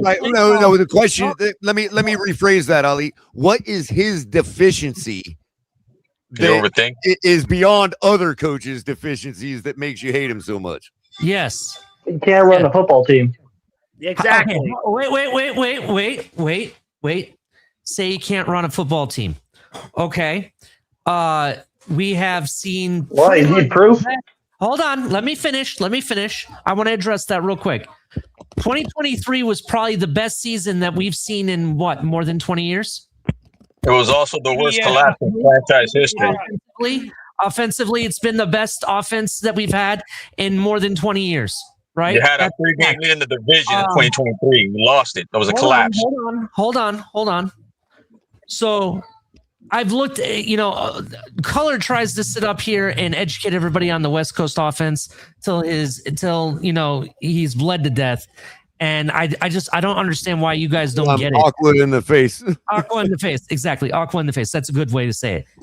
The reality is this. The West Coast offense is the offense that we see on the field. The screen passes, everything. All that is dependent to run the West Coast offense, right? Now, if we get a new coach. But people say that he can't run a team. Now, here's the thing. What is the GM's role in this whole thing? If we're going to have players on the team, is it the coach's responsibility to sign the proper players, or is it the GM's responsibility? I don't understand where you're getting at. My point is, someone here, I think it was Matthew, said that lack of talent is not your guys' problem. You guys have talented players. There's a whole bunch of idiots because Mike McDaniel lets shit go by and doesn't give a fuck. Excuse me. What was that? He doesn't care. The whole team on missing meetings. There's no discipline. He's a weak guy. Every time you guys, he just in order to win the game, you gotta win the game. And Which meeting? Every head coach. Hold on. That's what. Hold on, because he just said something factually incorrect. What meetings of Mike McDaniel's have players been missing? Yeah. The ones that were getting fined. The ones that the players were getting fined for. He made it very clear when Tua said that players weren't coming to his meetings. McDaniel made it very clear that he had no idea about that because they're all showing up to his. Players were getting fined and not paying the fines. You can find a myriad of reasons as to you might want to blame Mike McDaniel, right? Like you can blame him for his non-adjustment to the second half. You can blame him for his stubbornness in a blowout game and getting hurt. I was quiet. I don't need your help. I know what I'm going to say. Let him go. I know what I'm going to say. Go ahead. You can blame his non-willingness or his ability to adjust to what other teams are doing to him. You can blame his stubbornness on running the ball until he was forced to without Tyreek. It's a lot of things you can blame on Mike McDaniel. Even if you want to blame his covering for Tua, or you can blame that, right? But what you can't blame on Mike McDaniel is since 2022, right? Starting at 2022. 2023, 2024, the Miami Dolphins made a total of 9 draft picks. 9. You can't blame that on Mike McDaniel. You can't. And you know what else you can't blame on him, Big Nick? You know what else you can't blame on him? Wait. You can't blame. The roster was set to win already. What are you talking about? You cannot blame Mike McDaniel. You cannot blame Mike McDaniel for the $100 million dead cap the Miami Dolphins are going to be hit with next year because Xavier Howard held the team hostage 2 years in a row. I can definitely do that. You can't blame Mike McDaniel for wanting to give You can't blame Mike McDaniel for giving Jalen Ramsey not one but 2 contract extensions when nobody wanted him to have that. The same guy that did all that was the same guy that hired McDaniel. You can't blame Mike McDaniel for giving Tyreek Hill a quarterback deal. The same guy that did that is the same guy who hired McDaniel. Start over. Blow it up. But you can't blame Mike McDaniel for it. And I can blame him for the day. Your I logic can blame him is you for the just day. want to argue. You I just can want blame to him for a argue. 7-10 I don't record. care. I don't care who hired. If that's the case, your logic, then you have Then to you need blame to start Stephen caring. Ross. You need to start caring. If you don't care, then you got people like me that are going to show you how to According to care. your logic, you just want Oh. to fight. According to your logic, you're gonna have to blame Stephen Bro, Ross's your logic mother has for not giving. worked in 6 years. What are you talking about? Time to mix My- it up, bro. According to your logic, Your you're gonna have to logic has not eventually. worked for Jack the past Why 6 is years. this guy doing this? Why is he doing this? According to your logic, you're gonna have According to to eventually yours find right your now, way. the quarterback should be taking us to the Super Bowl. What happened with that logic, bro? Where's the same energy? Eventually, you're gonna have to blame Stephen Now you want Ross's to act mother like for you have giving birth selective to him. amnesia, but the past 6 years you were talking complete opposite. Eventually, you're gonna have to blame Stephen Ross's mother for giving birth to him. Ain't nobody talking about that. Hey, look, if you want to talk about the owner, that's a different conversation. But you vouch for the general manager and you vouch for the quarterback. Now you're watching for the cloud. The coach is right now under 500. Now, listen to me. Listen to me. Guys, real Hold on, quick, hold on. before you go. I wanna Let me address finish, this real quick. please. Okay, I okay. got him, Go ahead, Solo. I go just ahead, wanna Big Nick. expose But I how got to get silly this he super sounds. chat after you're done. Go ahead, Big Nick. Okay. I just want to expose how silly he sounds. He can sit up there and he can hold me No, accountable. you can say for it's the silly, but it's logic. fact. What you've been saying for Yeah, 6 hold years me is silly. accountable. Bro, let him You finish. can hold me accountable for the logic that I have for my perceived notion The and my logic, information the that I've logic, yeah. gathered. Yeah. However, the most I've ever done for the Miami Dolphins is buy some apparel. So you can hold me accountable all you want. My biggest argument was I was giving you reasons why you can't blame Mike McDaniel. And if you're not going to bring up those reasons as to why you should give Mike McDaniel a fair shake, then you're just being biased and you're uninformed. Bro, and do you wanna see fight. his do you see his record against playoff teams? Do I need to go any further, bro? Are we gonna act like that, bro? Okay, I'm gonna go to the super chat pause for a first, and second. then- I want to grab this super chat Yeah. from Rokuko. Appreciate you, buddy, for the $5 donation. Cool avatar too, man. He says we got outscored 127-27 in the third quarter. Get this bum out of town. Look, that's something that I've harped on since McDaniel's been here about our lack of scoring in the third quarter. And the how numbers we it need to affects our focus on. games.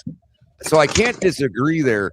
But again, and this is I'm gonna loop the rebuttal to this along with my rebuttal to you, Cap. We all sat here. I don't know if you agreed with me or not at the time, but I have maintained through this whole Mike McDaniel Tua thing that Mike McDaniel was required to cape up for him in order to even get the job. Now, you may disagree with whether that is righteous or not, okay, but that is the reality. And Ain't nobody told him to pull that stunt with the cell phone on the jet plane.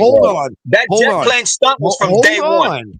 Hold on. Is it possible that from the owner's standpoint and from the organizational standpoint that Mike McDaniel is seen as a good soldier to them and likewise has earned a chance to build his whole thing with his own quarterback? Yes, I understand. You also had 5 other coaches that were good soldiers and got fired in advance. Listen, I get that he caped up for Tua. I get that he caped up for Tua, but everybody on this planet caped up for Tua, and now they're all denying that they did. So if that's the case, then Mike McDaniel didn't either. What I'm trying to tell you is the owner has a track record of getting rid of guys before their contracts are even done. It's happened 5 times. This right now should not be an exception to the rule. Name them. None of that has to do with Mike McDaniel. And none of that happened. He gave Joe Philbin an extension. He gave Tony Sperano an extension. He would name them. He gave Mike McDaniel an extension. You're naming them. Now you're doing the job for me. Keep going. None Keep of going. which You're doing the job for none me. of which affects our salary cap. He only None got of rid which of one affects our coach. salary cap. He only Keep got putting rid your of one foot in your coach that mouth, bro. didn't fulfill You're the answering entire. it for me. Keep doing it. Come on, please. He only got rid of one coach who didn't fulfill his entire contract. You Flo hurt. That's the problem. Cameron didn't leave. Sperano didn't leave. Philman didn't leave. And who else? Gase didn't leave. That's 4 right there. What happened to Flores? That's 5. Bro, I don't do math, bro. That's 5 coaches right there, bro. Bro, I'm going to cook you all night. Let's keep going. Come on. I'm gonna cook you all night. Let's keep going. That's 5 coaches right there. How long was Morano the head coach? I just named you 5 coaches, bro. Your math is not mathing right now, bro. 2 seasons Sperano got. Sperano got more than 2 Cameron, seasons. Philman, No, who else? Big Flores, Nick. They fired him Gates. after- We can go on all day, listen, bro. Hold on, Cap. We went 11-5 Sperano's first year. Then we went 7-9, I think, and they fired We won the him that division, and then we got They rid of didn't- him. No, color. They gave him a contract extension. And then we got rid of him. After the Harbaugh situation, they gave him a contract extension. And no, keep talking. Then we got rid of him, right? No, you gotta talk. then Philbin. You gotta put And then context into Philbin. what you say, We bro. gave You put Philbin- we you gave put the Philbin foot in a your mouth even contract further when you Man, say it. I'm not. Look. I'm But- not even. but dealing- regardless look, of I that, told you all when it happened, and I'm going to say the same regardless thing. of any of If that. you all think that a contract extension think it's means cool. anything in this NFL as to what an owner thinks about a coach, you're wrong. They all get contract I'm extensions. just telling you the before facts they right get now, bro. fired. He's done it 5 before times. they get fired. He's done it I told 5 you that times. I'm just before. saying, bro. I tell you that now. A coach gets a contract extension right before he gets fired. That is how it goes in the NFL. So you're telling me he should stay after this? No, what I'm saying is people continue. So what are we arguing about then, bro? Are you? I'm not arguing about anything as long as you're continuing to talk. Are you finished? Yes, sir. He's upset that we're not as upset as he is. Okay. I'm tired of That's people crazy. bringing up the contract extension as if that's a vote of confidence for the coach. That's not how the NFL works. Most people, when they hear contract extension, they think the coach is about to get fired. That's usually what that tells me. So please stop bringing up the contract extensions for any coach as if it means dick. That's all. The contract extensions mean dick. All they care about is what you're doing and what they think about you right now. And what do you think after tonight? I'm not the guy that has to make the decision.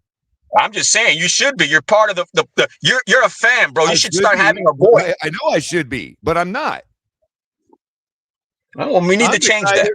I'm the guy that gets paid $5 to read super chats. If you So thank think, very much, if Omar you think Davila. because we're Dolphin Hold on, fans, Omar that- Davila says, if you why think can't- because we, hold on, you Big think Nick, because Big a Nick, couple people go to the Big Nick, stadium, 1 second. No, Why you're can't- compromised. Man, Can't help you. Can I read You're the super compromised, chat? man. Nobody can help you. I paid to hear his words spoken. Can I please do that? Go ahead, my friend. Go ahead. Omar Davila says, why can't he get a 3rd and 1? I thought he was a run guru. It is painful to watch us not be able to get a yard. But is he supposed to go down on the field and do it?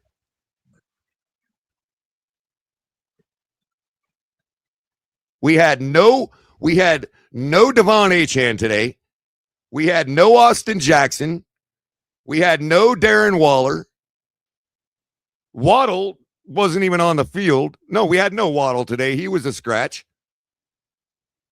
And we had a team. We were facing a team that needed to win to take the number 1 seed in the AFC. So yeah, I would expect it to be pretty tough to get a yard today.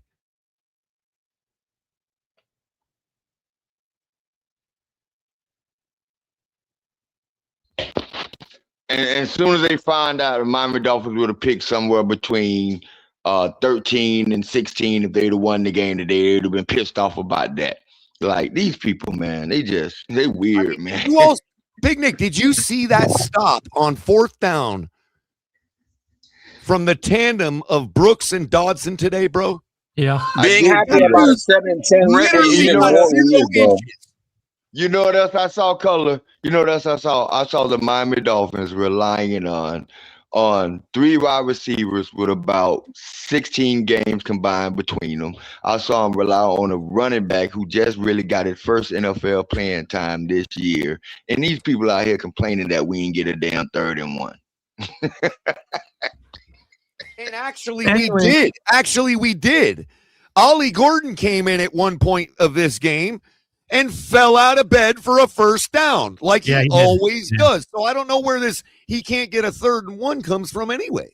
Even Jalen Wright did it today. Also, remember he thought the he was reason is because the coach wants to throw the ball instead of run it on that short yardage situation. What he's talking about. You're right, Cap. That's what he's asking about. Why does he choose to pass when it's obvious we can easily pick up a yard with our running game? Yeah, so that's what I agree with. I agree with the question. That does need to be answered. Why I addressed McDaniel the way I did in this forum, right? When I finished, Ali, can we get KP in here, bro? He hasn't had a chance yet. Go ahead. Well, I never got to finish my point. You guys, I know. I'm asking. I wasn't going to stop you. I was just asking if we could be next in line. Go ahead. Yes, you can definitely be next in line. Sure. I apologize, KP. I just want to get this off real quick. The whole point of why I brought up what I did was to kind of illustrate that not all of the problems we saw today are Mike McDaniel's fault. Not all of them are throughout the season are his fault, right? So just by bringing in a new head coach isn't going to fix everything. There's a lot of other things that are more pressing that I think could cover up some of the deficiencies Mike McDaniel has, right? So whatever this GM decides, so be it. But I don't think all of it is his fault. That's all I know is you got like 3 or 4 teams right now in the playoffs that turned it around in less than 1 or 2 years. Now you know why I interrupted you to ask, Ali. No, it's okay. It's all good. Go ahead, jump in here, bro. Hold on. Before you do, money always talks before everybody. I'm sorry. You know how it is. Omar Davila writes back for $5 donation. Appreciate you, buddy. It's been all season with short yardage. Come on, guys. And this is partly where I'd agree with you. Not because of play calling, though. And not because, let's say, Ollie Gordon or Jalen Wright or somebody doesn't have the ability. But because of personnel. Like, when have we... What you're talking about all season is when he dumps Achane on a halfback dive on 3rd and 1, over and over and over again, instead of just letting Ollie Gordon come in and fall down for it. No, so that's a personnel decision I do hold Mike McDaniel responsible for, and we've seen it all year long. Right? It's systemic. It ain't just personnel. It's systemic. They've actually done a breakdown of the NFL teams over a certain amount of time. Miami Dolphins every year has steadily decreased all the way down to now we are number 32 in the NFL on short yardage. EPA. Like it's systemic. Right. I'm just saying that we have the ability to do it. We just don't. In the play design, it's something in the play design is more than just the personnel. It's something in the play design that's not working on short yardage. Talking about short yardage. I'm specifically talking about 1 yard to gain. Go ahead, KP. We got to let KP get in here, bro. Yeah, that's short yardage, though. That's what he was talking about was short yardage. Yeah, I agree with Nick there that it is systemic, and it's due to the complex blocking schemes employed in this brand of the outside zone offense that we've been running under McDaniel. And for me, again, this is just my opinion. For me, there's been enough time to sort all that out to see whether guys could be trained up to operate that kind of offense that has, a low margin of error. You need all 11 guys working in concert to a certain degree of, that's true to all offenses, right? But in our offense, things are so technically based that it hurts us in those high pressure critical moments. And even if we succeed on 2 out of 4, it's those other 2 out of 4 that are going to cause us to lose. So I will say this. I want a GM to come in, pick the head coach that he wants to pick. And yes, we got to blow this thing up and start over. So we need to eliminate the system. You're a computer guy or you're a technical guy too, Color. This is we need a whole new system. Clean the database. Yep. Yeah, exactly. I completely agree. But as an A+ technician, my first number 1 step is to identify the problem, is to separate what the symptoms are from the problems, because you and I both know that a symptom and a problem can be interchangeable. Right. And I agree that McDaniel isn't the sole source of the problem. That is definitely true. In fact, I've been on the record multiple times saying that McDaniel's creativity, design ability, and ability to diagnose what play will work in a given situation is there on the intellectual side of watching a football game and counteracting what a defense is doing. I'm pretty sure McDaniels is in the top tier in being able to diagnose the game. But there are other parts of his job requirement as head coach that have also, over the last 3 or 4 years when he's been here, stymied our ability to win. Right. Oh, and on that note, KP, I kind of misspoke. The number one step, the first step of the scientific method is identify the problem. The first step in the A+ troubleshooting method is check your connections. Hey, do you guys remember what Bill Parcells did after year 2? The power. Besides taking the money and run, what he always preach? He always preach being available, being on the field. Bill Parcells will fire the damn trainer. You know what I'm saying? Like, why my players always hurt during the year? Why they getting hurt off petty shit while we getting all these injuries? So, maybe we got to look at all of that, because a lot of teams, they really value the trainers, and they look at the conditioning, they look at the medicals of these players, and they're not missing 8-9 starters in the middle of a damn crucial run like the Miami Dolphins have been known to do. Look how many starters was out today. I don't know if because it was the last game, we ain't had nothing to prove, but just look, the main stars is out due to injury. Some of those were healthy scratches, dude. I don't know. Jalen Water always been banged up for the last 2 years. You need to start knowing, bro. Like, right now, everybody we know. He's been banged up the last 2 years. I know. He gets banged up every time he touches the ball. James Daniel was diagnosed with a strain and missed a whole damn year. Like, come on, man. He did exact same thing that receiver did. What was wrong with Darren Waller? A lot. He missed some games too. Remember that receiver that had a broken pinky and we didn't play the whole year? What I'm saying, Big Nick, is I don't mean that they didn't have real injuries. What I'm saying is they're the type of injuries that would likely not keep them off the field if we had something to play for today. I don't know, man. Hey, look, at this point, I'm going to be like A-Chan's playing today. If we had a chance to get in the playoffs, A-Chan's playing today. I don't know. Well, I don't remember how bad his shoulder is, but you get what I'm saying though. Like, some of these guys would have been on the field today if we had if we were playing for something. Can I ask a theory question to you in regards to Waller? Sure. Everybody told me that Waller will always play for Coach Frank Smith, right? No matter what. If the team is looking to possibly move off of McDaniel, do you think the reason Waller wasn't here is because he knows McDaniel's already out the door? Why would he risk himself? Right. It's a dangerous sport. Because here's the other way you could look at that though. There's one other way. Wait, hold on. Let me ask you a question, Ali. He doesn't need to play. Let me ask you a question, Ali. I just want to make sure I'm following you. You falling in love with Darren Waller? No. Not at all. Oh, okay. He's over 23.7 years old. He's gone anyway. He had more touchdowns. He had more touchdowns. You think he played better than Dulcich? Well, I would say he scored better than Dulcich, but I would say Dulcich was the most consistent tight end we've had this season. And that's a fact. You can go look at the numbers. But the reality is this. Darren Waller is a weapon. Don't get me wrong. He looked way better than I thought he would. So it's not that I'm falling in love with him. That's not really why I brought it up. I brought up the whole question because it makes me wonder if I'm saying that I'll play for Frank Smith no matter what and his job's in jeopardy, you better be damn believe I'm going to be on the field to help out the guy that believes in me. Right? Unless he thought that no matter what he would do, the job's gone anyway. You know what I mean? Or to be fair, in that exact analogy, you can flip it and say, or he already knew that there was really nothing to play for and the job is safe, so I don't have to worry about it. Yeah, you know what I mean? So it could go either way. Just saying.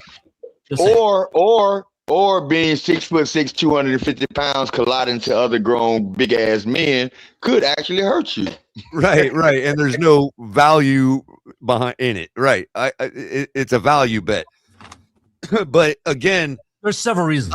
I'm the reason I'm indifferent is because while I don't think that it's the worst thing in the world to keep Mike McDaniel, I also can't reconcile that with the logic of why would you get Troy Aikman to find you a GM that would settle for McDaniel? So he's likely gone. Even if I not necessarily believe he should be and all that. That they're two separate opinions. You know what I mean? Did you want me to bring you in on that, Tunk? Now we got two Tonks. Yeah, sorry, I was logging on my phone too. Oh, okay. You want me to remove one of them? No. Oh, okay. Yeah, I'll let you take care of it. Thank you. But you see what I'm saying? Like, on one hand, if you're gonna ask me whether I think we should or it's okay to keep McDaniel, I'm fine with it. Should we fire him? I'm fine with that too. And that's my stance. I'm indifferent. But if you ask me what I think is going on, yeah, there's no way that you bring in a guy like Troy Aikman. When you bring in a guy like Troy Aikman to help you hire a GM, you're expecting a certain pedigree of GM. And I'm not saying McDaniel isn't that pedigree of a person. Can y'all give me that he's an unknown when it comes to that. And another GM of that pedigree is not going to keep McDaniel. Can y'all give me this a great dynamic GM that Troy Aikman has helped found for another organization? I'm just saying, I'm talking about people. Big Nick, I'm not talking about actual GM. I'm talking about Troy Aikman has standards, bro. You know what I mean? Troy Aikman is not the savior of the Miami Dolphins. No, good he's not. Draft picks. Not trying good draft picks and a good coach is the savior of the Miami Dolphins. I'm not trying to say all that, Big Nick. What I'm trying to say is, if you were to hire me to help you find your GM, that GM is probably going to be the kind of guy that would keep McDaniel. But if you're going to hire Troy Aikman to find your GM, it's probably the type of GM that's not going to want to keep McDaniel. That's all I'm saying. I'm not trying to hype up his ability to pick a GM or anything. Troy Aikman is not picking the GM. He's a consultant along with Dan Marino and other people. I understand. But if you're not going to take his advice, why give him money? Okay, but it doesn't mean that we have to go with Troy Aikman's No, opinion. but I get what you're saying. I get what you're saying, but you're just going. I agree with what you're saying. It's just deeper than it's deeper than the conversation we're having right now. Is what I'm saying, Big Nick. I agree with what you're saying. I just think the Miami Dolphins get attached, especially the fans get attached to names too fucking much. I don't know. Honestly, I think the payment to Troy is simply for somebody's phone number. I have a rebuttal to this real quick, Big Nick. You said that Troy Aikman is not picking the next GM. While that is valid, definitely true, Barry Jackson put out something today that kind of said that Troy Aikman is the one that is picking who the Dolphins interview. So if he's picking the people that are being interviewed, acting like there's going to be no influence, right? Like Daniel's saying the same thing. Troy Aikman's a consultant, not a GM. I know. No. What I'm saying is, look, I'm agreeing with you, Ali. What I'm saying is, even Ross, Ali's trying to say is, if Troy Aikman wasn't going to have any influence, then why are we giving him money? Nobody says he's not going to have influence. They're going to listen to his advice, but ultimately, Stephen Ross, Garfunkel, whatever his name is, Stephen Ross' son-in-law, and Brandon Shore is going to pick the GM. I agree. And I'm telling you that Troy Aikman is not going to advise them to pick somebody that would keep McDaniel. That's all I'm saying. It was stated today by Barry Jackson that Brandon Shore is not going to be picking the GM, and they also said something to the effect that he may be in the interviews to ask questions, but he's not picking who's being interviewed or anything like that. So I don't know. Didn't they say this was all falling on ownership? There are too many hands in the cookie jar, bro. There are too many hands, and that's the problem. No, it's not. No, this is how the NFL is set up. Successful franchises are doing it the way the Miami Dolphins are trying to do it. It's just the way the NFL is set up. Again, what Ali's alluding to is that they were saying that ultimately this is going through the ownership. Yeah, that's how I see it. So no, there are not too many hands in the cookie jar. There's one in the cookie jar. The rest of the hands are just giving him advisement. Look, Troy Aikman has been in and out of locker rooms every fucking year for the last 20 years. He's built some relationships. He's talked to some guys. They're using Troy Aikman for his knowledge of the people they're thinking about interviewing, his accessibility to those people that's going to be interviewed. And if they want to pitch a particular type of scheme that they're interested in running, then he can help eliminate some people. But he's not picking the GM. Agreed, Big Nick. I'm just saying that my logic tells me that none of those people are the type of people that would keep McDaniel. That's all I'm saying. Mm-hmm. But ultimately, the type of person that will keep McDaniel, his name is Stephen Ross. Well, of course. And if Stephen Ross wants a GM to keep McDaniel, then he's going to put the same caveat that he put on McDaniel with Tua. And in which case, what do you need Troy Aikman for that for? I'm under the belief that Tua has played his last game for the Miami Dolphins, and he will not be on the roster during when the league calendar year starts. Or he will be a June 1st. You misunderstood why I understand what you're up. saying. The reason I'm saying that, color, is because they're going to keep one of the two, and I don't believe it's going to be Tua. Get rid of them both. I'm okay with that too. I'm okay with anybody they bring in. I'm going to root for the name on the front. Of course. I just don't understand the logic in bringing in a guy like Troy Aikman to advise you when you're just going to put a caveat on the new GM to keep McDaniel anyway. By the way, we have the 11th pick of the NFL draft. I mean, the only reason you would give Troy Aikman that money is because you wanted a phone number from his Rolodex. And that's a plausible reason right there. That was my first take, was that, he's got a phone number in his Rolodex they want. And I hope everyone knows the Jets are about to get their franchise quarterback. So if we keep McGeek, we're about to be the fourth best team we're going to be the fourth. How are they going to get their franchise quarterback when Raiders have the number one pick? And Big Nick, you know as well as I do that Moore is either trash or is going to stay another year. I don't think he declares. And Big Nick, you know as well as I do the power of networking. Like if Troy Aikman has somebody's phone number in his Rolodex, that power of networking makes that valuable. That makes that a commodity. Oh yeah, you're going to need to hire me for a week and give me a paycheck if you want my Rolodex. You know what I mean? With the 11th pick, I think the Dolphins are at a good to stay pat to get a player of need that can actually come in and contribute right away. And there's a couple positions that I think that we can fill that with the 11th pick. I think we can get a cornerback. And I definitely think that right tackle from the University of Miami who can play guard or tackle will be available. And that would be my pick right now. This is 1989 or 1990 right now, Big Nick. We need a right tackle, and we need to get one in the first round of the draft. I'm going to say it for the third straight year in a row. We need to trade back. We need to get picks. It's not a draft. I mean, you can accumulate picks by drafting, by trading back, but I think this draft. And everyone wants to cry.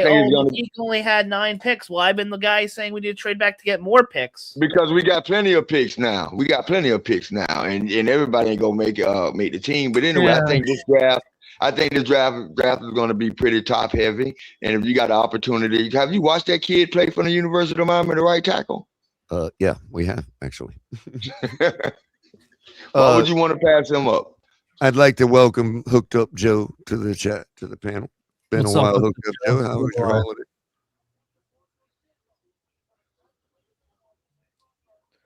Well, He might be having problems. Hooked Up's not known for technical difficulties. It might be StreamYard, bro. Might be StreamYard. Well, I'm not showing you muted, Hooked Up, so it might be equipment, but we're here when you get it fixed. Can you hear me now? We I can can. definitely hear you. What's up, sir? Was this not the best season we've had in years? I Greer's mean, who was benched. We almost have an offensive line. I mean, that's like what we've been wanting for years, right? defense in Freaking some spots of the freaking season. tastic. Okay. Should have well, been there it is. benched a while ago. Well, yeah, okay. But silver lining moment, he's benched. And the thing we've all been wanting kind of happened this year. And I'm obviously joking about being all optimistic and everything. But seriously, we did a few things happen like that. And to round out the whole season, you know, there it is. Greer's gone. It's kind of ironic, Hooked Up. It is kind of ironic how many people called for exactly what we saw today and how many of those people are upset about it. Oh my God. I mean, a lot of us wanted Quinn to be at least second. I mean, just to not have him be second string right off the bat, just that's the reason Greer was a bad general manager. I think Greer was part of that. You know what I mean? Agreed. But here we are at the end. Finally, Greer's gone. The witch is dead. And we have that one at least nice, good thing that happened this season.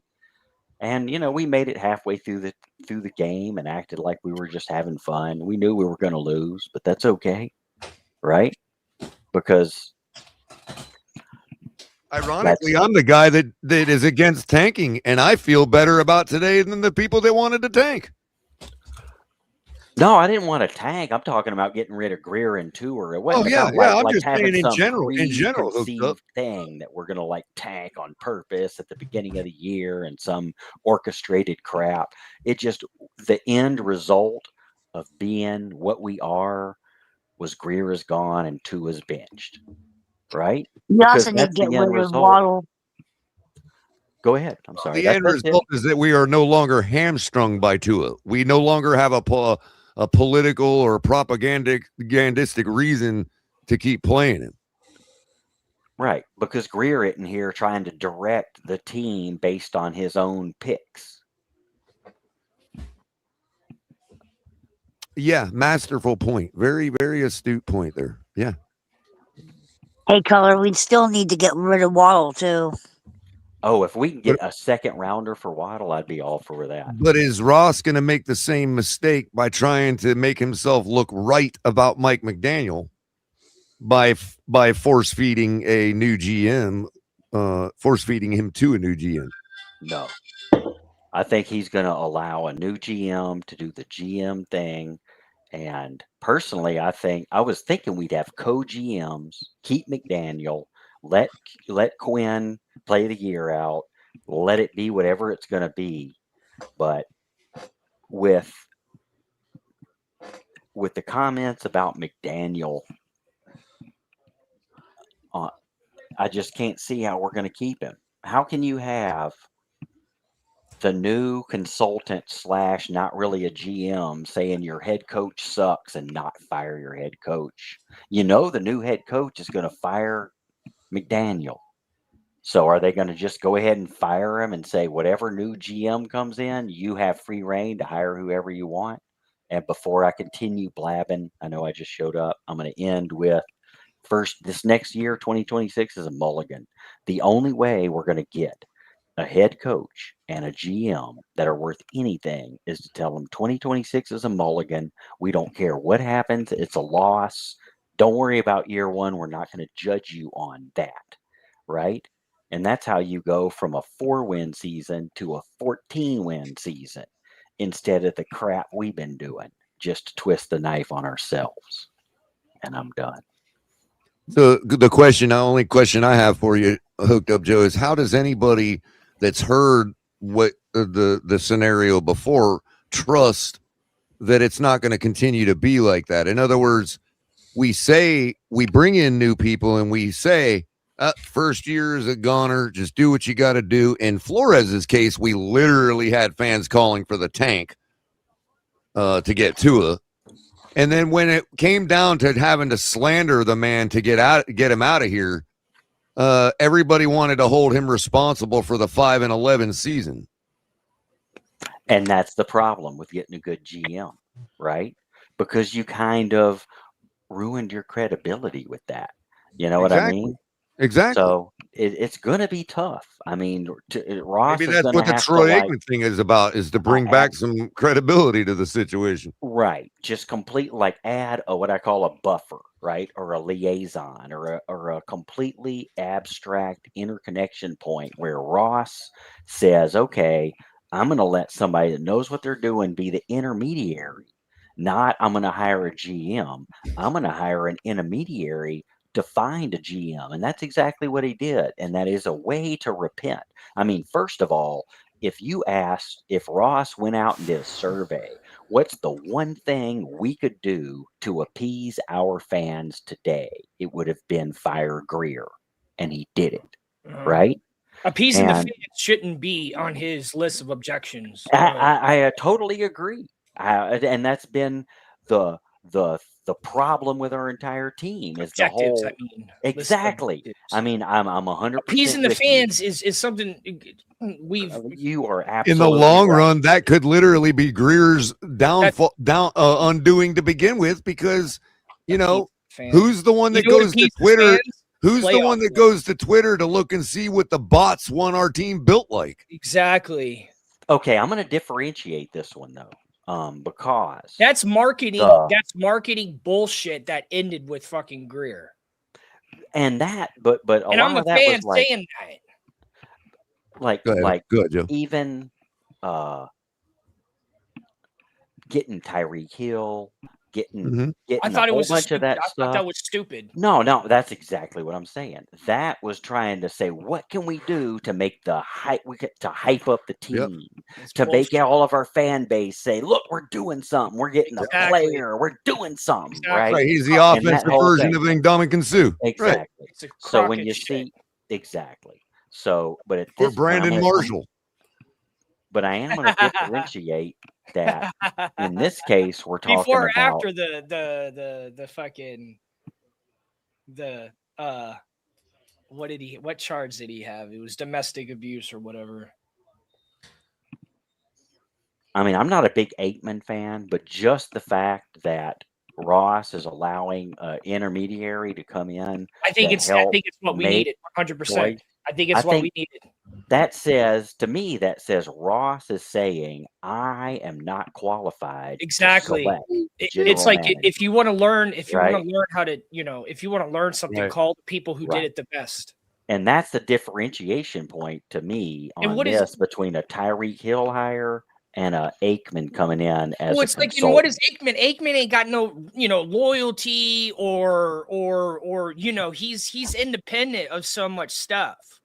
Like he came out and said McDaniel did a shitty job in the fourth quarter. Right. So right hook up, Joe. Right hook up, Joe. So when Ross was sitting there watching that broadcast, what did he hear? He heard a plebe that's willing to say whatever hell he wants to about the nature of his football team and his coach. Allegiance. You know what I mean? His allegiance is neutral. That's what Ross wants. That's what billionaires want. They have nothing but people telling them everything they want to hear their whole lives. You know what I mean? He wants somebody to say, tell me what's really going on. Oh, I like it. This is a show. I want to watch it. You know what I mean? And Troy Aikman's going to come in here and be like, I don't care how many billions you got. I don't care who the heck you are. Hard rock, smart rock. You know what I mean? Your coach sucks. Roko or whatever it might be. You know what I mean? I think that's how you say your name. So Rokuko. He is a Super Bowl winning quarterback. Rokuko. And he's been calling the NFL for the past 20 years. He like Color said, he's been in every fucking locker room. He's still very involved. Yeah, again, it's just credibility. It's the difference between hiring me and hiring Troy Aikman. I mean, like I'm not sitting here saying Troy Aikman's going to save the team, But what I was requesting the Dolphins to do was call players that have won Super Bowls to help with their decision making, to help bring in people that are going to get interviewed, to help, run ideas back and forth to him. I mean, I would take right. Troy When he Aikman's was the advice quarterback of the all Cowboys, day. Tonk, this is what I gather what you're He saying. was one of my favorite. When he was the quarterback with the Cowboys for all those years, he saw plenty of players come and go that he knew right away, day one, that guy is never going to be nothing in the NFL. Exactly. Get him out of here. Exactly. I mean, and he got to play with some amazing players. It's about being able to size up your candidates and say, this guy don't even belong. You know what I mean? 3 Super Bowls as a bum quarterback. You don't do it. It's impossible. You can't. It can't be done, especially back in the day when football was probably harder. Hey, Color, I wonder. Sorry, Tonk. They weren't so easy on quarterbacks back then.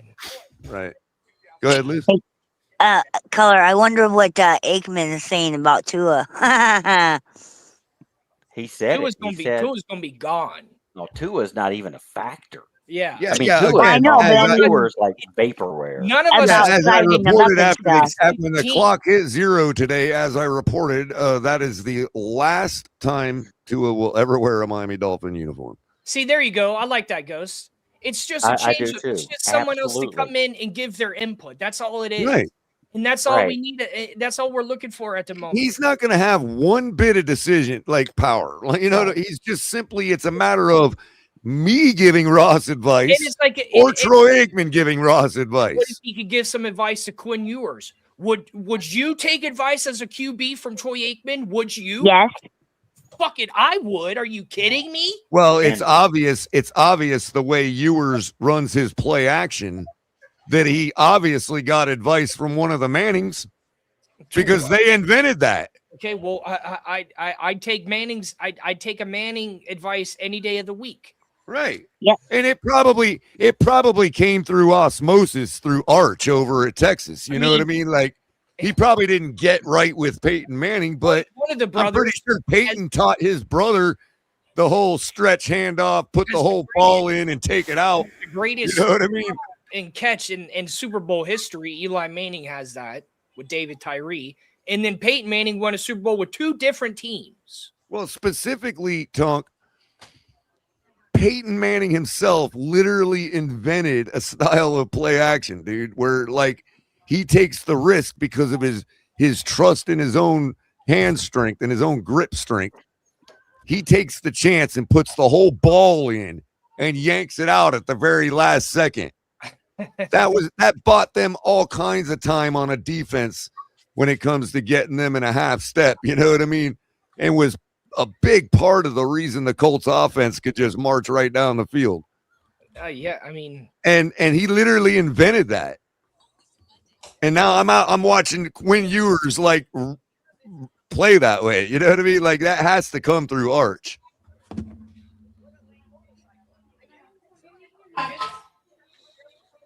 If we had actually hired him as our GM, I would not have been happy about it. But just having him as a consultant to select the GM shows not only that we're doing a total reset, but we're not doing it in a hasty manner.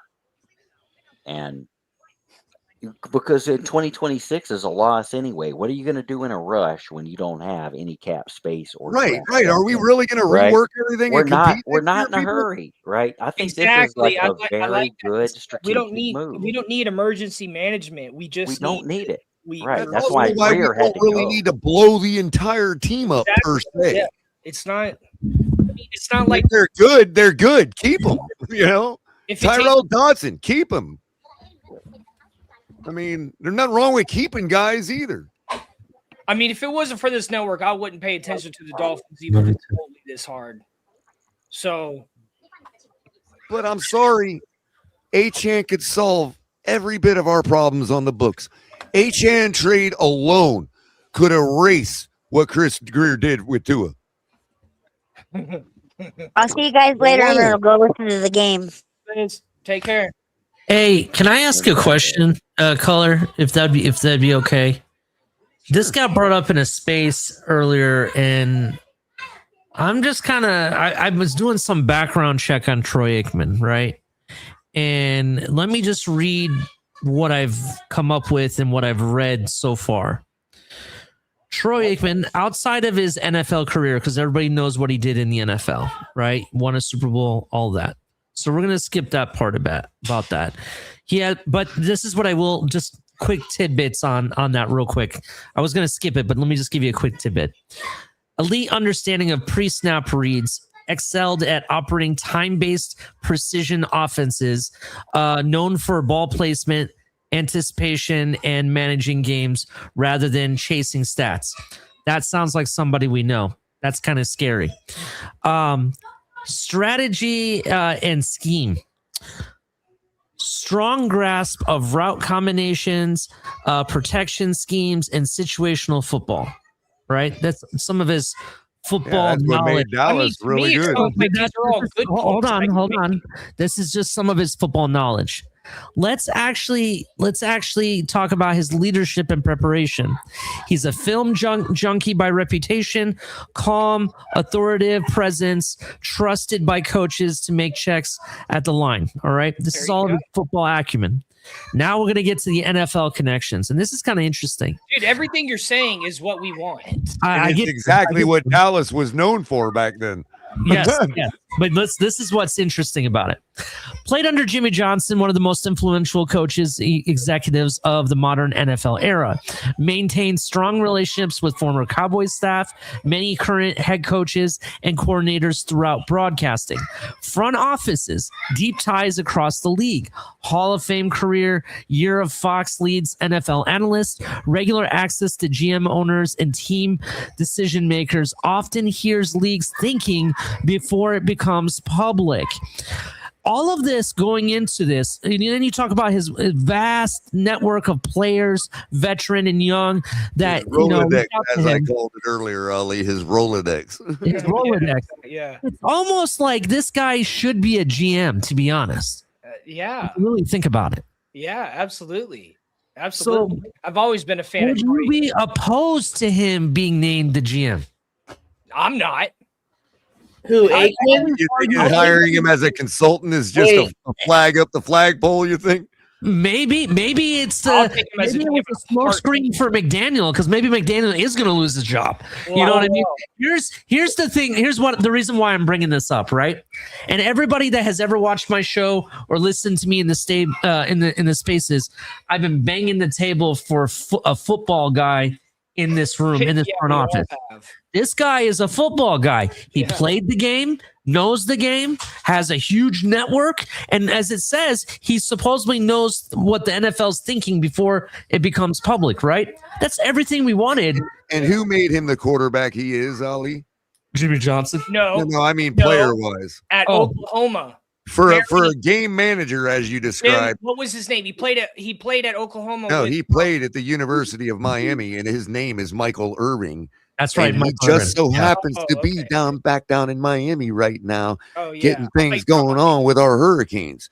So I'm just saying, I wouldn't be opposed to it. That's what I'm saying. Yeah, but Aikman had really he learned he played. I forgot who he played for. He played for the same person that coached Brian Bosworth at Oklahoma. Could you imagine Dan Marino and Troy Aikman, running this team? Well, I'm just saying, if Troy Aikman wanted to sit a spell, he's got friends down here. He's got his best friend down here already. You know what I mean? Yeah, I agree. Look, my point is that this guy has potential to be a GM with all these accolades and this stuff that's known about him. Why we shouldn't be opposed to it is what I'm saying. But he's still locked in too. He's still locked in. It's not like he's, somebody who just hangs out at home and they're just bringing him out. Like, no. He's definitely locked in. Okay. I guess people are hesitant because of the fact that I don't know if you guys remember a guy named Matt Mayock. Do you guys remember him? He used to call the NFL draft and everything. Became a GM and it blew up in his face. Yeah, but right, Mike Mayock is not. Mike Mayock. That's what I meant. Yeah. But he's not Troy Aikman. You're right. The thing of it is, Ali, what's happening is you got a lot of people that are knee jerking because they're casuals and they don't understand the UCLA. like the way, like the category that we're speaking in right now. We're not talking about the guy being the savior. Derek Henry. Oh, We're not talking about him gone. having any power. We're not talking about him being, the guy that hires the new GM. We're talking from the context of what does this signal from the Miami Dolphins? That's the So he perspective played- we're talking from. he played for Oklahoma before he went to UCLA. Oh, thank you, Hooked Up Joe, for being a member for 23 months Yeah, and thank you using very your much. monthly member chat to tell us thanks for another season. Fins up to you, man, and I appreciate your contribution throughout the seasons since we've been going on. Yeah, so it's just about the direction and what it indicates, and that's what we're trying to garner from this Troy Aikman hire. We're not trying to figure out how he'll affect our GM hiring per se, or Barry who it will be, or all that. Yeah. Again, it's like the point I've been trying to make all night about you're not going to have a Troy Aikman, even if his role is just for advisement, and all he is here to do is provide a list of 5 names for Stephen Ross. Let's say that's all he was hired to do. Exactly. What I'm saying is none of those 5 names are going to logically be somebody with a low enough pedigree to keep McDaniel. That's what I'm trying to say. It's an indicator. It's not that we're definitely going to hire somebody that'll not want to keep McDaniel. I'm not saying any of that. I'm saying that the names Troy Aikman will provide in this collective effort to hire a GM, those names are not the type of pedigree that would keep McDaniel. I would bet my farm on it. They're just not. You think a guy like Michael Irving, let's say Michael Irving was at that point in his career where he really wants to put on the suit and the headset and be a guy, right? Do you think that a guy like Michael Irving would even be in the same room as Mike McDaniel? Let's be real. Yeah, because they both like fucking swag. Okay, fair enough. But that's okay. The dressing room, yes. Okay, but I know. I'm just but you know what I mean? Like Troy Aikman has already made it clear on national television what he thinks about Mike McDaniel. And that's deservedly so. You know what? And even if it wasn't, what it's saying to everybody is, I'm at this level of pedigree, and anybody I associate with or would send your way as advice is probably in agreement with most of my takes. Go Lamar. Like I wouldn't send you guys a color if I was like, I'm never, I'm going to leave, guys, but you know what? Here's my cousin or my nephew or my son that is going to carry on the color commentary flat. I'm not going to send you a guy that disagrees with everything I say. I'm going to send you a guy that generally agrees with Color's takes to fill in for Color. And that's all I'm saying about Troy Aikman. He's not going to give us guys. He's not going to be like, hey, Ross, hire this guy. And that guy go, oh, you know what? I really think McDaniel is no. That's for the Clevelands of the world. I mean, yeah, that's definitely what you would be shocked about. Tired of us being the Clevelands of the world. I wouldn't be shocked if McDaniel's back. I wouldn't be either. CCRR. Again, you're again, Greg. I agree. I wouldn't be shocked either. But that GM is not going to be one of the guys that Troy Aikman advised. 100%. Could you agree with that? Right, you just did. You said 100%. So that's all I've been trying to say.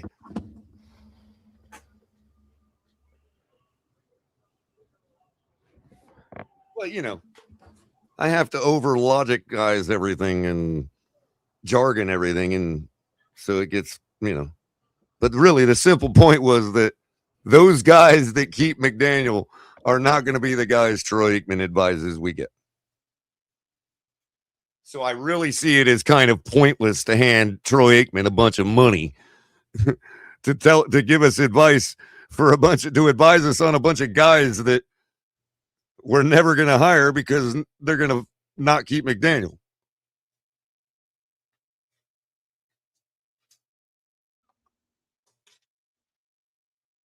The moment I heard about the Troy Aikman hire, I went back on my I was like, you know what? No more Ice Cube reports.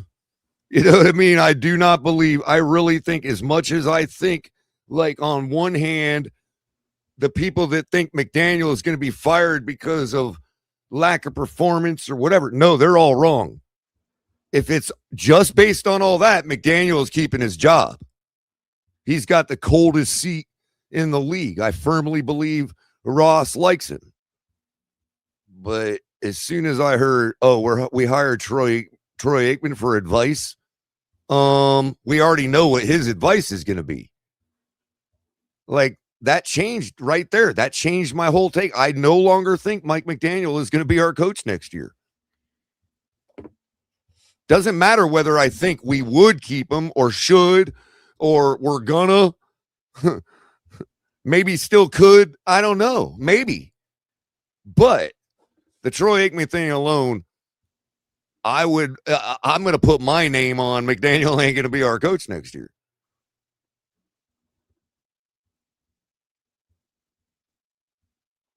And after watching what we saw today, that kind of just correlates with in my mind. Like, it strengthens my opinion.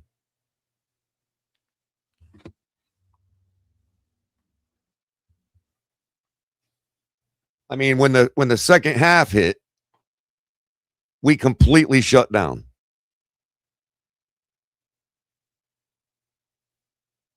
And that came right from the sideline.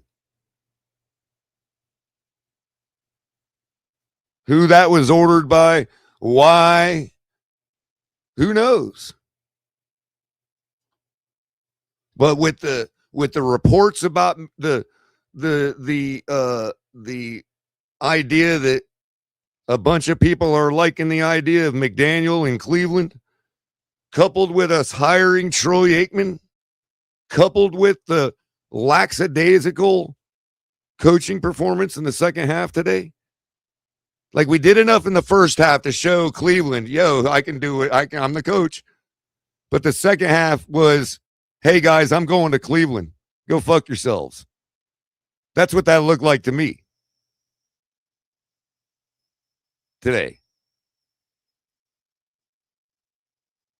Couple that with the Troy Aikman hire.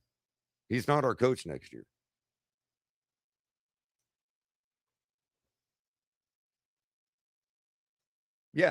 Yeah, that's kind of what I'm saying, Aaron. Aaron says it was Aaron Zubia. Welcome, by the way. I'm not you may be a regular, but they got the usernames right now. So welcome to the tailgate. Says it was a middle finger from McDaniel to Ross, I believe. Yeah, that's kind of what I'm trying to say. It was, you're going to get the media to go out there and talk about my ties to Cleveland, and you're going to hire Troy Aikman. McDaniel knows what's going on because he's been in control of the Miami sound machine for the past 4 seasons. He knows what they're perpetrating on him, and he knows he's been in control of the machine they're using.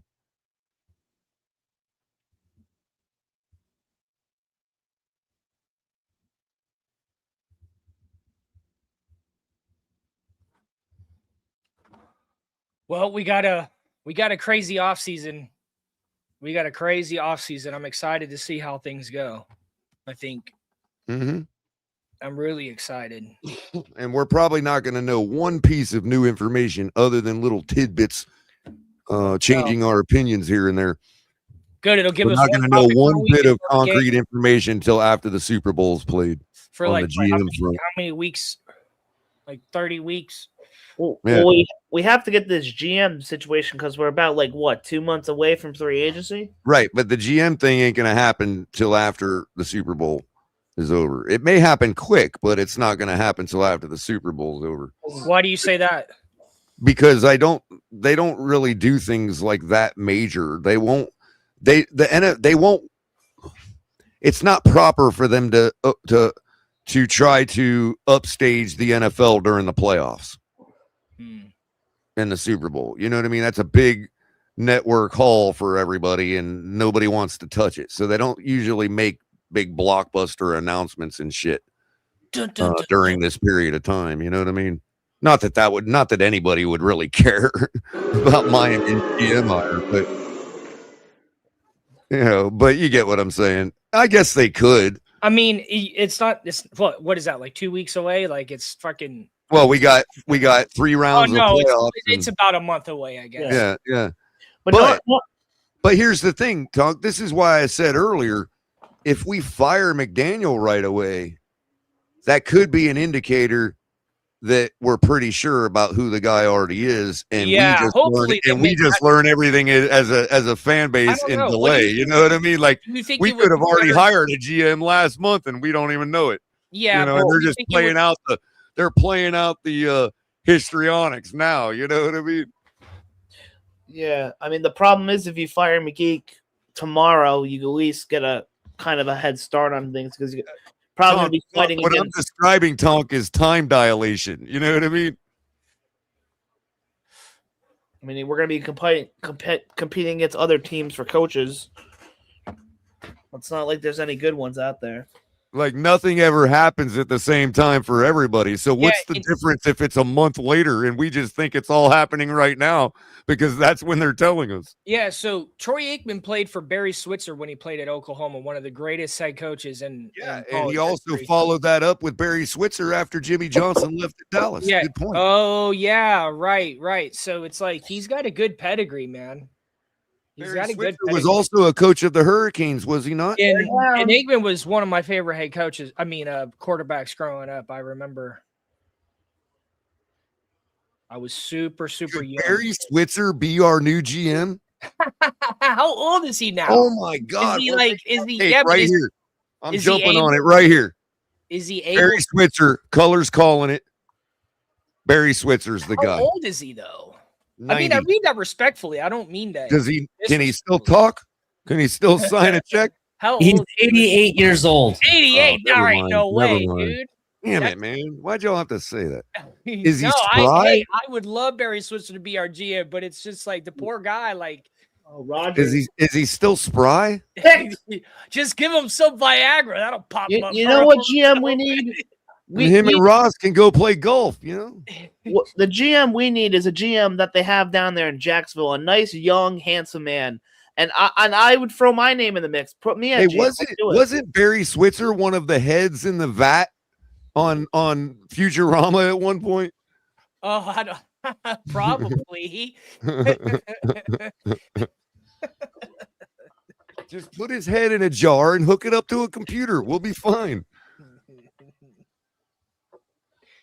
We just need him to talk, and we just need him to read and talk. Oh shit! You know, all we really have to do is tell Copilot, "Hey, pretend you're Barry Switzer." Yeah, there you go. Oh shit! Answer every question as if you're Barry Switzer. Falcons just fired their coach. Who did? The Falcons just fired Raheem. Oh, I thought you said the Packers. What? Falcons fired Raheem Morris? Yeah. Yeah, already. Oh my God, we're gonna be competing against the Falcons, the Giants. I guess you can add them to the lawsuit. We need to fire McGee here. We need to get this ball rolling, man. I don't know what Ross is doing. Is he taking a nap? Raheem Morris fired. Now, I'm assuming their GM's getting fired. I know there was talks about him getting fired. I'd be shocked if he stays. Yeah, right. Yeah, there's no way. I don't think Nick Saban wants to do that anyways. There's no way that would happen. You're just making a joke. Man, we need to find a jar. Nick Saban would be good. He needs to just to stick in college. He shouldn't go to the NFL. Well, listen, if Mike Tomlin decides to step away. So it's got to be Mike McCarthy, dude. Nah, that's got to be what the whole Troy Aikman play is for, bro. I don't know how to feel about Mike McCarthy, though. As GM? I'll take him. I mean, I would take him, but I don't know how I would feel. Well, he got the job done in Green Bay. where he likely had full control as head coach. And he was so there he was for a GMing long there. time. And he took the Dallas Cowboys to the Right. playoffs. And the only person that interfered with his GMing in Dallas was the Joneses.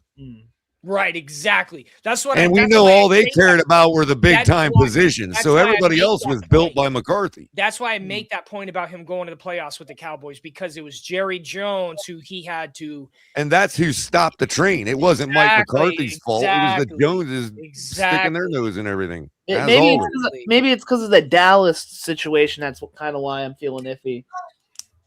Well, I could probably get bought in. I But think that he's should leader make of you men. feel that should, in my opinion, that should enhance because he still was able to have success there. You know what, Ghost? That's a good exercise. I think I'm going to go look up those years in Dallas on Pro Football Reference and see what style offense they were running. Yeah, yeah. It could have been a West Coast. Even if Quinn Ewers is able to reach out to Aikman on some pointers, I like that. If I was Quinn Ewers, I'd be doing anything I could to be around Troy Aikman.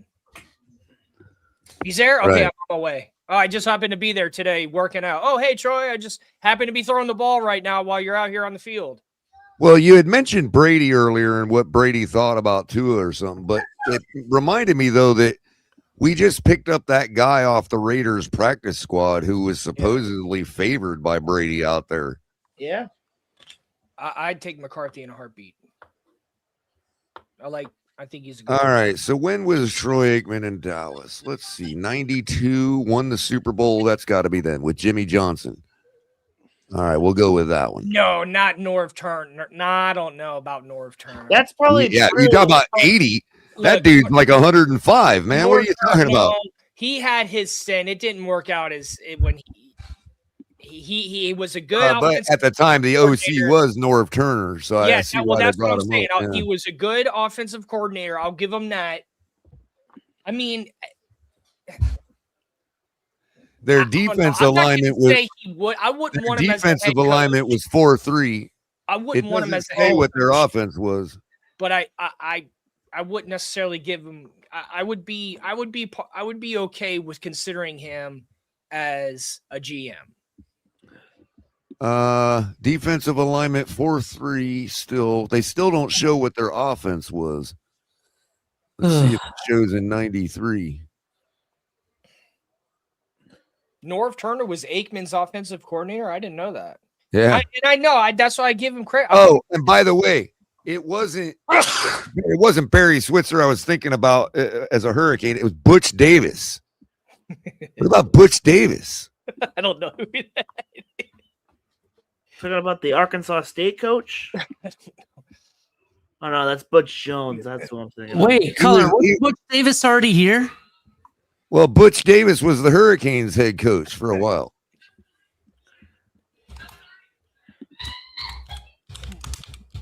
That's probably how I know the name. What about if Pittsburgh fires Tomlin? I heard reports that Tomlin's How about they're this one? not firing him. He would either So he'd probably in- step away. So in 1994, Barry Switzer was the Dallas coach, Oh, Lamar, oh Flowers. and they lost the conference championship to the 49ers. Yeah. So they were still good. Yeah, hell yeah. That was Right. That was Steve Young or Montana. Ernie Zampese was their offensive coordinator. Butch Davis was already a GM in the NFL and it did not work out. He was the GM of the Cleveland Browns. The same Cleveland Browns that are trying to make a play for McDaniel? Yeah, I know, but that helps. That kind of helps the same way McCarthy. He was only a GM for 2 years, 2002 to 2004. Exactly my point. Exactly my point. And with an organization like the Browns, bro. Exactly. Oh, Omari. That's what I'm saying. That's all I'm saying with that stat right there is it was only for 2 years and it was on the Browns. You got a former Hurricane coaching the Hurricanes. I mean, I'm just saying, you know. Kevin, I hate to break the news to you. The Lions are not firing Dan Campbell. If the Lions fired Dan Campbell, that would be one of the stupidest decisions that they have ever made. All right, caller. If they you might did be and we onto hired him, something. I'd be okay with it because he has history with our team. I would hire him in a heartbeat. With But yeah, Butch or Ernie Zampese? With Butch Davis, and I'll tell you why. What team? Actually, let me just put it this way: that's rough in the past. the last 3 years that the Browns have made the playoffs. Anybody can tell me what years they were? Well, didn't they make? They made it with Baker Mayfield one of the years. So 2023, they made the playoffs. 2020, they made the playoffs. Do you know what other year they made the playoffs? In recent years. The year that Ryan Tannehill got hurt on our 9-1 run. Not quite. When Matt Moore got blasted by the Steelers. No, not that year. The last time the Browns made it in the last 25 years is 2002. Who was the GM in 2002 for Cleveland? Oh, Butch Davis. Was that because he had just lost the national championship to Ohio State in 2001? I don't know, caller. No, I don't know. That wasn't in 01. That wasn't in 01. That wasn't in 01. No, it's Speaking of 03. Ohio State, Right. Speaking of Ohio State, let's go after Jim Tressel. I don't want Jim Tressel. He's trying to get into politics right now. Speaking of the Falcons, they also fired their GM too, so they've done things the right way. So we need to do what the Falcons are doing and just clean house Then now. it's even better. 100% right now, it's even better that we already got Aikman. It's even better because we're ahead of the curve. We're ahead of the curve. We're ahead of the curve. Where did you see that Raheem? What's his name got fired? Because I haven't found it yet. I saw it. One of my YouTubers I watch. He retweeted a thing from the Underdog NFL account that tweeted that out. I don't know if Steffner's tweeted it out. Yeah, So I'm partial. Yeah, I'm partial. Yep, it's people are reposting it on my feed. So I'm partial. Yeah, ESPN reporting it. Source Morris out in Atlanta despite strong finish. I think it's a he. I haven't found it on my feed yet. That's why I was wondering. Oh, now I see it. I see it now. Thank you. No problem. Looks like the Colts are going to retain Shane Steichen and GM Chris Ballard for 26. I mean, it makes sense. They were off to an 8-2 start. They did collapse though, but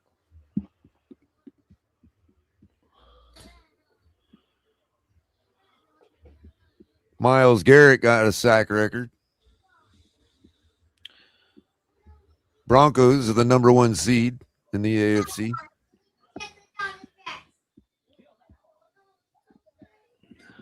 Eight and 9 Panthers, winners of the NFC South. they play the Rams, right? Because I thought they could pull an upset, but if they're playing the Rams, they already beat the Rams. I think the Rams might demolish them. Right. But they are a sneaky team at home.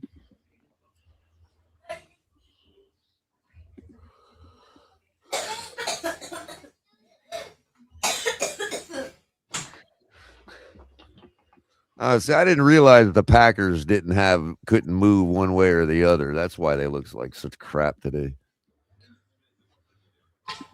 Yeah.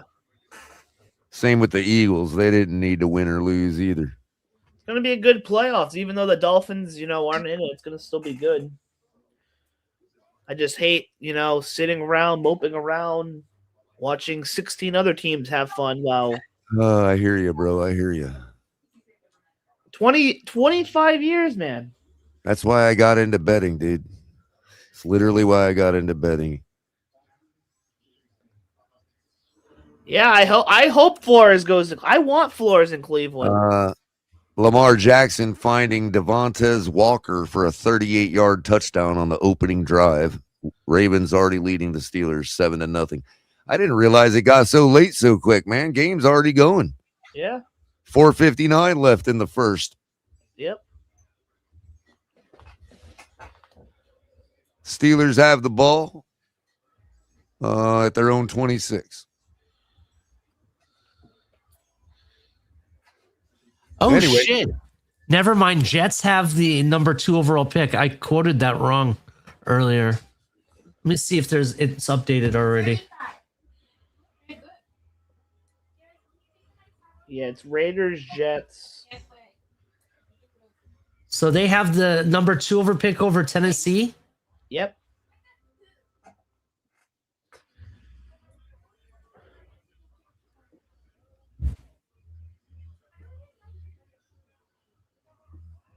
Well, to be fair to Tennessee, they dropped a spot for the same reason that they found out they don't have to get another quarterback. So it kind of works hand in hand for them anyway. They could get best weapon or best lineman.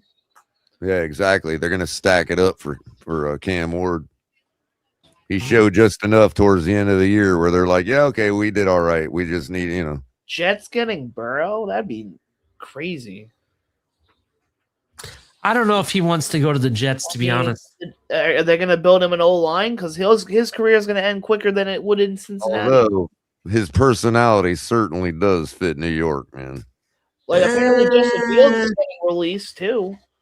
They want to release a guy like him that wants to break out of the Midwest, Ali. Are you kidding? I think his personality fits down here more. Well, yeah. Okay, if you're talking about Miami, sure, I'd go with that too. Miami, New York, LA. He may succeed Stafford out with the Rams or something. Yeah. Can't beat him, join him, right? I mean, they are the reason he doesn't have a Super Bowl ring. It's true. Oh. That's what Irving Fryer did finally. Can't beat the Dolphins, just join them. I remember Irving Fryer.